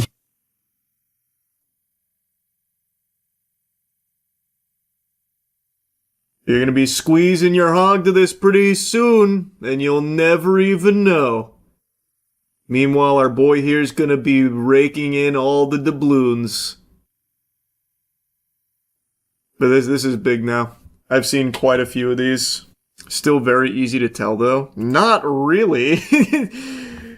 Not at all, actually. Imagine just in a small face cam on stream, you would have no idea this would be an AI avatar. He will absolutely just be using an AI voice filter. You'd have no clue. You'd have to really, really, really be getting into the weeds of it to try and spot anything. It's very, very tough. My 50-year-old coworker subbed to like 6 OnlyFans girls. This will destroy him. I'm pretty sure it's bannable on OnlyFans to do AI creators there, but if you just shit out like 100 of them, it doesn't matter how many get banned as long as you can just have a few of them last long enough to get the money out of it. It's really big on Instagram right now. AI Instagram influencers are making tons of money. Like, here's one of them that has 550k, Emily Pellegrini. But this one is at least disclosing that it's an AI influencer. Some of the other really successful ones don't do that.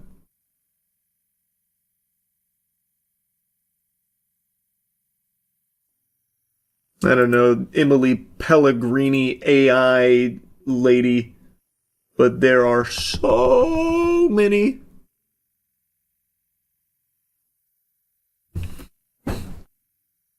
Kind of obvious that it's AI, right? To some people. And in some ways, but not all the time. This one will absolutely be hard for people to find out. And in some of the other videos I saw of this, the hair moves like 1-to-1. It's like really very difficult. Especially when you consider that the way this will be used is just on like normal streams or like TikTok lives where it's going to be much tougher. Dolan made a video on an AI music artist that signed a $3 million deal. I know, I covered that same story. And it's not a music artist, by the way. That implies that there's like an actual art to it. It's just AI drivel. Signed a $3 million record deal. I went to a marketing conference and AI influencers are going to kill influencer jobs. All the big brands will just make a character do whatever they want.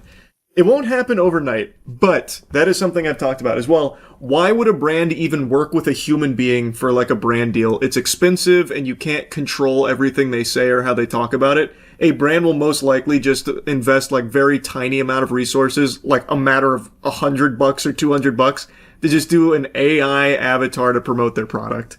Absolutely. That is definitely coming soon. Yeah, they're already doing that. It's fucked. Who's doing that right now? Give me a brand. I want to check it out. I didn't know it had already started. The only ones I know are the TikTok AI influencer farms that I was just briefly mentioning, where they just have AI like this endlessly on loop shilling products. Oh, that's what you're talking about, the AI live sellers. Yeah. I know about that. I thought you were talking... I'm talking about, like, big brands are going to do it, too. Like, I think Coke will probably be one of the first ones to do that. Coke loves their AI-generated ads. I'm sure they'll just start partnering with... I'm sure they will stop partnering with any real people for their advertising. They'll just do AI for it. Here's an article, though, on the AI live sellers. I don't know if it has the collage that I've been trying to find. Wow, what is this fucking URL link? Holy shit. AI virtual sales avatars are transforming live stream e-commerce by outperforming humans with 24/7 real-time demonstrations and higher conversion rates. AI-powered tools grow more sophisticated. Concerns about job security among workers have been rising. However, certain professions still appear to be safe, like sales, where the human touch, charisma, and conversational skills remain essential. Sales domain, nonetheless, might be experiencing a transformative phase. In China, AI-powered avatars are increasingly being leveraged for product sales over live streams, as reported by Wired. Notably, these virtual entities are beginning to surpass their human counterparts in performance. Case in point is Japanese electronics firm Brother, which has adopted virtual salespeople in China, where live streams serve as a popular and effective vehicle for product sales.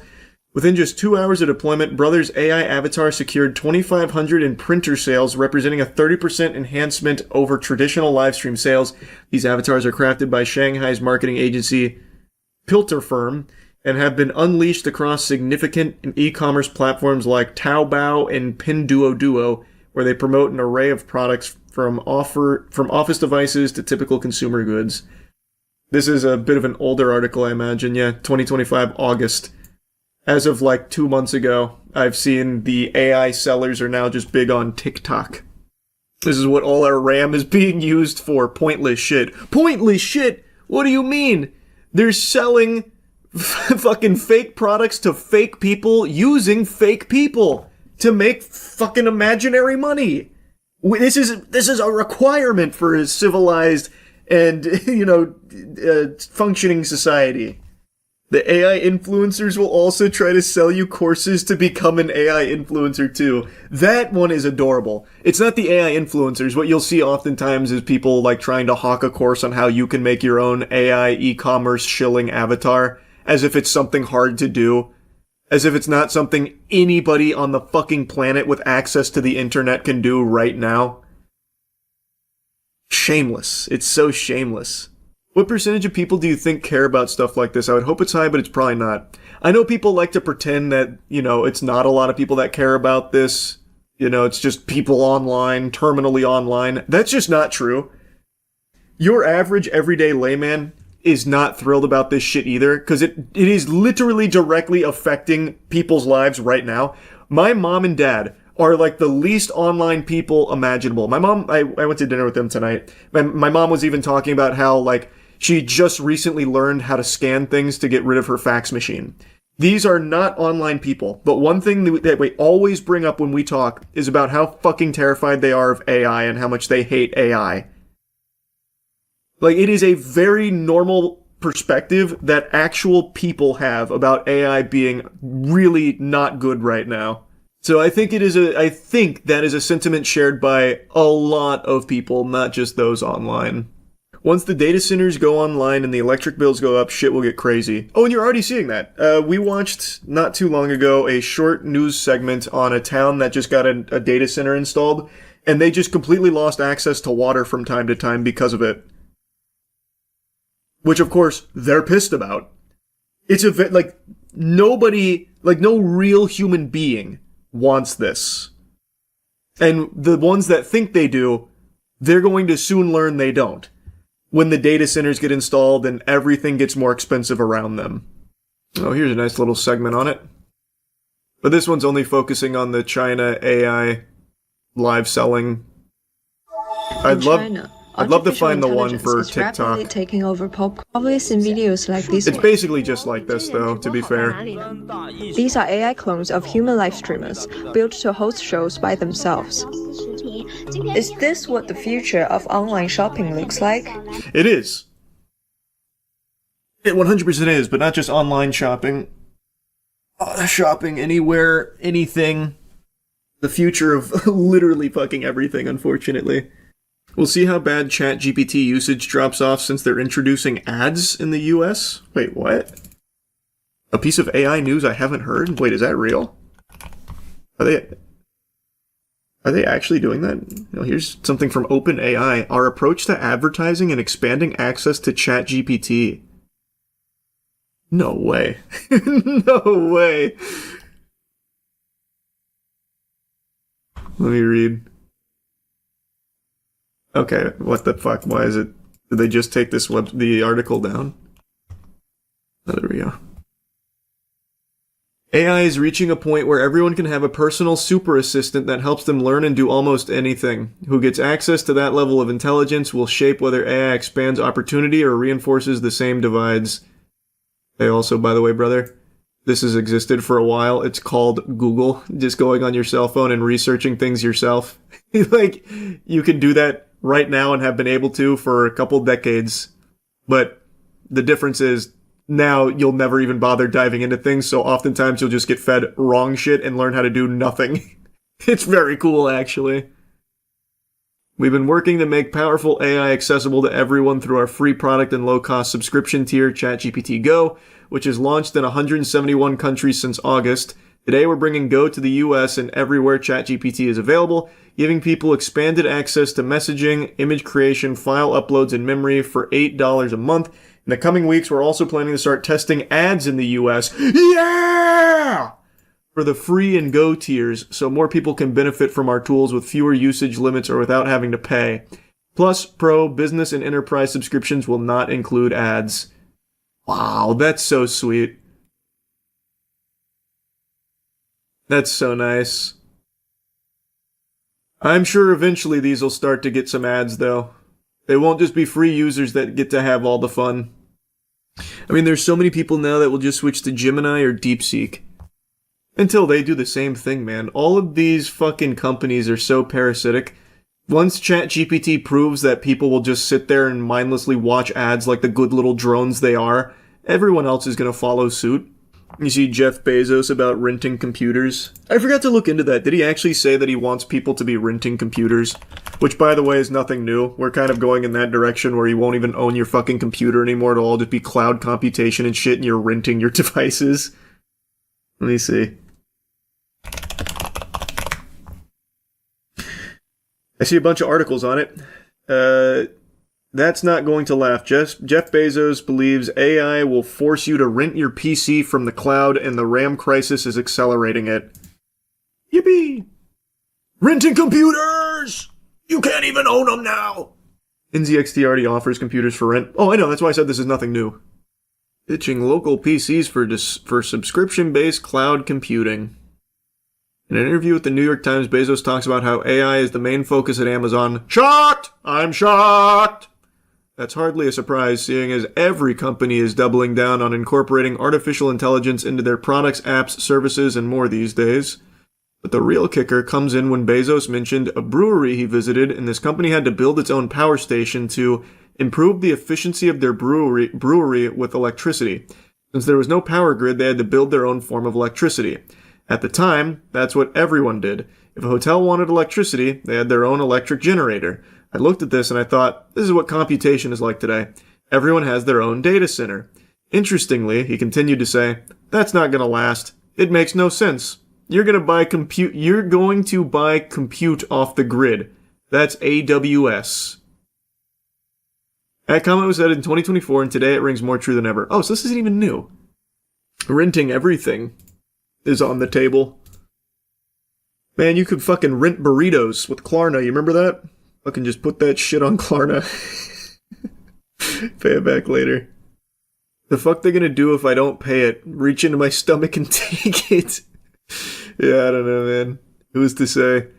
Well, I think we don't even need to worry about spending in the future. AI will just do everything for us. Mm-hmm, they've got that covered. Yeah, we'll be fine. Money won't even exist in the future. It'll all just be AI tokens to ChatGPT and Gemini.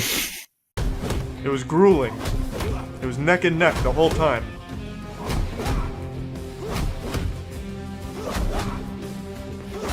Incredible fight choreography. Why am I playing a game with myself in it? I don't look like Keanu Reeves, man. My facial hair is not even the same. My face is far too round for it as well. I'll just go with Operator. I don't know if I'm ready for Elite Special Operatives, Ride to Hell Mastermind or anything. Surely you must have known our It's like a Telltale Games comic book. Sure. Anyone ever played Drake of the 99 Dragons? Often considered the worst Xbox game ever made. It's almost exactly like that. I feel like the characters aren't fully rendered. It's like they're made out of clay.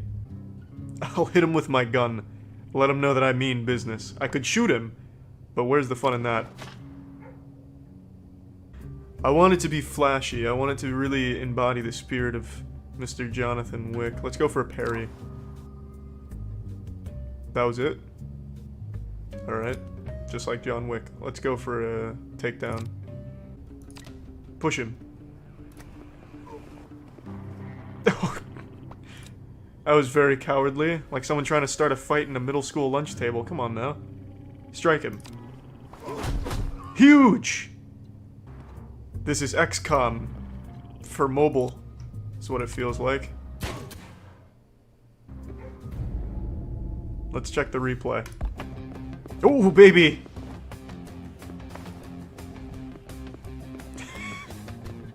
It's like watching a drunk man stumble around.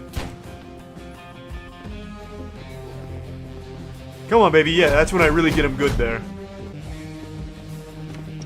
I look like a Roomba that's just trying to find its way to the nearest dust bunny. Alright, let's start dodging bullets. Zigzag like I'm trying to escape an alligator. Shit. Oh. Oh, that was just unnecessary. I just got shot. Can I see that on the replay? There we go. See, now that's perfect positioning. Now he's Rikishi stink-facing the guy underneath him. I've thought 2 steps ahead already. Yeah, going for a parry was the wrong idea. Damn. I thought maybe I could, like, slap the bullet out of the air and then get in there for some kung fu. Perfect stealth. Shoved it right up his ass. They had no idea. Let's check that bad boy out. Oh, fuck yeah. It doesn't even look like I'm killing bad guys. Looks like I'm just killing normal men. Ah, look at these enemy types. Businessman, businesswoman, waiter, businessman. Oh god, I'm getting flanked. Strike him! Alright, luckily this guy's wandered in here with his eyes closed. He's sleepwalking. Easy. Strike him again. Yeah, really fucking punish him. Keep hitting that nutsack. Keep oh god. Let's take a peek at that beautiful replay.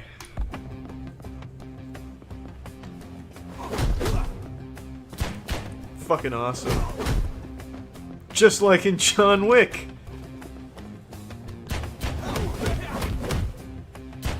That's such a peaceful martial artist. He just beats my ass for a minute and then leaves. Once he felt like I had enough. That's my favorite part of the movie. Oh, I have a higher chance of hitting him with my gun by throwing it than I do shooting it. I'll put a little faith in it. Oh, jackpot. Tactical roll.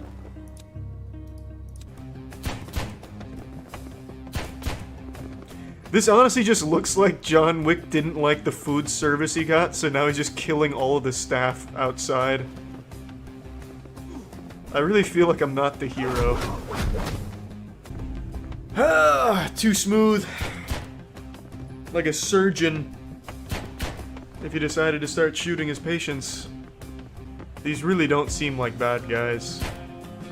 Oh, they I didn't realize they fell over the railing. Moves around like a Chuck E. Cheese animatronic. I have a plan. He'll never see me. Yeah! Surprise! I was here the whole time! Yeah! Pussy! Again! Right in his little nutsack. Again! Don't stop until he's sterile. Yeah! God, how much more can he take? Holy fuck. This isn't even a boss battle, it's like a Wing Chun test dummy. Really getting in there. Any minute now, he'll say he's had enough. Christ, just say uncle. Shit. He slipped away. Oh, that was easy. Oh, I can't wait to see that replay with that incredible fight that went on in there. John Wick's signature martial arts, the Johnny Cage special where he goes for nothing but the man's scrotum. Just like in the movies. Conor McGregor, no chance, bang. Buckle in, this was a long boss battle. It was grueling. It was neck and neck the whole time.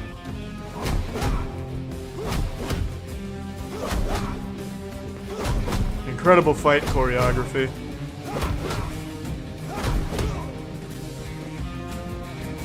This is when it really heats up.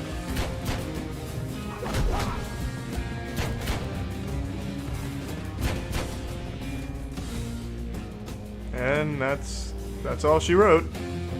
And my birthright. Please continue your story. I wonder where Jonathan went. I love the artwork on Winston. He looks like a police sketch of like an on-loose child sex offender. It's only well, not a child who's a sex offender, a sex offender who targets children, is what I was saying. Man. Shit. Now I'm in a tough spot. Big dodge. See, these fucking melee enemies are useless. It takes them like 10 steps to get to you, and then when they finally do, you can just step one block away. and they just melt down. I don't even know why they're here. Why would you hire muscle without weapons when John Wick is on the loose? Dave Baszucki. You know him as the CEO of Roblox. I know him as a weird urinal cake I can't help but pee on from time to time because everything that he has done as CEO is just so odd. He is the guy that has been fighting tooth and nail, making it what seems to be his life's mission to bring dating to Roblox. Having a entire section of the Roblox business model carved out for dating. And initially, it was supposed to be for 17-plus-year-olds. Dave, that's underage, which was a lesson he refused to learn. He had to eventually be dragged kicking and screaming into reality that 17-year-olds are minors. And despite everyone on the planet telling him how weird it was that he wanted adult content accessible to 17+ instead of locking it behind 18+, which he was adamant about, he refused to budge an inch on that. He was just lat spreading, just saying no, until eventually, I guess, someone was able to break through his noodle up there to, you know, get the message through his thick skull. But everyone has also been saying how weird it is just conceptually to try and add adult content on Roblox to begin with. It is a platform used predominantly by children. Why do you want a dating service element of it? Why do you want adult content to even have a home on Roblox to begin with? Especially considering the reputation of Roblox as like a safe haven for predators at this point, where there are just so many issues with the way Roblox handles their predator problem. It's just a recipe for disaster, and everything Dave has done as CEO of Roblox is just fucking odd to me. And I think he himself is just creepy. I just watched a brand new interview with him that just kind of goes tits up here. He's unhinged. Like, he is actually off his gourd in the interview. I can't show you any clips from it, and just as set expectations, if you do watch it, which I recommend you do because it's fascinating, he's not like blowing a gasket or having a conniption, but he is like combative, defensive, and it seems like very upset about the interview, even though, according to this, Roblox was the one that pitched them on interviewing Dave Baszucki about child safety. Like, they didn't ambush him or anything, yet during the interview, it seems like he was fucking caught between a rock and a hard place. He was deer in the headlights for a lot of the questions they were asking. I don't know what he was expecting. Maybe he thought he'd go into the interview and both of them would be on their hands and knees just sucking his dick and fondling his balls, putting a finger in his ass for the G-spot tickling. Like, I don't know why he would be getting so mad when they were even the ones that were pushing for this interview in the first place.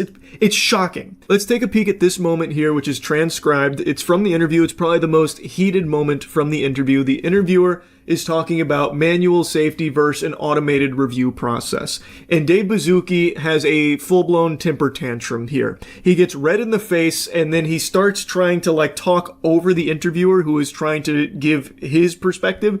So he answers the question initially about like how he'd actually lean in harder, the shift would be constantly moving to higher quality, more accurate, more diligent systems. Can we review more? Can we do better? And then eventually just says, let's say we figure it out and the way to do that is with better and better AI models. Would you pick that? The interviewer says, yeah. And Dave Baszucki says, good, so you're aligning with what we did. High five. The interviewer then tries to give more to his perspective on things, saying, but I've also been covering social networks, and Dave Baszucki chimes in instantly to try and shut it down by talking over him, saying, thank you for supporting our Roblox decision matrix. Again, the interviewer tries to squeak out more thoughts. Dave Baszucki is not having that. He is going to try and absorb all of the fucking air in this room to try and bury the interviewer's topic. He tries again, but I also remember 15 years ago when, and here's Dave Baszucki with the fucking sledgehammer from the top turnbuckle. He interrupts, I'm so glad you guys are aligned with the way we run Roblox. High five. This is literally the behavior of a child putting his fingers in his ear going, la la la la la, I can't hear you, I can't hear you. That is what Dave Baszucki is doing here. And once again, the interviewer tries again. Right, I also remember 15 years ago when Mark Zuckerberg was saying, and then Dave Baszucki, once again with the fucking RKO, is this a stealth interview where actually you love everything we're doing and you're here to stealthily support it? Watching this segment of the interview was extraordinarily uncomfortable. It was so awkward. It had me kind of squirming in my seat a little bit, listening to this imbecile start to get combative here and try and bully the interviewer into submission to try and like force camaraderie or something. Oh, so like high five, you support us. Hi, stop, shut the fuck up. High five, you support us. You like stealthily love everything we're doing, am I right? Fist bump, put her here. You want me to sign you up for the Roblox dating service? I know. Alright, I'll give you an account. It's fucking weird. This guy sucks. He is so creepy. And if you want further evidence of that, just look at the way that the interview starts. Dave Baszucki immediately just kind of goes mask off here when asked what he thinks about the problem of predators on Roblox. His response was, "We think of it not necessarily just as a problem, but an opportunity as well. How do we allow young people to build, communicate, and hang out together? How do we build the future of communication at the same time?" You couldn't script a worse answer. When asked about his perspective on the predator problem with his platform, he said he doesn't view it just as a problem, but an opportunity.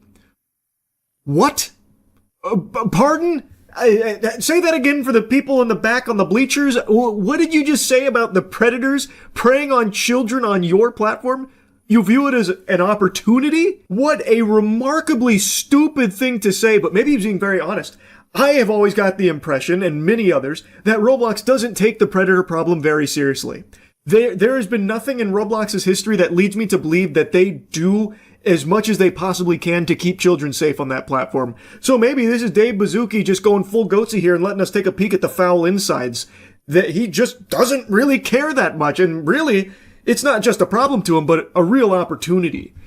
I think, and this is being very charitable, but I think, based on the way he continued in the interview right after that, what he was trying to get at is that he's viewing this as a big conundrum that they're trying to solve of how do you grow all of these tools with one of the biggest platforms on the planet while also trying to like moderate it. So then he was going into like the state-of-the-art tools they're working on, like the age estimation features and the AI moderation tools and stuff like that. So it seems like he's trying to say like he's viewing it as an opportunity to grow their safety measures, kind of.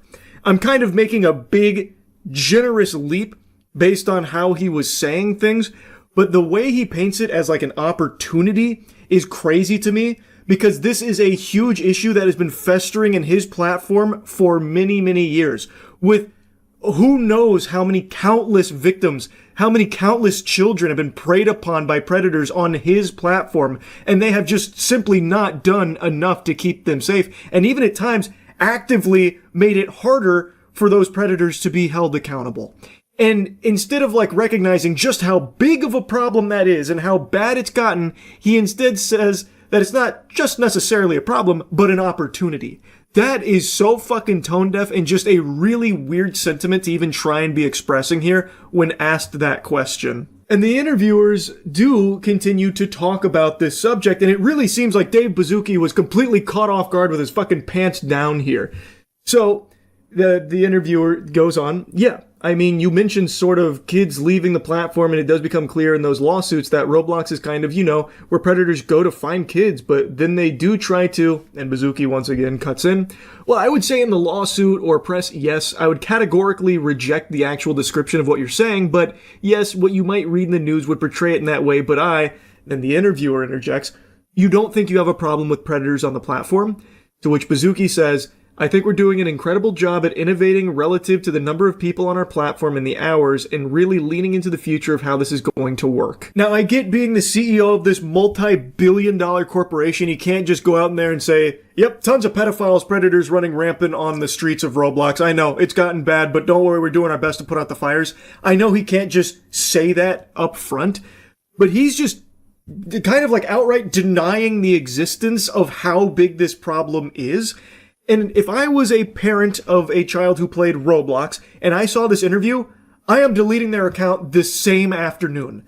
Like, this is a CEO that I have no faith in keeping children safe on the platform from these bad actors that are preying upon them on Roblox. This interview, like, it is such a disaster. I don't know how he or anyone on the Roblox team thought that this would be a good idea for them if he is this unprepared to handle real questions about a very legitimate problem with his platform. And what's crazy is he is just like comically delusional and creepy and scummy. Like, not even just in the way he handles the questions about child safety on the platform, but one of the hosts here asked him a joke question about should there be a poly market for kids inside of Roblox, which is clearly in jest. Would you ever put a prediction market inside Roblox, like let kids bet with their Robux and say, I bet he's gonna steal a tung sahur? I know I've reached unk status at 31 years old. I have no fucking idea what that means. And then the other host chimes in, or I bet he's not gonna dress to impress. And Bazooki, upon hearing what is clearly, to most sane people, a joke of a question, actually talks about why he thinks that's a very good idea. I think we would have to do that once again. I'll share some of the complexity. Every single country in the world has different legislation around loot boxes and kid gambling, and so we would have to be, it sounds very fun and obvious, like I love that. That is his perspective on kid gambling, by the way. It sounds very fun and obvious. And then the interviewer chimes in saying, oh, to be clear, I think this is a horrible idea. And then there's laughter. I was just interested if you were thinking about it. And Bazooki says, well, I actually think it's a brilliant idea if it can be done in an educational way that's legal.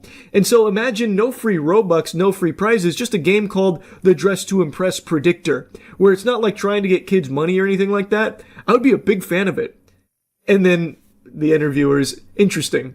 Yes, start them young. That's what I always say when it comes to gambling. You're never too young. This slimy worm is unironically actually trying to preach the pros of enabling kid gambling on Roblox. He's trying to say, well, no free Robux, no free prizes or anything, but what if it's educational?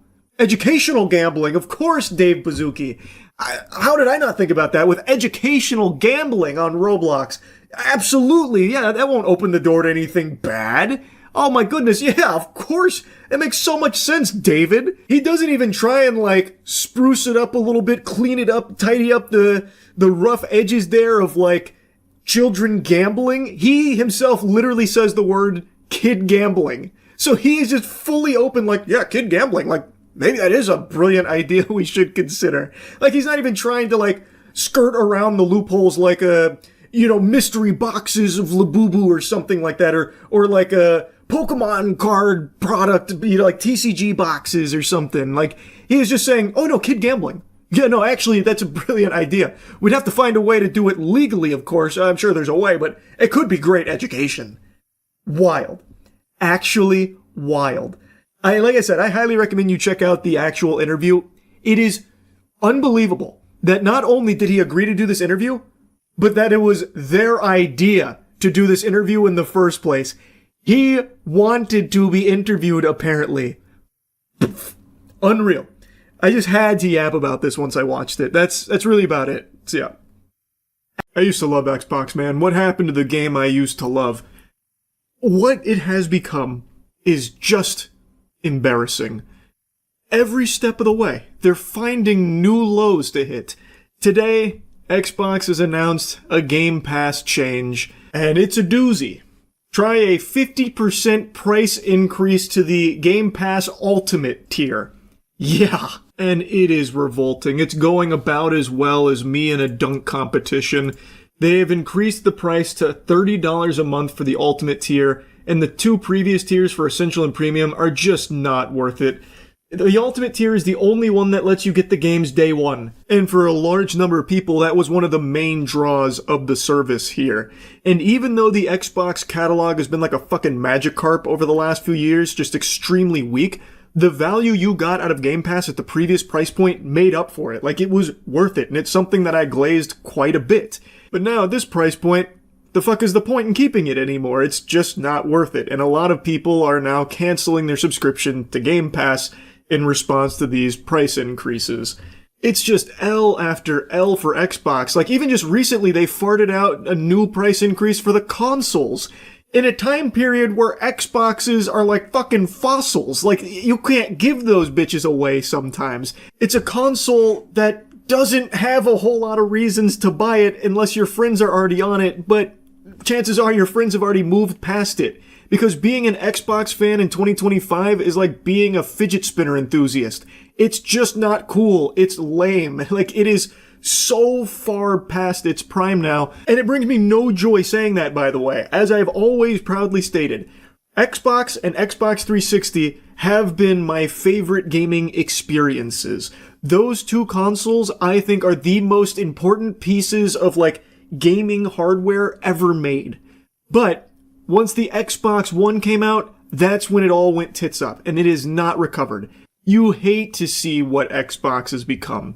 And anytime I talk about Xbox or like criticize a lot of the decisions they've made over the years, somehow there is still like this last holdout of warriors willing to fight Xbox's PR battles for them, even though the general Phil Spencer himself constantly throws himself pity parties on every podcast that will have him about how they've lost the console wars. Like, he himself recognizes how far behind Xbox has fallen and how brutal it's been for them. And it just somehow keeps getting worse, even though they have this, like, come to Jesus moment of, man, we really put our own dick in our ass here. They don't do anything to course correct.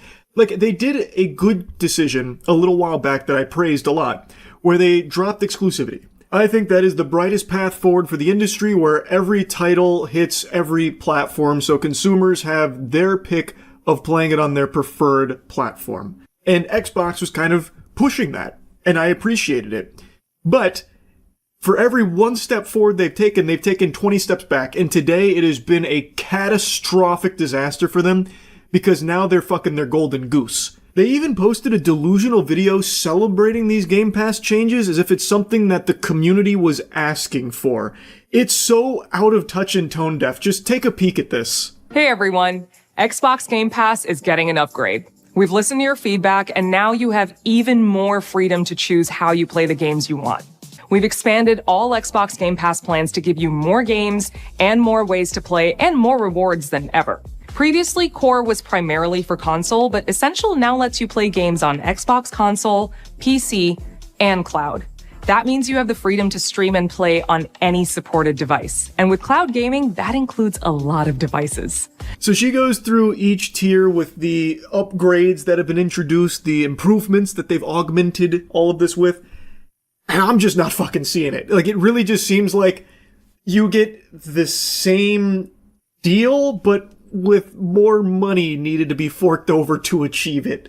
Like, the big thing that stands out to me is that they're putting more of a focus on, you know, PC gaming. So instead of it being all about console, now you get more freedom to play on PC and like the cloud stuff. But for people that are like Xbox heads, they don't give a fuck about that. Like, they're not getting a much better deal. They're just having to pay more money for the deal. Like, it just doesn't seem worth it. And judging from the response from the community, almost nobody is defending it. I don't think there's anyone out there that actually thinks this is them listening to community feedback, because you need to pay $30 a month in order to like play Call of Duty Black Ops 7 on launch. Why would you do that? Why would you be paying $30 a month to then get access to a game day one? It's so fucking expensive. At that point, you might as well just buy the game that you're interested in, as opposed to having this like ongoing expensive subscription to Game Pass Ultimate for it. It's just not worth it. The value is not there. It does seem like it is now just a price increase without offering any real reason or justification to fork over those doubloons for it. What the fuck is the point? I don't know where the spin is coming that they're trying to put on it. Like, this is what you guys been asking for. Everyone's been begging to give us more money. All of you are asking to pay more for Game Pass. And we said, fine. Guess our hands are tied. We're reluctant to do this, but we're going to increase the price by 50% per your feedback. It's what you guys were demanding, so we're just serving you the meal you ordered from the menu. Like, who's asking for that? Like, I don't know where it's coming from. And again, the things that they're talking about in the tier, like the tiers that they're introducing, it feels like it's mainly just PC cloud related stuff that I don't think the console players were really begging for in a big way, especially if it leads to a price increase. The best thing about Ultimate is that you can play new games on day one. That includes games like Call of Duty Black Ops 7, The Outer Worlds 2, and High on Life 2. But now, the best is getting even better. Ultimate subscribers will get access to over 75 day one games a year. We're also adding 2 new partner subscriptions. With Ultimate, you'll now have access to Ubisoft Plus Classics in addition to EA Play. Wait, maybe I was a little hasty. Hold the fucking phone here. You get access to Ubisoft Classics? Oh my god, that's what I've always wanted. Access to Ubisoft Classics. Ubisoft! Yes! Oh, I can't wait to be paying $30 a month. Whee! And of course, EA Play. Who can understate the value of EA Play there? This is so silly. And I was really curious if they were going to mention the price increases in this video here, because it's so pivotal. Like, this is a really big deal. It's not like some trivial increase of 50 cents. It's 50%. They have raised it from $20 to $30. And they don't make a peep. They don't mention it in this video at all. They tried to save that cold water outside of the hype of this announcement, which I think is a little scummy. I don't really like that. You should talk about the price changes too. You talked about everything else, like the name changes, which feel totally unnecessary, but that's just like corporate America where names change all the time for the most minuscule of reasons. But come on, you're not going to mention the price here? There's just nothing in this that screams value, that screams that this is worth it now. Previously, at the old price points of Game Pass, I thought it was a good deal.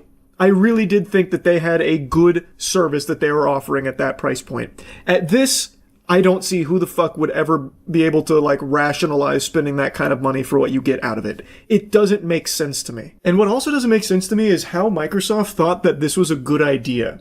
I recognize that they're not, doing amazing, but I mean, come on, just look at 2025 for Microsoft. It has been rough. And they've already increased prices on console and everything, and now this. They had to know this was going to be a big fucking miss here. I just I don't get it. It's crazy to me. Anyway, though, I just wanted to yap about this a bit. I really, and I don't mean this exaggeratory, I really don't know how much longer Xbox is even going to be around before they just pull the plug on it. It just seems like it's in such a disastrous state. They have so many things under their umbrella, but yet have so little to show for it. And their one, really good saving grace here with Game Pass is just getting ruined. It is going straight in the dumpster. It's already there. This is a dagger in Game Pass for a large, large number of people. It's not blown out of proportion with the amount of people canceling their subscription. It really does seem to be that bad. Anyway, though, I won't yap about it any longer. That's really about it. See ya. Don't know too much about this one. All I know is it's a dude-like roguelike. How many dudes? So, based on what I'm seeing here, it's going to be increasingly difficult challenges like how many dudes to kill a gorilla with roguelike elements. I don't know, a buddy of mine told me about it. Sounded cool from the way he described it. Let's ride, new run. Round 1, 10 toddlers. Oh, one dude could easily take that, right? Oh yeah, this is a freebie. Yeah, did they even touch me? That might have been hitless. I little bro'd them right there, hand out in front of them, giving them the fucking business down here, popping them. Need more dudes. Post a flyer to attract a new type of dude to the ranch. Ah, the old Ram Ranch. Okay, so Spartan dudes and Bard dudes. Spartans, 20% chance to block attacks, aim at nearby dudes. Bard dudes, every 4 attacks, Bard dude plays a song that inspires 4 random dudes, increasing their damage and run speed by 4% for 4 seconds. This effect stacks up to 4 times. That feels really good. Let's do a Bard dude. They're tiny horses. They're ponies and ducks. I think we win this. Yeah. They kind of ganged up on my Bard dude, but that's okay. No, I'm assuming he comes back, right? I'll give him like a senzu bean and he'll be back. Oh, I lost him for good. He's just dead. 36 toddlers. We'll just keep doing the easier fights. Yeah, they're getting cooked. Except this guy might go down. Never mind. Teamwork. There we go. Good work. 134 toddlers. That should be free.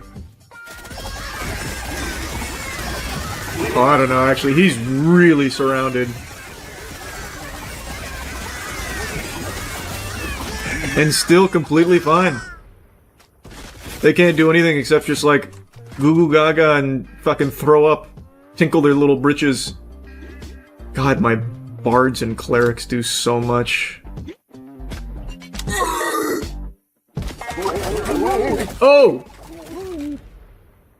My God, he fucking blasted my background dudes like a kickball.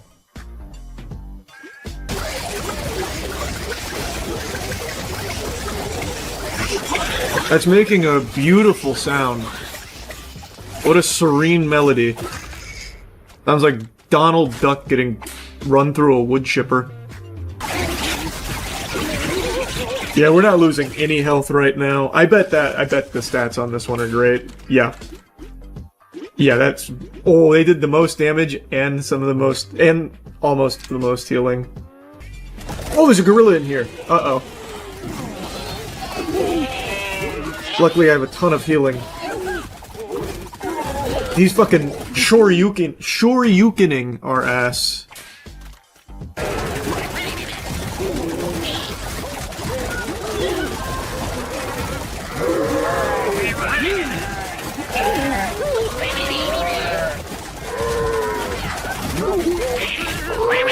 Yeah, in these long sustained fights, I'm basically unkillable.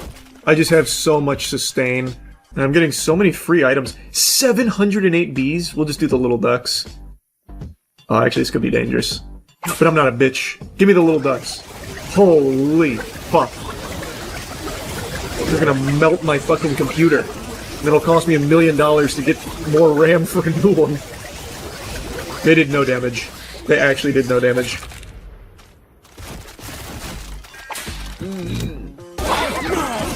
Oh man, this guy's killing us.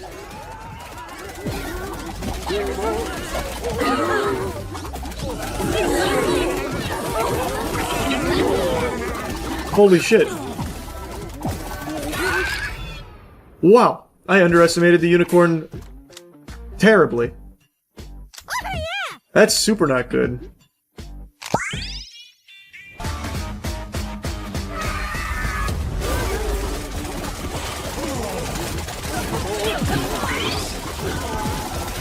Oh my god.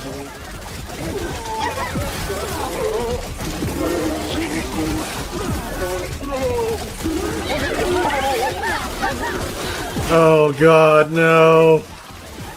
No, my run. Holy shit, these bees were crazy.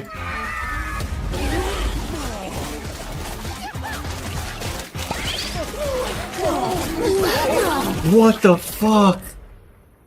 Those bees were nuts. Oh, what?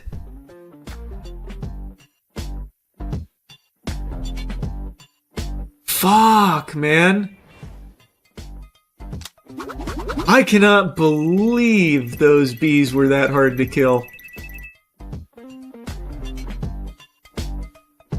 Damn! Yeah, so I think next run, I need to focus... I'll do like a very quick one. I think I need to focus entirely on damage instead of like sustain. Just to see. Or shit like that. I'm just gonna do a really crazy like Ooga Booga run here. No think, just damage.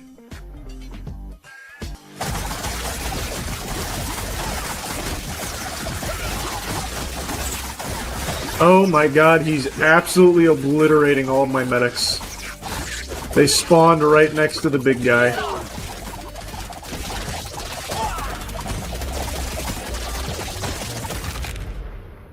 That couldn't have been worse positioning. Wow, I lost so many medics right away. I haven't killed a single thing. I've killed one wolf. GG. Yeah, that build was just not a good idea. I didn't have a whole lot of synergy, I just went for high DPS and crit. And it did not work. I did not like Paladin at all. Was not a huge fan there.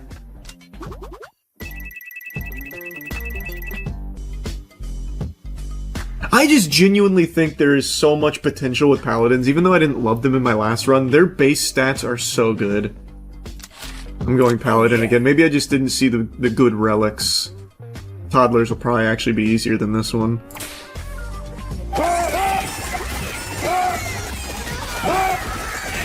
Oh, this vampire is surrounded. Holy shit, they're ganging up on him like he has fucking Hershey's chocolate bars in his pockets.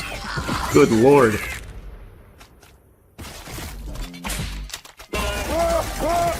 Regular dude just woke up. He just came back from the hospital and immediately died again. And I lost a vampire. Okay, I actually lost quite a bit there, to be honest.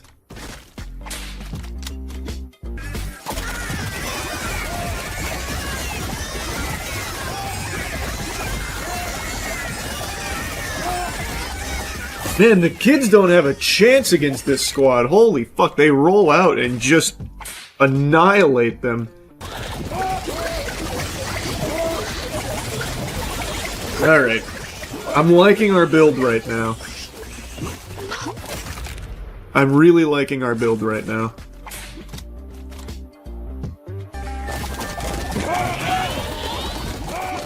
I also have a nice 4 meteors here, which I might actually rip.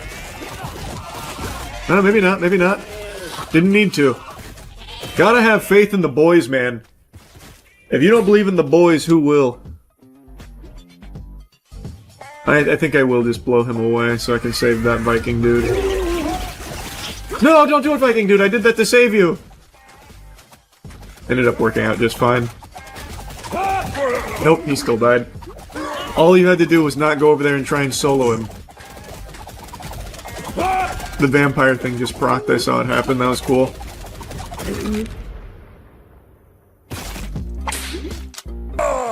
When vampire dude takes damage while below 50, steals 20% health from random dude if that dude has more health than him. That sucks for me. When cleric dude takes fatal damage, he will recover with full health and send out divine pulse with 300% increased range and 1000% increased power. Each cleric dude can do this once per round. Sure. Can't reroll anyway. Oh, my medic's up.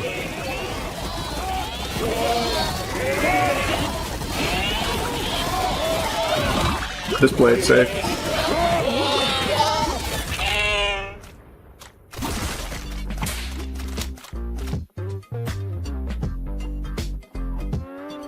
I'm about to have 5 medics come in, so let's do this.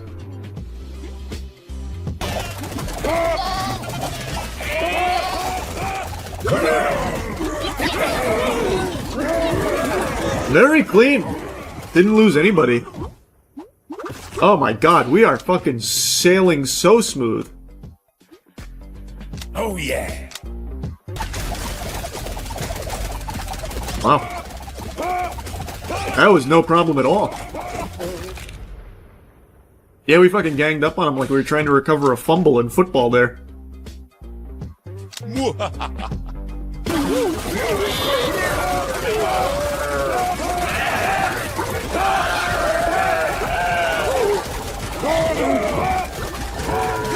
This is pretty clean! This is even cleaner than my first run.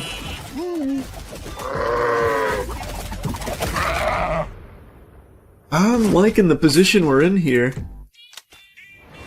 Alright, I'm back. My fucking dudes are getting a little rambunctious here, a little out of control, antsy. Ram Ranch is popping off right now.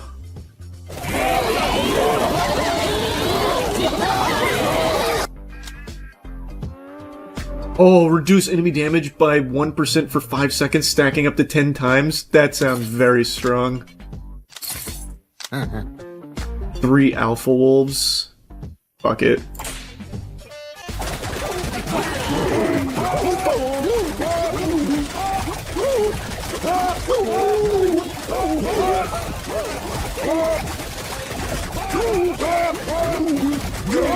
I forgot these were the alpha wolves. These guys don't do shit to us. They're small fry.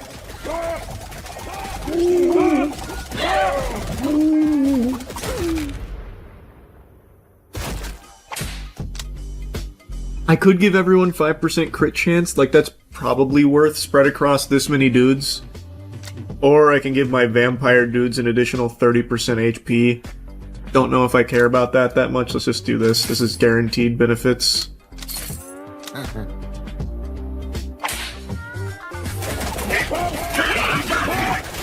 I don't remember seeing these pigs. Did I avoid pigs in my round 80 run? The feral hogs. Hog Rider. This vampire and this pig were having quite the slugfest there.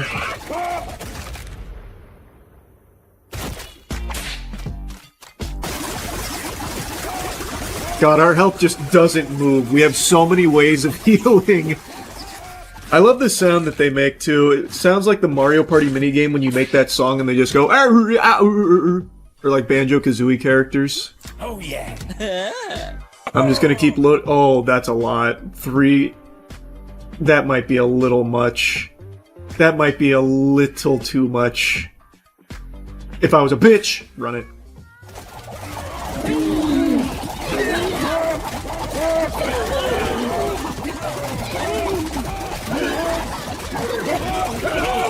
Okay, we're handling it pretty well so far.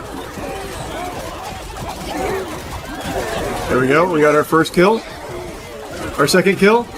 Everyone's still at full health? Wow. Wow. We are looking strong. They didn't kill anybody. I thought for sure we were gonna lose someone there. Even the regular dudes are alive and at full health. Even the regular dudes. Holy shit. The God Run.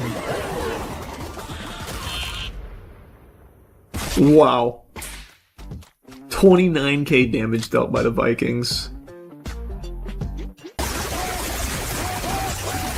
Yep. Oh, man. The dude crews very smooth. You do love to see it. Just more Viking dudes, might as well. Yeah, we're fucking flipping them like burgers on the grill right now. We're extremely tanky and our damage is very good. Our damage was a problem early on, but late game we scaled so well with all these Vikings.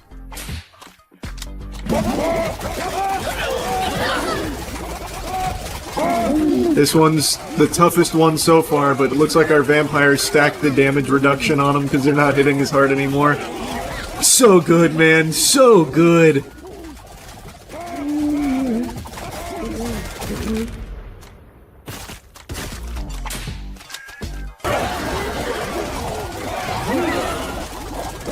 Woo!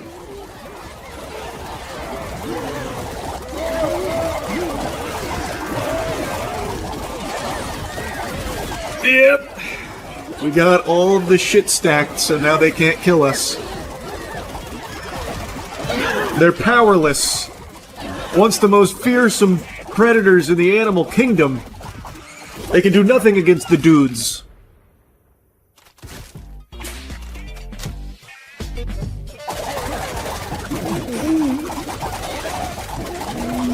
I thought for a second this might have been a tough wave. It was not.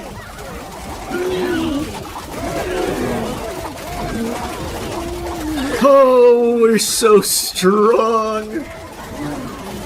I think I do want some more vampires, though. We have a perfectly even spread, really. I think some more vampires would do us well.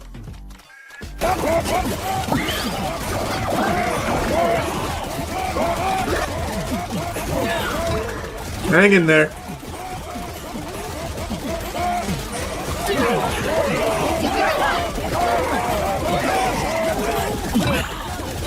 Ugh. Alright, we're good. I don't need to pop anymore.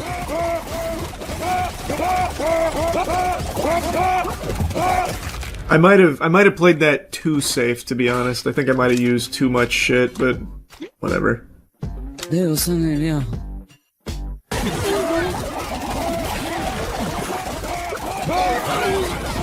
Damn, they are hitting hard now, though. Okay, so now we're getting into the, like, actual end game.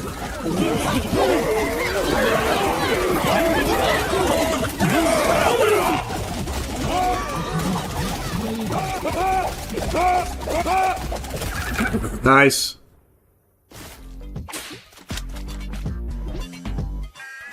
I'm just gonna keep loading up on Vikings. Oh, no, not the big bees. Not the big bees. That I'm just not risking. That's a run ender right there. It's not worth it. I'll fight the fucking polar bear. I'll take a little bit of money lost there to not have to deal with the bees. Also, this Berserk chain is looking really good. He's giving it to my clerics and shit. That's crazy. And this one vampire. He's got him. Oh, wait, no, that was rude. Just threw him away like some dirty laundry.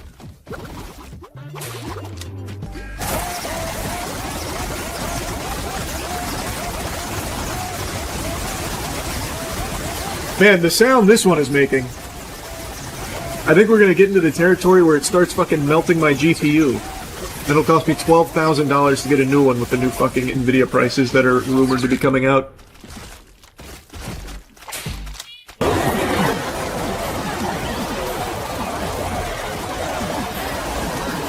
God damn it! Stabilize! I think we got it. I think we got there. I wanted a burner phone, but I couldn't find an opportunity. I had to keep trying to heal. Christ, they were tough.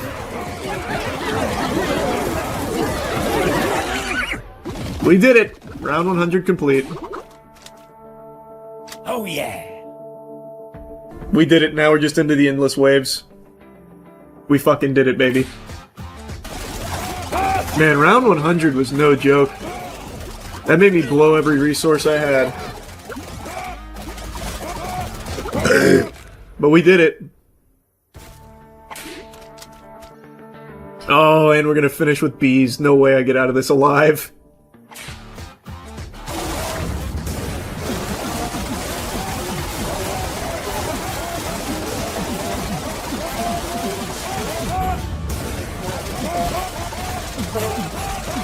Unless...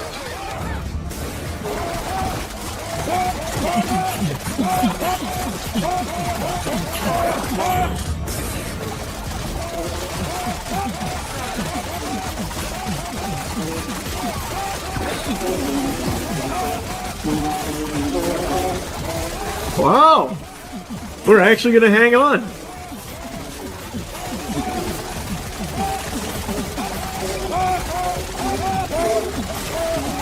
I thought for sure the bees would cook us.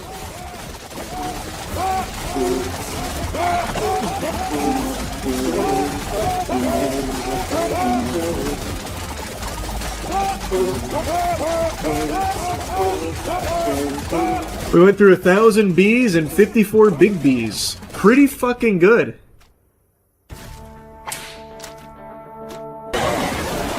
Just keep dropping meteors.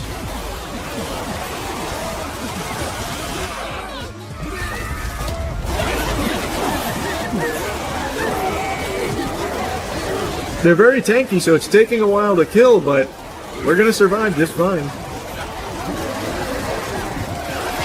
I'm excited to see what else they add to this game, because this is still just a demo. I imagine they'll get up to things that aren't just animal related. How many dudes to kill Cthulhu, how many dudes to kill fucking Galactus. I'm very curious. Wow, we're gonna fucking survive this too, really? Wait, we're doing so well. I'm telling you, man, vampires might have been the secret sauce. Paladins and vampires. We already knew cleric and medics were amazing, and Vikings always sounded good, but I had no idea vampires would perform this well. They're unkillable. Even when one does die, it revives itself, and since it has so much lifesteal and shit and overhealing, it probably just like gets itself all the way back to full without me even noticing. Very cool. That's some good shit. Oh my god. I didn't think we'd be able to buy here. What the fuck? This is so good.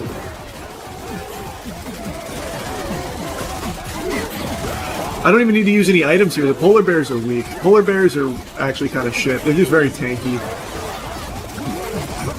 One thing I would like them to do in the full game is instead of everything just punching, I'd love if they had different animations. So like the ninja, they throw shuriken, samurai, like more sword-oriented type shit, paladin, maybe like a hammer. That'd be nice. And maybe they eventually will do that. There is one guy over here getting ganged up by every fucking alpha wolf, and he is still fine. And one guy here, too. They are all going to this guy and still can't do anything. It's like fucking Katamari over here. Who is that guy? Give him a medal. What a fucking animal. Face tanking the entire football team. Holy shit. What the fuck? One toddler. One random toddler? Interesting.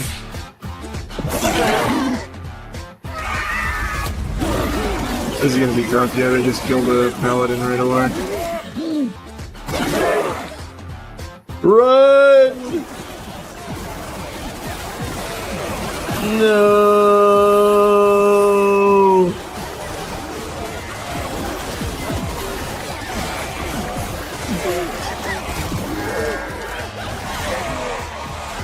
They got us.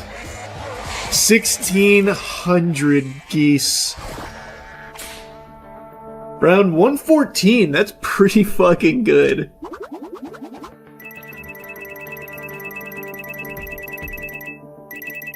Woo! That was clean. I took a snooze, now it's time for dudes. I want to do a new run because this was just experimenting at the end of the last video. Got up to, what was it, round 114, but I think I can go all the way up to round 1014. I truly believe in myself. Now that I've become the master of men, I feel like I know what to look for, what kind of build I want. So, it's just a matter of optimizing and hopefully getting some good rolls. I wonder if I should get a medic dude, or continue to try new stuff, like with the warlock. I might try the warlock.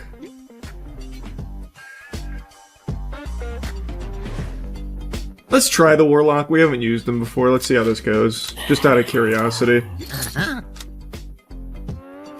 I feel like that's going to be really good. Both of these are good.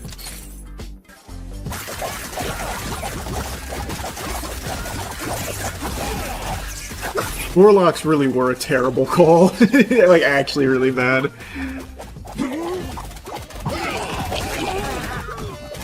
That's okay, though. That's okay.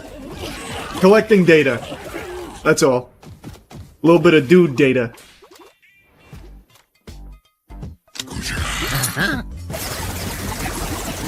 Warlocks were just a really bad choice. I think I'm just going to abandon Warlocks, unless they have a really good relic that I haven't seen yet.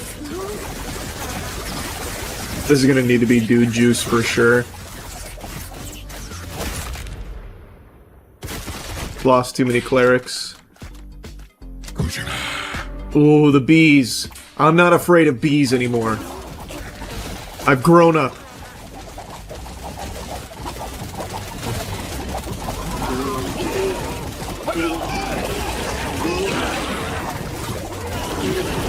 Yeah. I'm no longer traumatized by those dirty little bastards, those bitches. They don't scare me.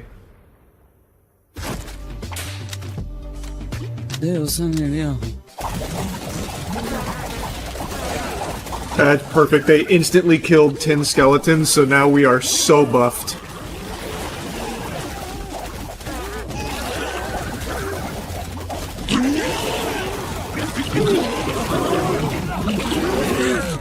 That was perfect.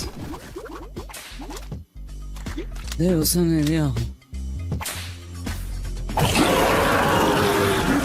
that's what I want every time. Just instant 10 skeledudes killed. Just fucking blasted, so that way all of us are tankier and we fight in their honor.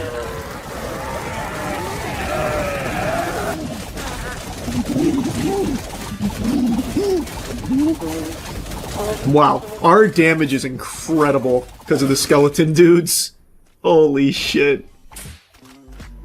Them dying just gives us so much. We get so much value out of it. You know, the Warlocks really weren't the worst call in the world. They just don't ever die, which is nice. Maybe I should have bought the Taunting Relic for them when I had the chance.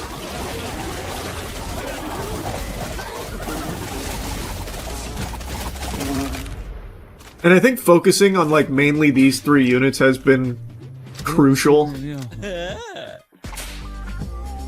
Instead of spreading everything out. Oh my god, the amount of skeleton dudes we can have there if I can just find a taunt. I'm gonna grab this in the hopes that I get a taunt, because this just seems so good. This is great, but I'm trying to invest for, like, going into 150.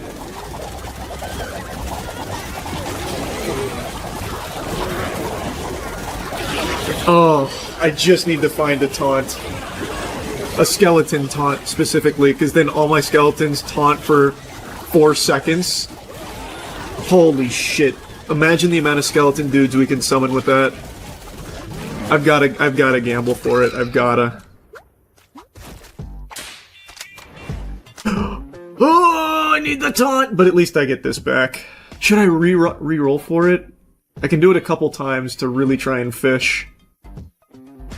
But I mean, this is guaranteed right here. I'm gonna have a huge investment come through anyway. I'll wait for the investment, then I'll just do a ton of re-rolling. Let's get the guaranteed here, though. And I'm gonna save. Re-roll, maybe. There it is! It's Bony Backhand! That's the one I'm looking for! Holy shit! Skeledudes, 20% toughness, and taunt 4 nearby enemies to attack them for 4 seconds when they're summoned. I should be spawning a billion Skeledudes if this procs at all for me. I summoned 1. But at least they're taunting.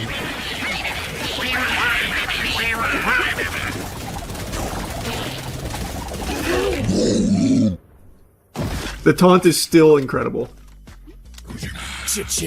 There's my huge investment.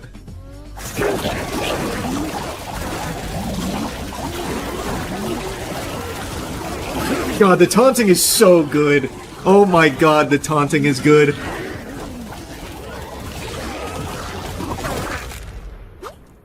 Fuck, what a crazy run.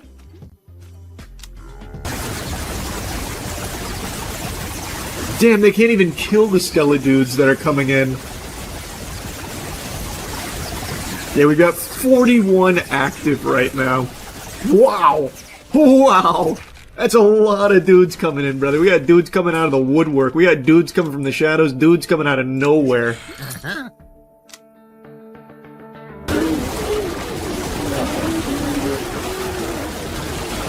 Somehow they are laser focusing on our clerics.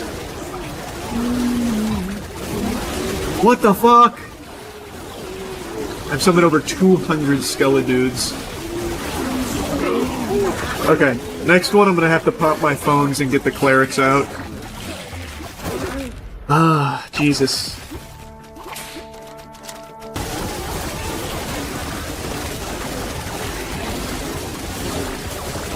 Alright, now they're dying, we're fine. Oh, we might make it to 120! I'm putting the cart before the horse a little bit here, but this is looking good.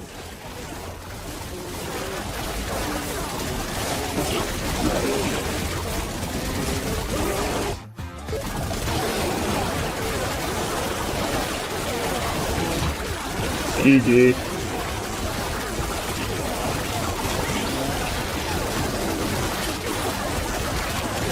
Damn it!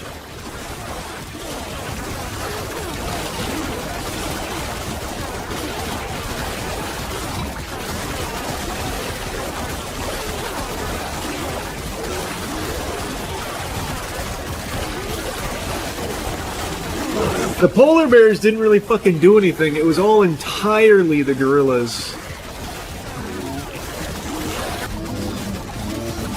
Fuck, man, the gorillas were strong.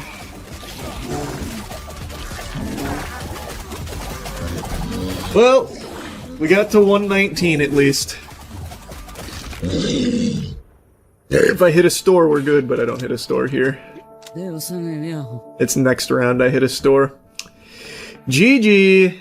119.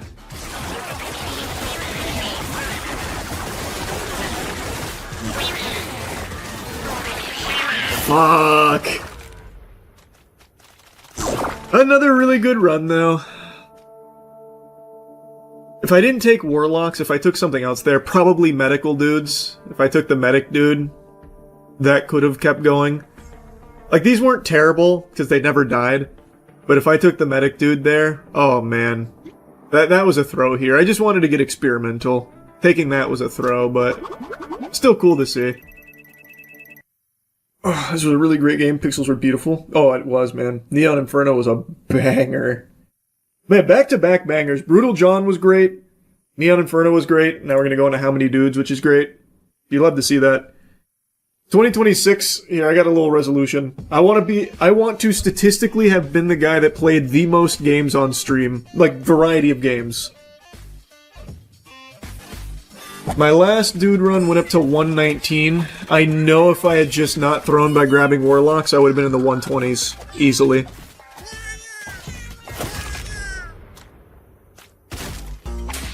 I've got a good handle on the fundamentals. A bard would be great, too. But I think what I'm going to do is I'm going to go Necro Dude, Franken Dude, because I think that's the strongest combination in the game. Cleric for sure. And then maybe Bard's Spartan for blocking. Because the big problem at the end of the game is like the fucking 2,000 gorillas and shit.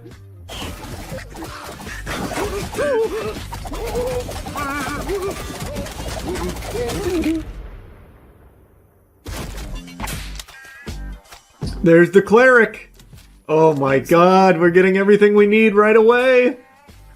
Painless!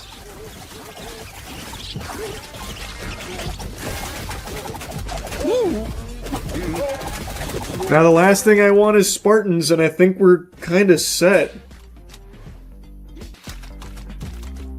Oh, I didn't get Spartans. Damn, that's really unlucky. It's gonna have to be Paladins then. Damn. Really wanted Spartans. I don't think Paladins are going to be able to tank enough for us in the 120s. No choice, though. I didn't get any dice, so I can't reroll. Tough. Alright, Paladins. No, I guess... No, it has to be Paladins. I can't risk anything else. That's just super not helpful. My Franken dudes are just getting fucking blasted. This is so useless for me. But we're gonna grab it. Again, we're gonna try and prep for a 120 run. It's looking unlikely, but oh my god.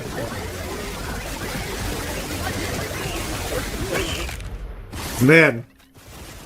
Picking up that cleric relic there immediately just paid off big time. That by itself just saved us.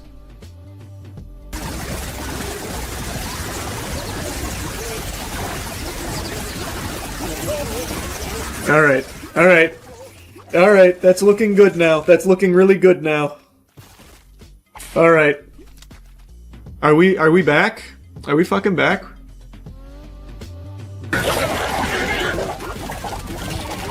Okay, it's looking good again. Alright, we're entering the late game now. Well, not really. We still have another 50 waves before late game, but we're starting to turn it around. That's what we needed right there. That's what we fucking needed. You can never count the dude out. A dude is at his strongest with his pants down, fucking ass up. And look at us now. Yikes. Okay, I have to pop that potion. That was looking a little threatening. None of my Skella dudes died, so we didn't get any of the toughness or the other buffs or anything. That's okay. I don't know if we can kill the unicorn without taking a lot of casualties. I need to show faith in the dudes, though. I need to. If I don't believe in them, who will? Yep, they instantly killed one of my clerics, but luckily he procced.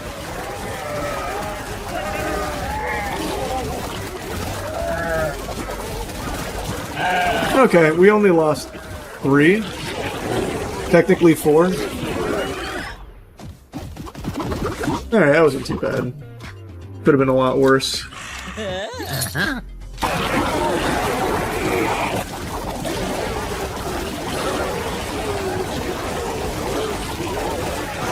Yeah, I wish I didn't grab these 4 paladins.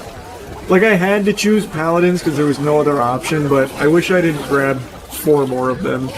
That would have been really nice if I spent it on bards or franken dudes. I fucked up.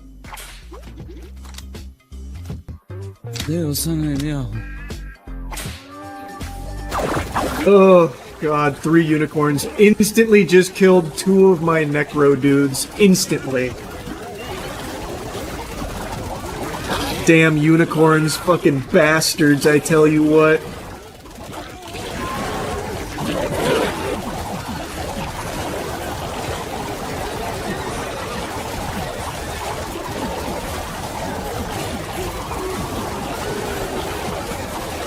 Man, these bad boys are standing strong. Holy. Having a hard time chopping them up.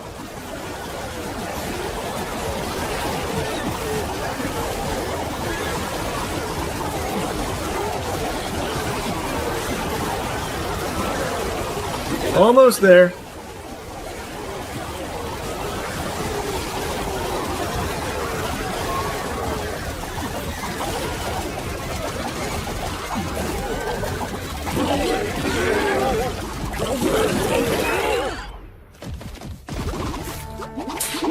They did not go quietly.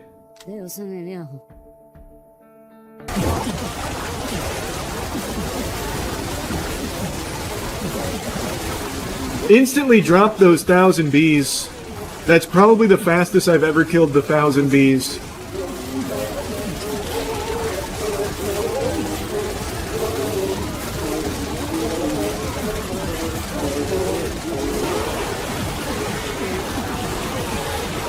Hang in there, you fucking bastards! Please stop dying. My bards are getting clapped.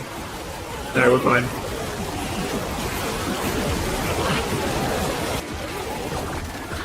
Can you get to round 200? I don't think anyone's got past round 123 from what I've seen. 123 is the filter.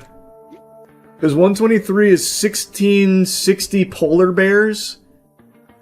And I think the only way you can get past that is with Spartans. Why I was trying to build Spartans, because I think they're like really the only way.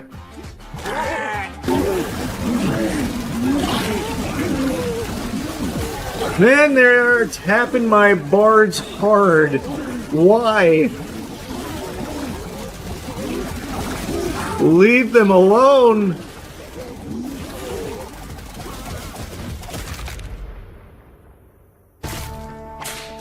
The only units I fucking lost were bards. Oh yeah.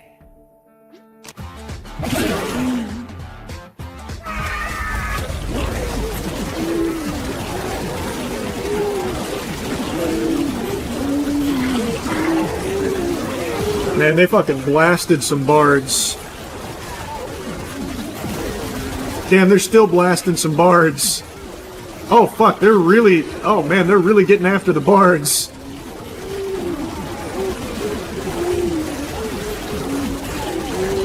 Hopefully they'll start dying soon, because holy shit. Jiminy Christmas. About fucking time. My god.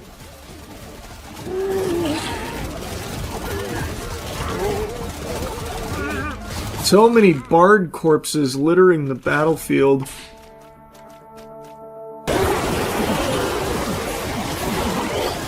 Oh god damn. My Franken dudes.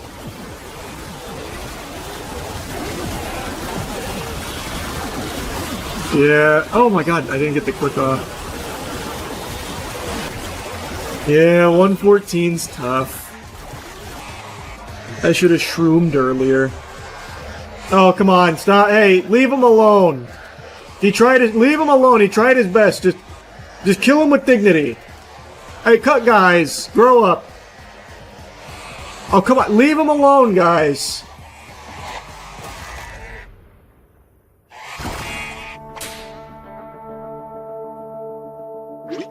Damn. I've got a new interesting speedrun strategy I'm about to try. So what I'm gonna do is I'm gonna choose early game easy route more often and compound the investments. So I'm just going to keep stacking them till it gets hard. Ooh, this is a rough start. Okay, so now I have a decision to make. Do I go Frankendudes or do I go for Bard? I actually think I go for Bard.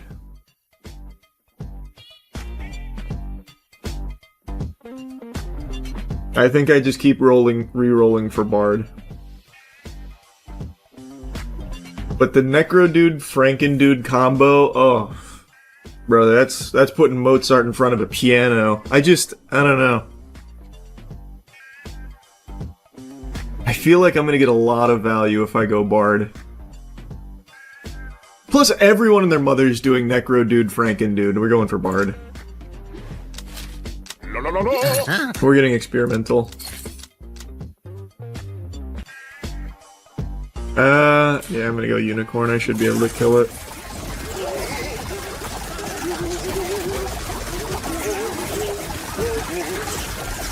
Yeah, the taunting was really good here because he's all over the knight. Look at that. No casualties on Unicorn Wave. Oh, fuck, that's nice. That's some good shit. That's some real good shit. Kata came in here to appreciate it. Mm-hmm. Yeah. I know. It's looking pretty good. And we haven't even got to the main experimentation of the run yet. With my doubled investments, I know. Kata, what's up? I know. Good girl.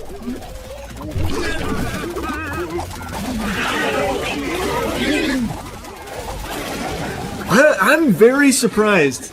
Like this, I've been like malnourished this run on relics because I've been saving, and we're still this strong. This is pretty solid. I do think though after this boss, I will need to do the easy routes. Because, like, see, like, now I'm starting to kind of get slapped around a little bit here. We lost a couple units.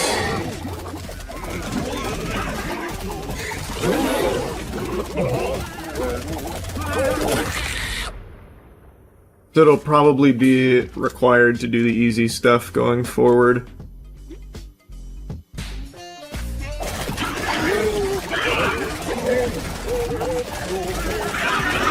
That Unicorn is really looking at that Bard right there. He's being real mean to my Bard. He's bullying him for no reason.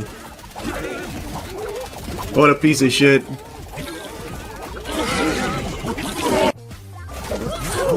Oh, he killed a regular dude. Have mercy. It was just a normal man. He wasn't even a fighter. He was here by accident. He wandered in.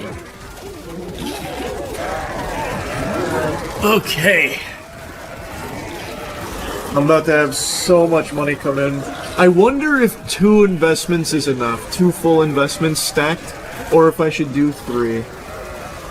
That's the decision I'm about to have to make.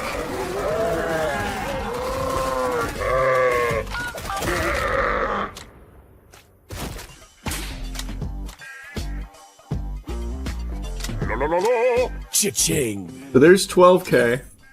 That's fucking massive.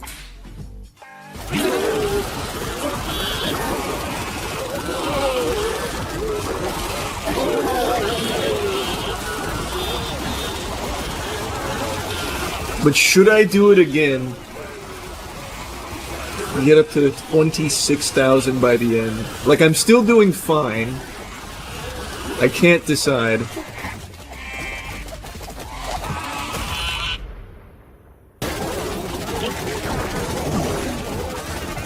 Nice. Pretty good.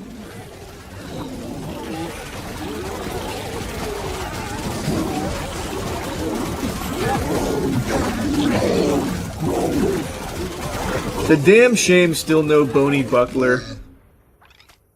Or bony backhand, whatever the fuck it is.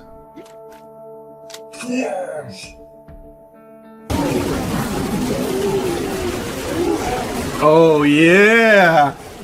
Wait, what a fucking hold here! Holy shit!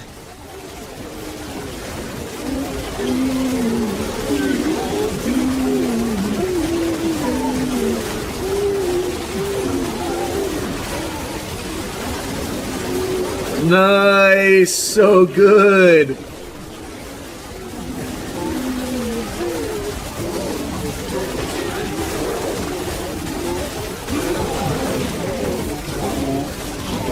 Good shit, dudes. Holy fuck.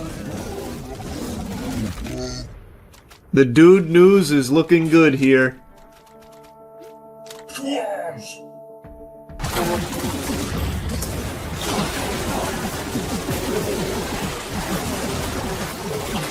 They tried to separate us.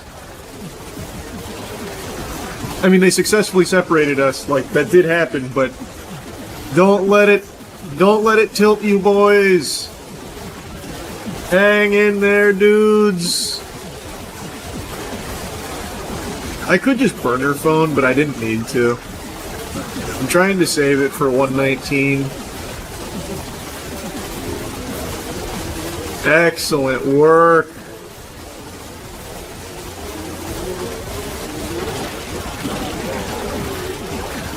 Nice. We lost a couple of bards, but that's okay. That's what dude juice is there for. It exists for a reason. I actually want to see the stats on this one here. I feel like the vampires did a lot for me. Reducing their damage.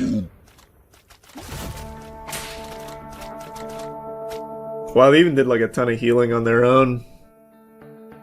God, look at the damage taken from the knights and the damage prevented from the knights. Oh my god. No surprise with the bards and clerics doing that much damage, but Jesus, the damage prevented is crazy. Alright. This is the make or break.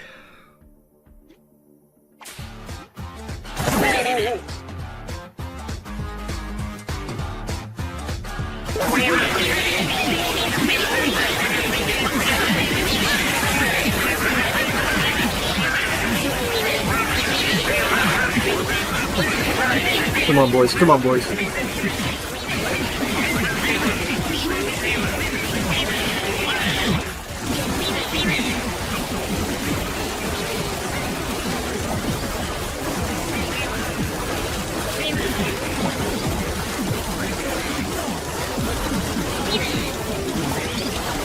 Come on.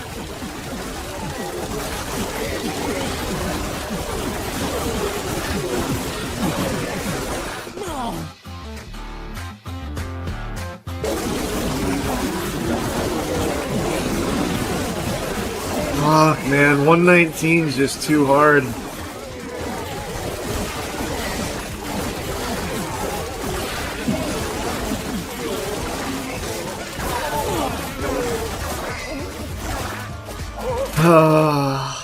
Man, 119 is brutal. Fuck! We weren't able to get there. Got every single knight relic. Damn it. Run it back, run it back. That strategy, though, of the double... Well, no. The triple investment, that's the way. Oh my god, we're so cooked. No healing at all. Man, the toddlers are eating us alive. This is such a terrible setup here. I cannot believe how bad this is. I just kind of want to see it through now. This is unbelievable. This is probably the saddest fucking dude run of all time.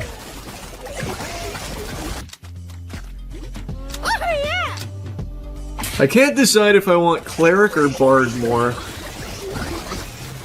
I'm kind of leaning Cleric.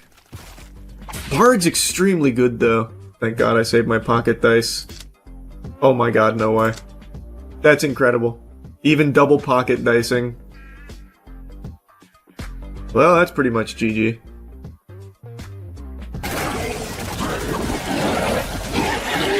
Ooh. I lost 2 Franken dudes there? What the? 3 Franken dudes there? What?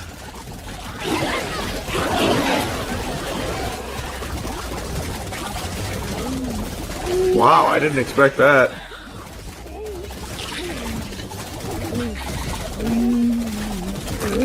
Wow. Those guys kind of popped off on me.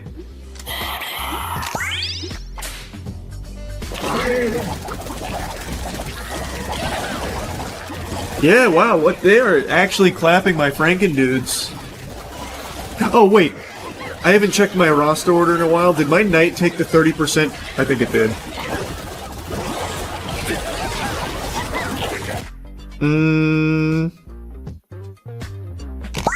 Yeah.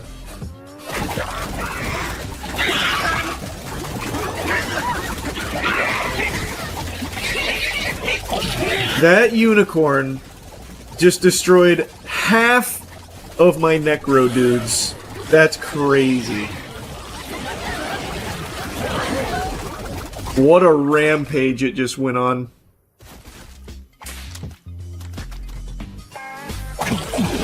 Oh! Wow. There goes half of my Necro dudes. Wow. Man, the unicorn, like, this entire run, they have really hated those guys. They focused the fuck out of them. What in tarnation?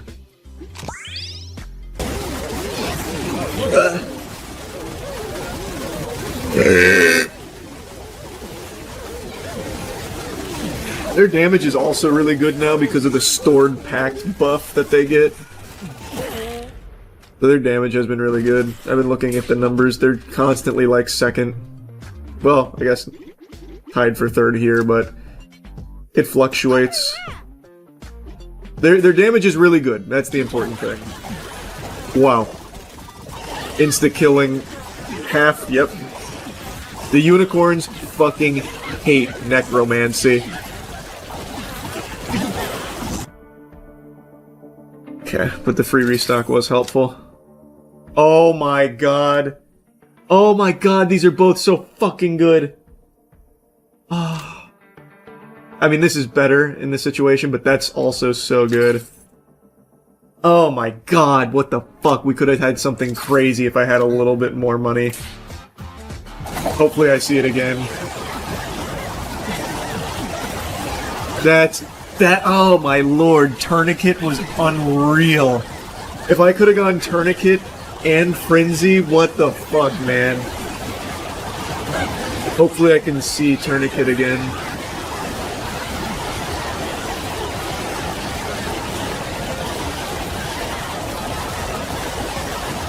Haven't lost a single non-Skella dude. I thought for sure I'd need to pop a consumable here. Nope.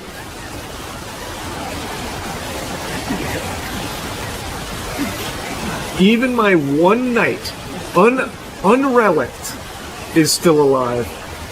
Holy shit.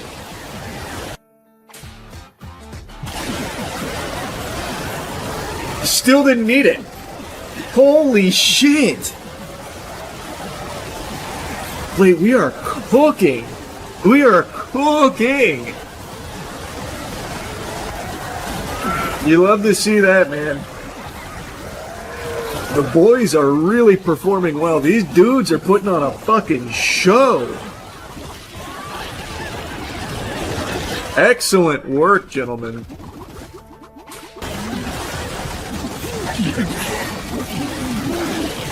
It's fucking unreal. I haven't needed any consumables. This is great going into 114.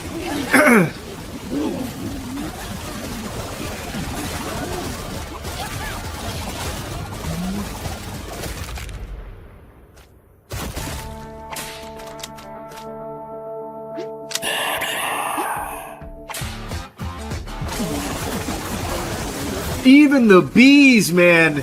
Even the bees can't fuck me. Oh my god.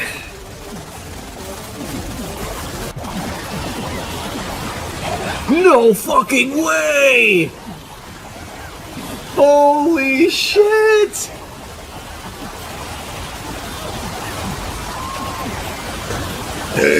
Not a single casualty. Or consumable.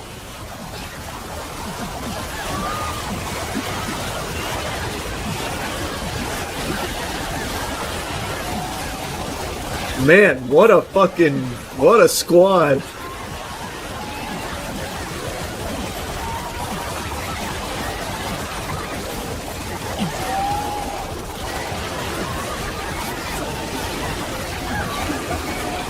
Warlocks did great, man. Warlocks really did impress me here.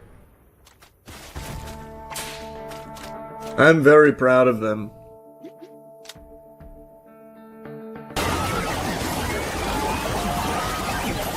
I'm loving it!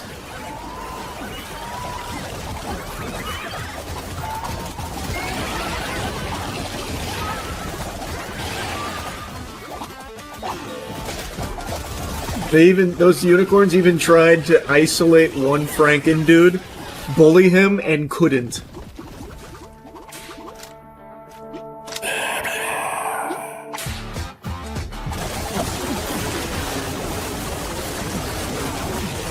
They really thought.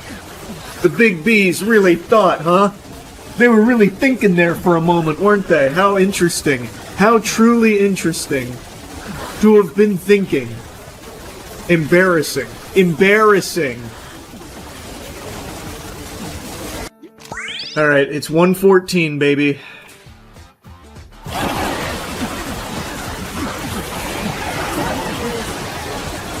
I don't think... Did either of my... There we go. Wow, there was so much lag there. Neither one of my things were off.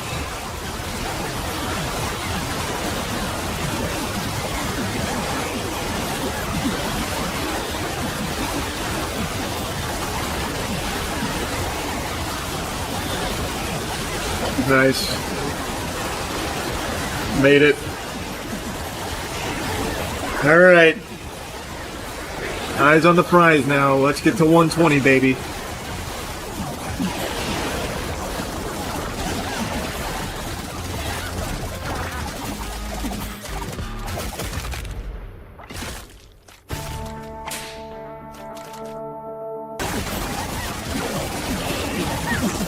It's crazy how the knight doesn't die. I have put 0 relics into the knight, nothing, and he still has survived every single round. I think he's only died like once when I first got him. When he first showed up at my doorstep.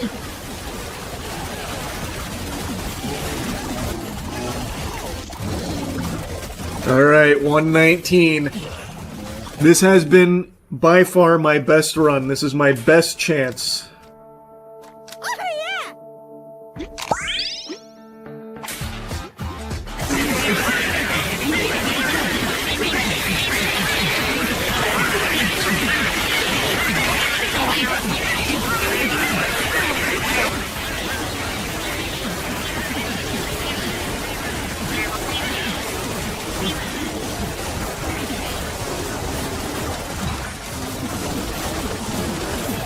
Come on, boys.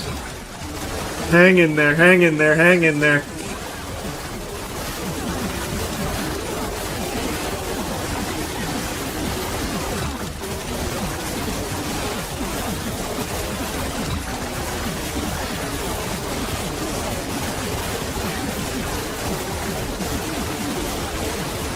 Holy fuck, we're gonna make it. Holy shit, we made it. Holy shit, we made it. We're in the 120s.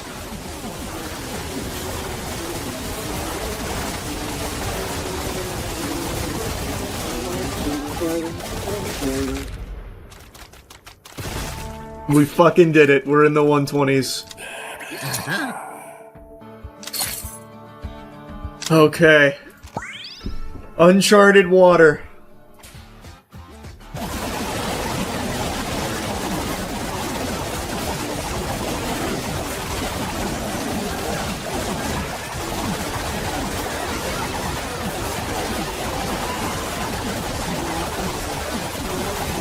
I don't think I need the lightning.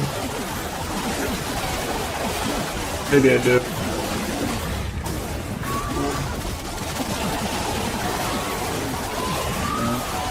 Nice! 121!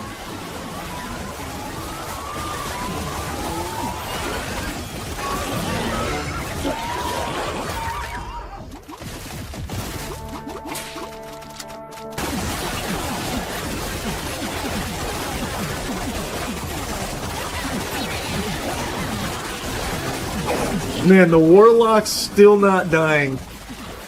Nor Frankendudes.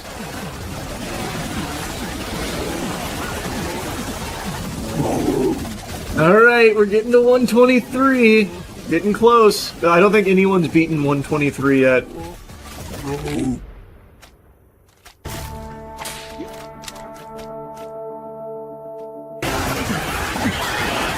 Oh my god. No.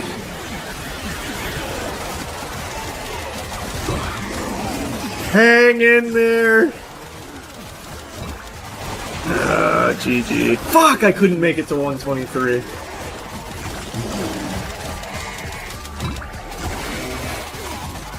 Just shy.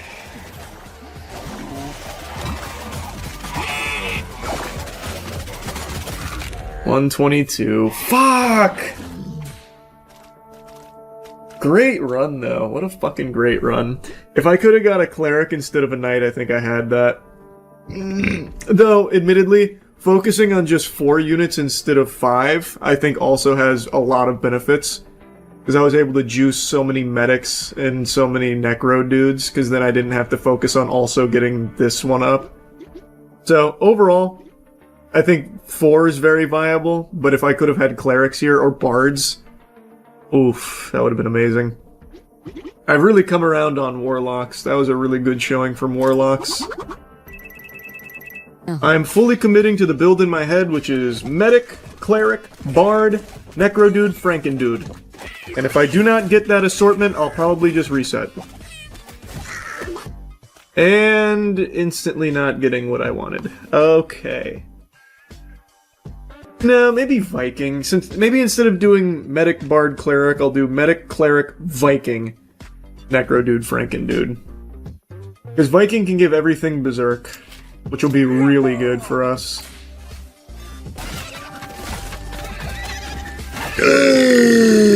Yep, there we are. That's the sound of a dude. There we go, we got our franken dudes. Nice. This is the one I wanted. That's the exact one I wanted. And pocket dice.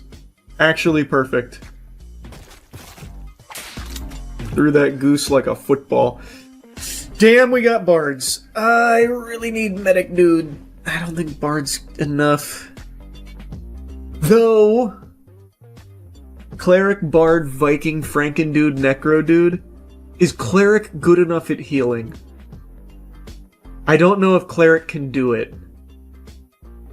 That's the only problem, is I'm not confident cleric is enough healing. Bard is so fucking good. I'm doing it, I'm doing it. I need to save this just so we can get necro dude for sure.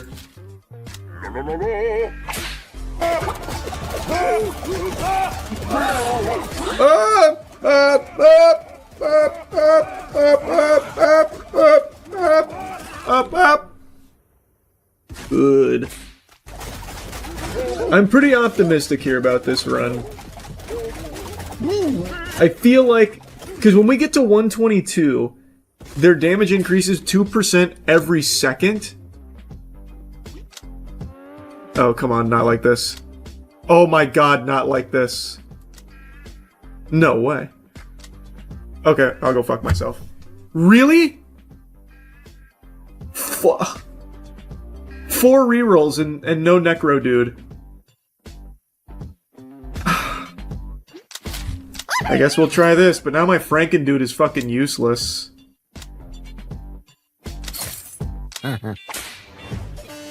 Oh, wow. Alright, we'll see if Vikings can carry. I'll just not put anything into Franken dudes. Man, that's crazy. That's crazy. That blows my mind. What shit RNG that was.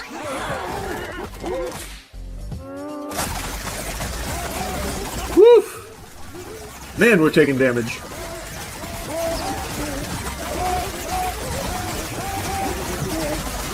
But at least they're saying ha, ha, ha, ha, ha, ha, ha, ha. Like in Chivalry when you spam emotes. Spam the voice lines. Charge! That kind of thing. Wow. We are weak as fuck. Oh boy. I might not be able to do a full dump here. Because then we have zero chance of even making it to 120.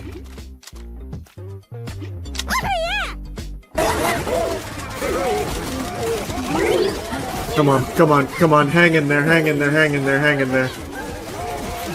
Nah, I was right. I knew we couldn't survive that. Oh well, that was a terrible run. I did not get the shit that I wanted.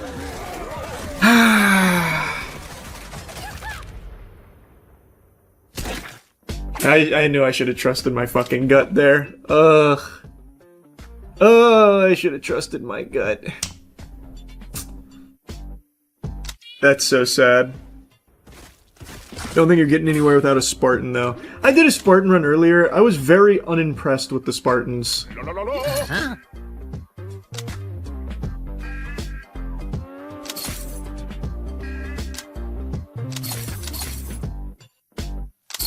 Oh, this is tragic. Oh, this is so tragic.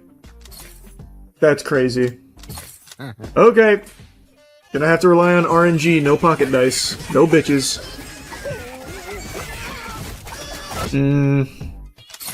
Please, I need pocket dice.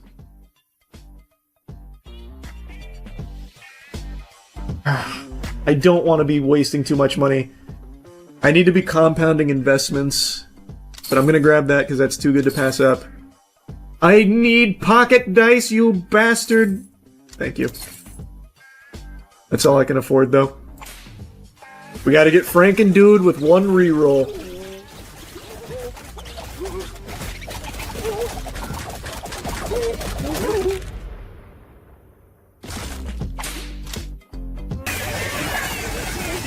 Yeah, I've been kind of addicted to this game.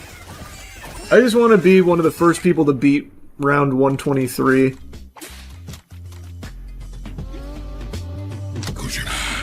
I've been coming close. Well, rather, I came close once to getting to 123. I died on 122 right at the end.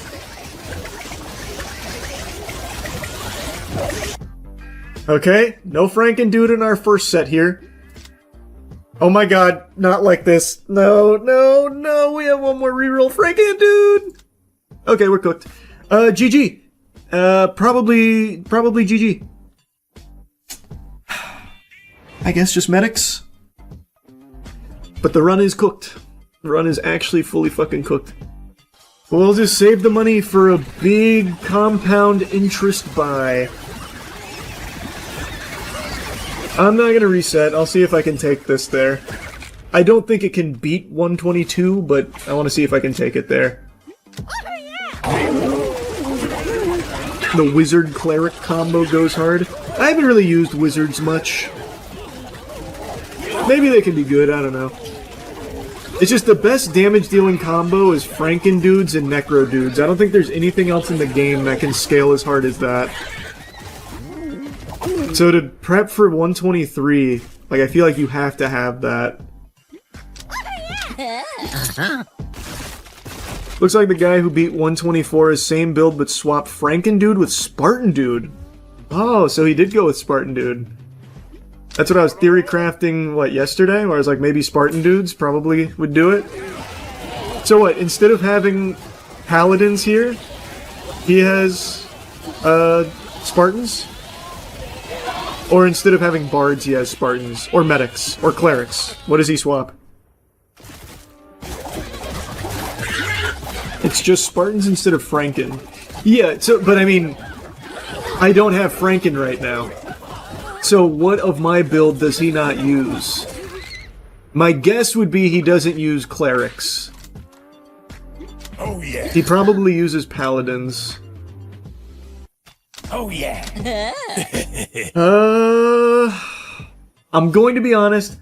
I actually don't know if I can kill wave 60 if I do a full investment, but I also have to if I want to, like, prep for 123. So we can't be a bitch about it.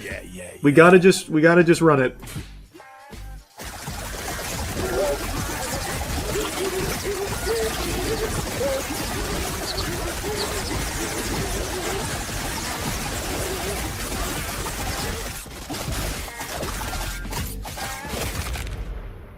Alright, let's see if we make it.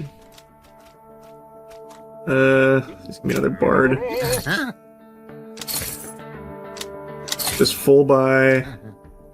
We got all my dudes back. Alright. Oh, we're fine. I thought they'd be hitting a lot harder on this build. Oh, we're good. Probably. Bards are dropping a little lower than I'd like, but we're still fine.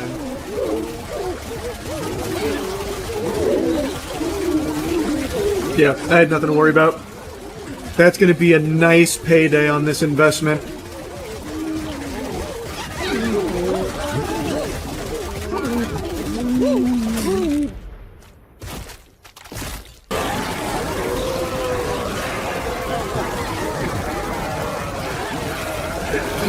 Does this go on forever, or is there an end goal?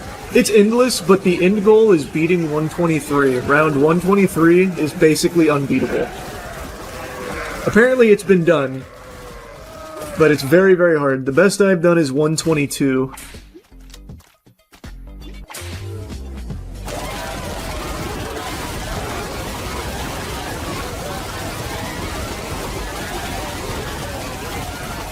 Now we get to cook! Yeah, I know. The bitrate gets absolutely destroyed for this. Nothing I can do about it.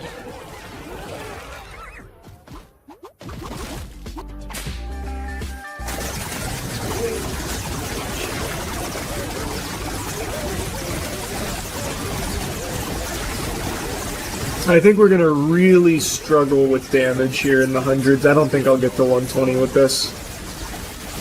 Seeing how we're handling these waves, I just don't see us making it, but we'll see.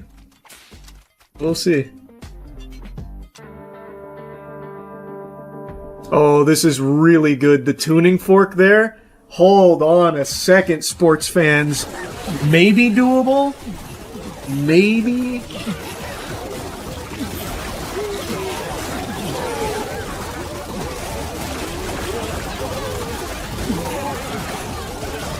Tuning fork is so good for us right now.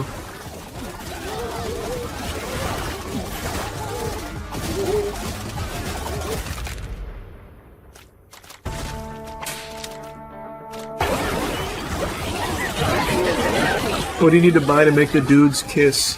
Good question. There is no kissing item in the game yet. But it's still just the demo. But I'm sure it'll get there at some point. Yeah, we're in the bitrate destroying rounds now. I know. Just fucking hang in there. Hang tight. Buckle your seatbelt. We're trying to go for the long haul up to 123. God, our sustain is incredible, though. We are very, very, very sticky. I just wish we could hit a little bit harder.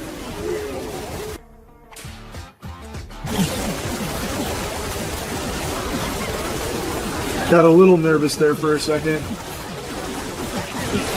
Bees can fucking sneak up on you. They can get you when you're least expecting it.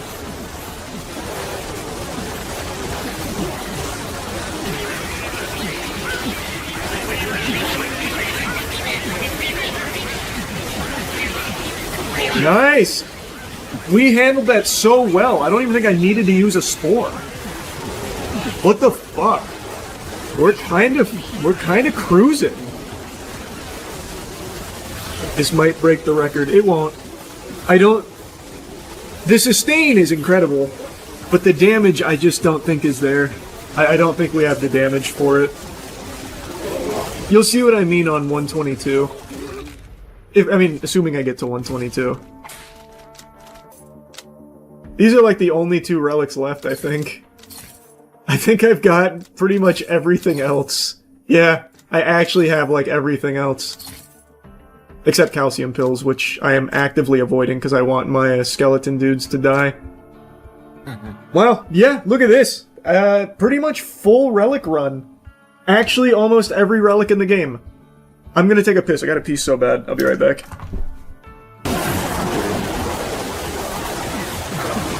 And this is what I was worried about, though. Our damage isn't that good. Our damage is very pitiful. Look how long it's taking us just to kill these bees. Yeah, I don't think we get through 122 like this. Well, if I spam consumables, maybe. 520 skeledudes. That's the most I've ever seen. Can you imagine if I had Frankendudes like I wanted right now? Can you even fucking imagine? Now, this is what I don't understand. How would you even kill them without Frankendudes? Kill them faster without Frankendudes. Like, the Spartan run apparently used Spartans instead of Frankendudes. How the fuck is that possible?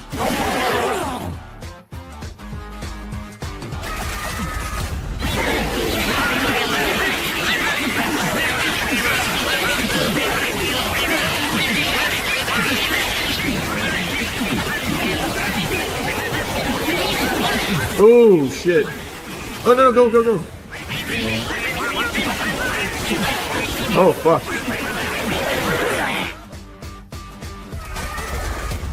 They're hitting hard right now.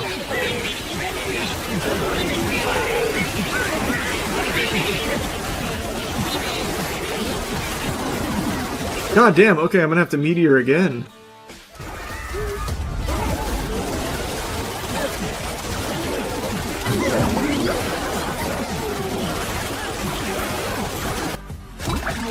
Oh, fuck! Oh, no, no, no, I wanted to click here, but I accidentally clicked the guys. Oh, Jesus.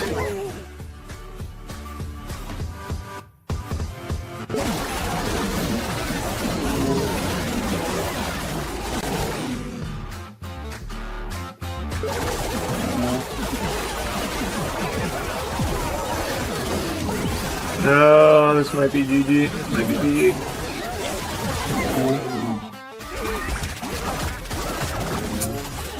Damn, didn't even make it to 122.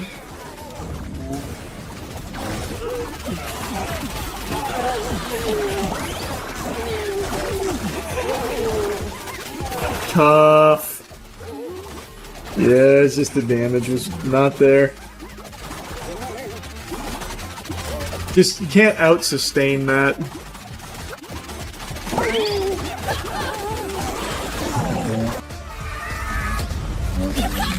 No. Yeah. I don't know how you do that with Spartans and not Frankendudes, to be honest. I think I know the perfect build. It's Spartans, medics, bards, necro dudes, Vikings. Vikings for the Berserk that can proc to the whole team. Medics, obvious reason. Bard, obvious reason. Spartans, I looked more into them. They can just be unbelievable late game monsters. Both damage and tankiness. And I got none of those here. Except the Necro Dude, which is fine. And Necro Dudes I'm going to be running because I want the Skele Dudes to die, so that way I can get a lot of extra buffs to the team. So that's going to be my synergy. But I'm not going to have a ton of Necro Dudes, I'm mainly going to go all in on Spartans. I'm only going to be using Necro Dudes up to a certain amount. Probably 10. Maybe... yeah, 10. 10's probably plenty. And I don't want toughness because I want them dying. Like, instantly I want them dying. The main thing is Spartans. I think with enough Spartans you can probably just solo... they can probably just fucking solo up to 123. From what I've seen with their late game relics. Spartans. Huge. This might actually be the first time this toddler round kills me. Yeah, they actually killed quite a few units. For the first time fucking ever. Oh my god, I'm so weak right now with no healing. Medic, we actually got exactly what we needed. God, look at the size of some of my Spartans. Like Rita from Power Rangers hit him with the growth thing. That crit is obviously gonna go...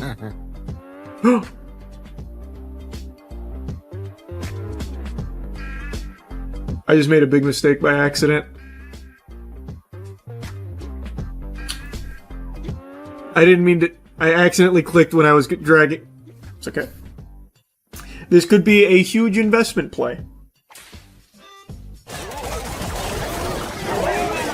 Easy route forever, obviously.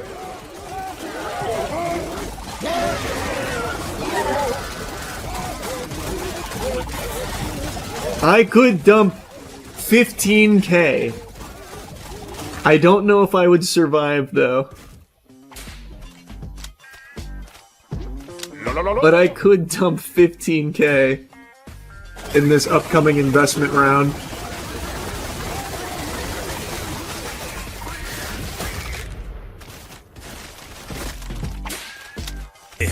I'm really thinking I might do it. Though, if I just do the coward package, I'll still be at very close to the same spot I normally would be. But man, if I do 15k basically in there, holy shit. I could buy everything, which I've already done a few times. But I don't know if I will make it there without buying. I can't decide, man. I cannot decide. Like, I don't think the relics I have now are enough to carry me there. Fuck, this is a tough call to make. I think I've just got to do coward package.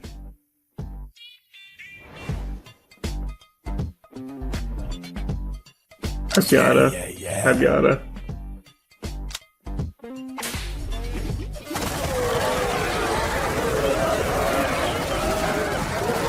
I wasn't 100% sure I'd make it there if I did the whole thing. I'll still be able to buy most of the store, it's just... it is what it is. I accidentally misclicked.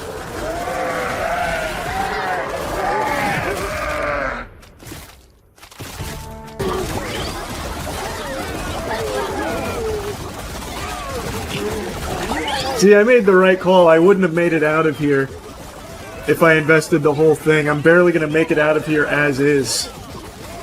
Holy shit. Yeah, I made the right call. Man. Holy shit.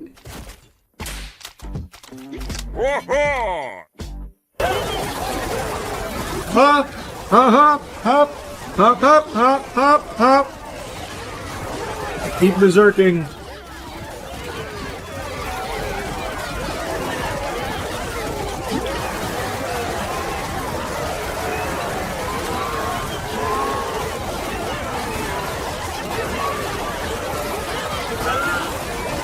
Pretty smooth run. Oh, I mean, the run was not smooth at all. We had to fucking struggle to get here, but In the hundreds, it's been pretty smooth for us. I never hit the leather bracer, holy shit. Actually a massive pickup. Yeah, we are dropping shit fast. Our damage is really good. I think the Berserk proccing is really cooking. Man, think about where we started. Look at us now, huh? Who would have thought? Who would have thought? After such a miserable early game. And the crazy thing is, man, all of those blunders with the relics and shit, imagine where we could be right now if I didn't fuck all that up. Although, admittedly, it's not that big of a deal, because we're still close to where I'd normally be by this point. Like, we're not far off, it wasn't super costly.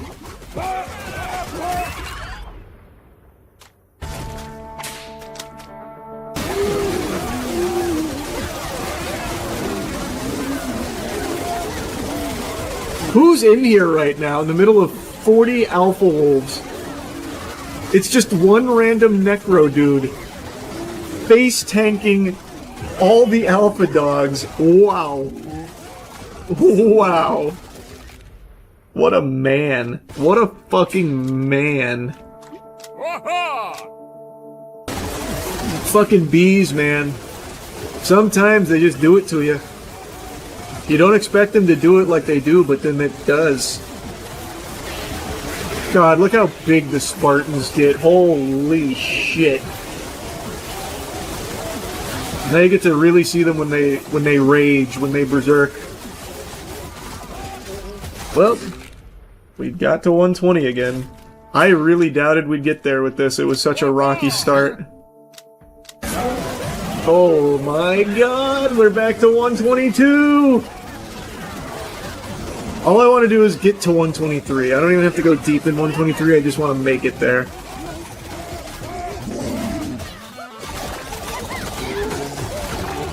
Nice, way to bully him, way to bully him. Are we holding right now? I think it's only because the polar bears are stuck. Come on, Spartans. Come on, Spartans. I'm blowing everything here just to see 123. That's all my consumables. It's in God's hands now. Come on, boys. Holy shit, we're gonna make it. Holy shit, we made it. Maybe. Hold on, let's not put the cart before the horse. But I think we made it. There's one goddamn goose still in there. With Spartans, I think burner phone is just so important. If I didn't start evacuating everyone over here, I think we lose. So now I know, going into 123, burner phones, positioning is going to be crucial. God, look at the size of my dudes. Holy shit, the kaiju battle. Alright. We made it. We're not gonna get far at all, probably insta-lose here, but we fucking made it. 123. We did it. We fucking did it. Look at the stats that you have to fight through. 3 bees, who gives a shit? 1,000 honey badgers, which, mind you, are unbelievably strong. We've already seen that. And then 1666 polar bears. Oh! Oh, fuck. Hey, we made a dent, though. We did make a dent. They will remember this final stand from us.